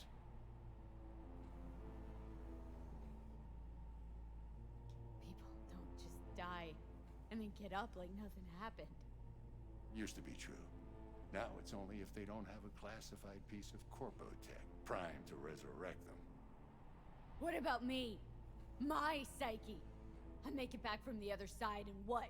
I'm supposed to pretend change is normal? Ask the Arasaka engineers who built the thing. All I know is your mind's gonna go. It won't be pretty. Welcome back. From the biochip's perspective, your brain cells are a tumor that needs to be scooped out, while your body's an empty shell to hold the construct. Wakey. So this fucking terrorist wants to wipe me and take my place, take my body. It's not willful on his part, it's automatic, inevitable, and neither of you can stop it.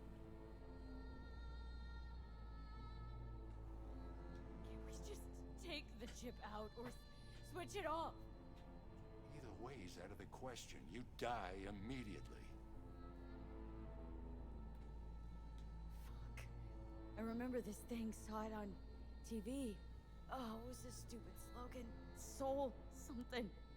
Secure your soul. That's it. It's just supposed to let you communicate with constructs. Maybe, but this is a prototype by the look of things. Somehow made it out of Arasaka Labs. I wonder how. Vic, you've always come through for me. There's nothing you can do to help me then. What the hell do I do? Tell me, please. Vic. I wish I knew, kid. Misty?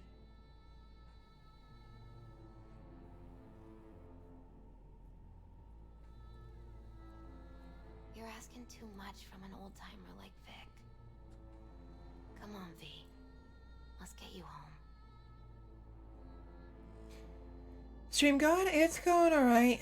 I have to end soon though, because I am very tired. We've reached 8 hours. Didn't sleep very well. Well, hopefully you get some better rest soon. Yeah, now we are reaching the end, both of the stream and of this section.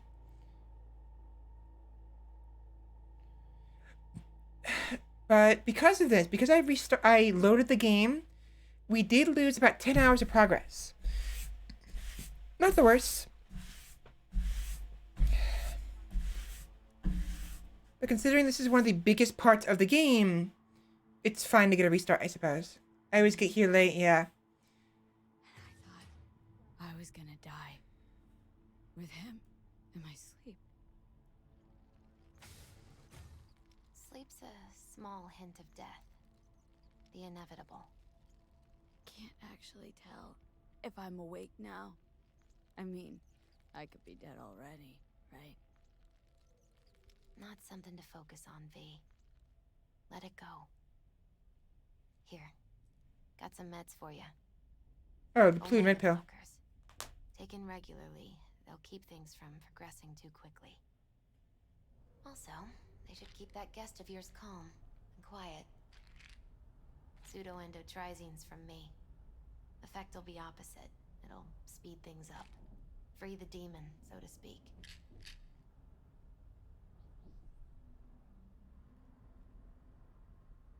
Giving me a pill to prod that son of a bitch so he can kill me faster? Listen, you're likely to be fine for a while. But sometime down the road, it could turn into pure agony. I'm giving you options, honey. The brain can be tricked. Plain old painkillers do that. Your psyche's gonna die, V. You'll feel your old self slipping away. At some point, you won't recognize yourself. It'll be terrifying. It'll be painful. But it doesn't have to be. The fuck I need pills for? To just stick a gun in my mouth. Pull the trigger. Well, that way you'd kill 2 souls. Is that what you want? She's scary. Gotta lie down. In what way? I don't find her scary.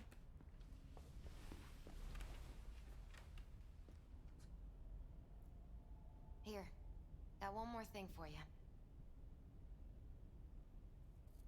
Vic pulled this out of your skull.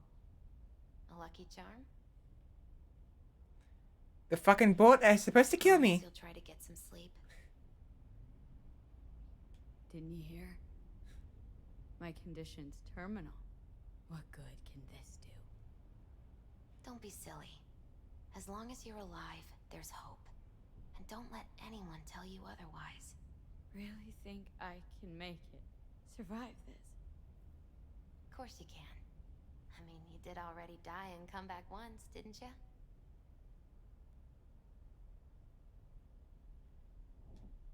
Misty, wait. About Jackie. Yeah? He talked about you. Like, lots. We got into a fight. Right before he went off to do this job. He wasn't mad at you. I hope you know that. I know.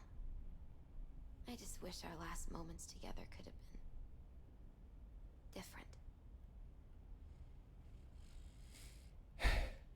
But right now, you need rest. So sleep. Please sleep.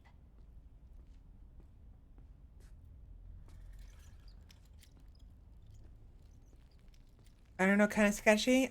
Gift of the bullet that killed me. Yeah, she truly is the best.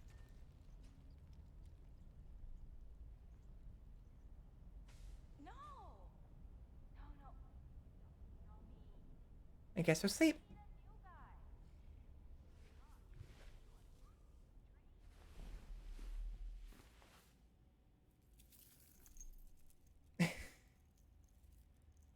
Lucky charm, I guess.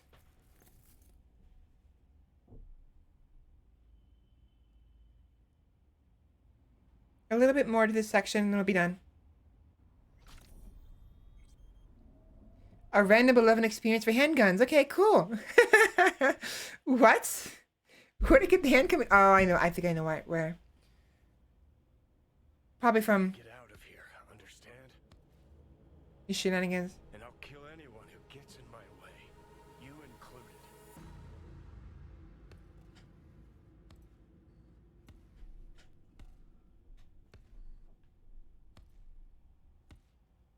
Need a smoke. Where'd you stash yours?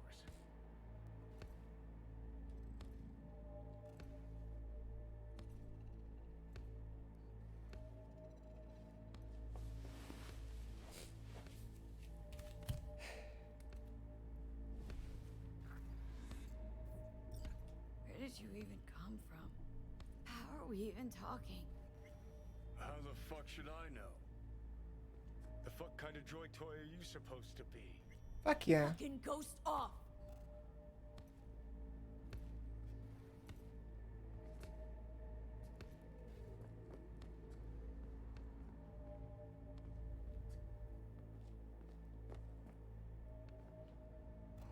Oi. Who you work for? Start talking. Fuck.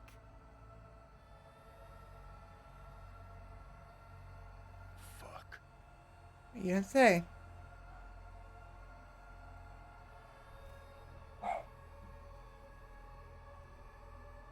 Fucking chip. Yeah. The chip. Thing out myself. No, wait. Uh-oh. John Wick be vibing there.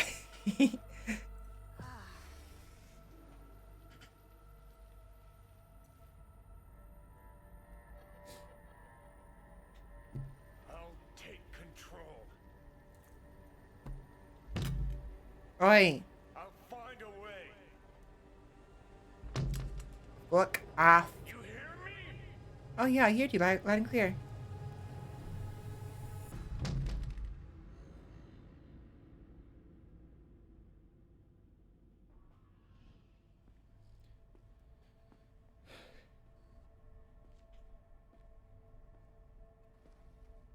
What if I don't take the meds?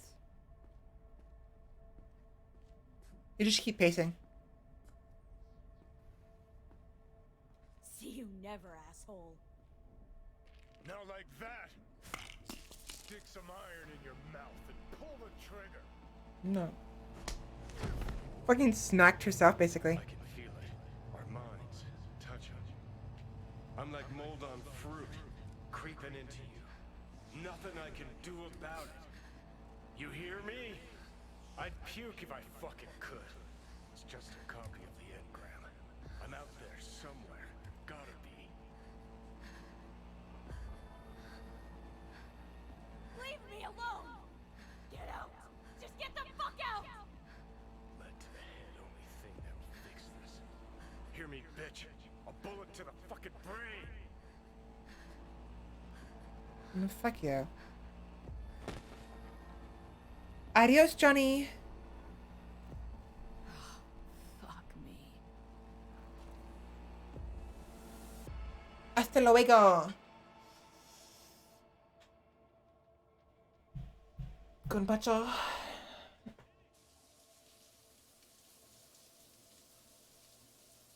There better not be anything. I put the okay, good.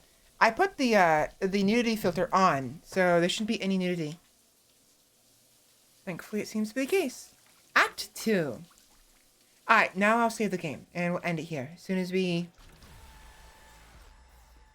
get some clothes on. Actually...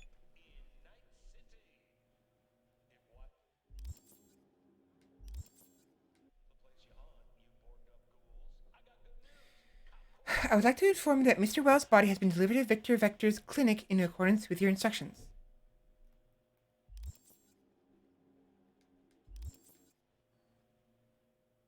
Okay. Save it here. We'll come back later. And we'll play next time. Now, again, we lost about... Considering our character was level 16, 2416, this is 1808, we're about 6 hours behind. And 4 levels behind. Not the worst, but whatever.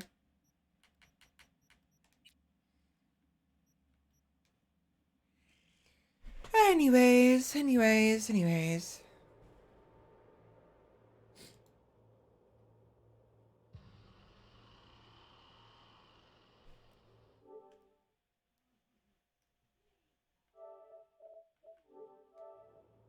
Wrong button.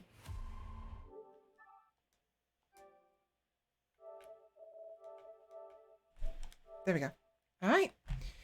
It's off. Let me go ahead and just switch out the monitors so I can do my outro and all that fun stuff.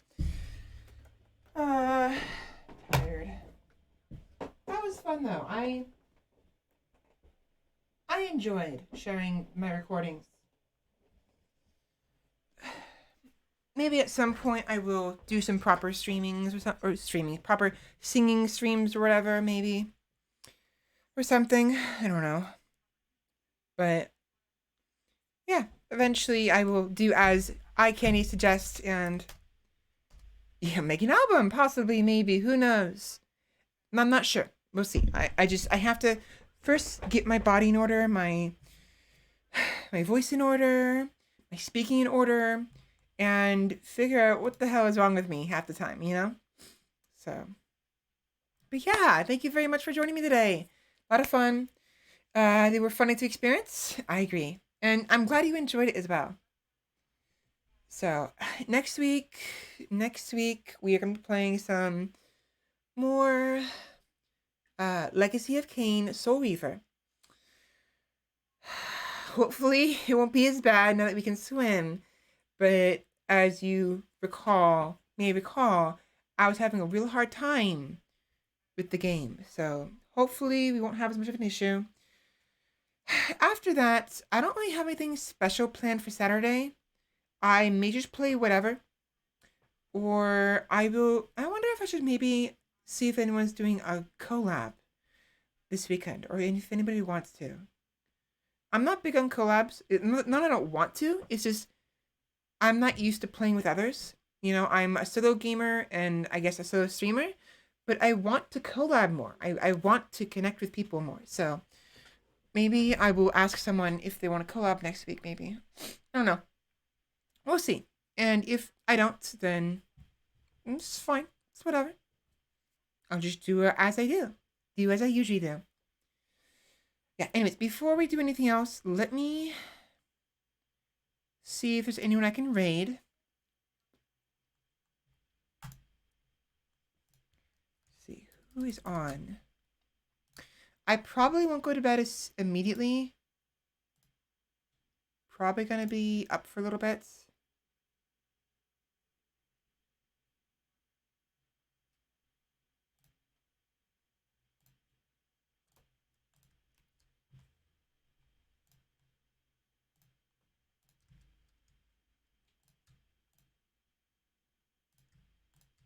A minute. Okay, there we go. I was trying. I had to turn Kerm on and redo bring back up my previous session, and I had to kill all of the other tabs while keeping them functioning. So I'll go to bed immediately. It's fine. If I can wrestle it back from the cats, good luck. So let's see. Who can I raid today? Yuri Dere is playing Dead by Daylight. Wes is playing Fall Guys. Kukushi is playing 7 Days to Die. Doom Squid. I don't know if I've ever rated Doom Squid before. And she's playing Legend of Zelda. Legend of Zelda Ocarina of Time. Ooh.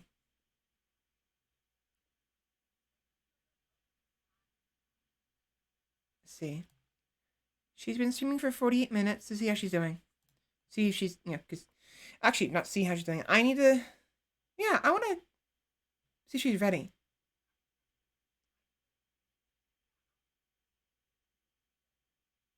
Ah, she was BRB. Okay, that's what's going on.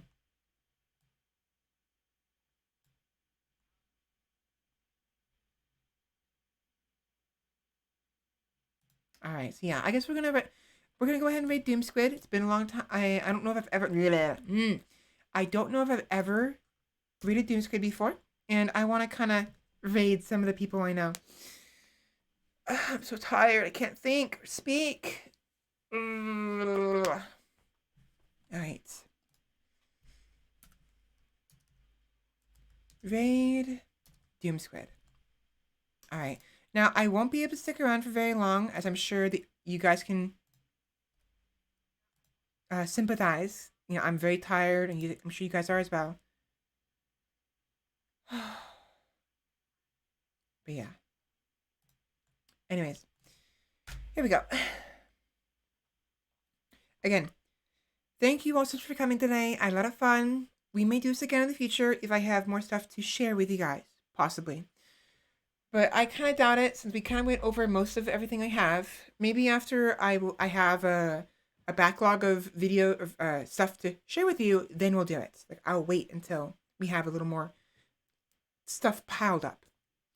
But yeah, I will see you guys next week, 12 p.m. PST, same time as always, with more Legacy of Kain. I'm enjoying it, but hating it at the same time. Followed by whatever on Saturday. I said Friday, right? Friday, next Friday, and Saturday. And hopefully by then I will have figured out what to do about the in-home care situation on Tuesday. I'll have my last shot on Thursday, the vaccine, and I'll also get some blood work on Wednesday. So this week's gonna be very busy for me. Very painful, unfortunately. It's gonna be fun. All right. Actually, no, I won't. I gotta call. Never mind. It might be the week after. We'll see. Anyways, thank you all so much for coming. I will see you next week, and hopefully OBS Studio doesn't kill my recording this time. Fingers crossed. Anyways, have a good night, everybody, and I'll see you next week. Bye!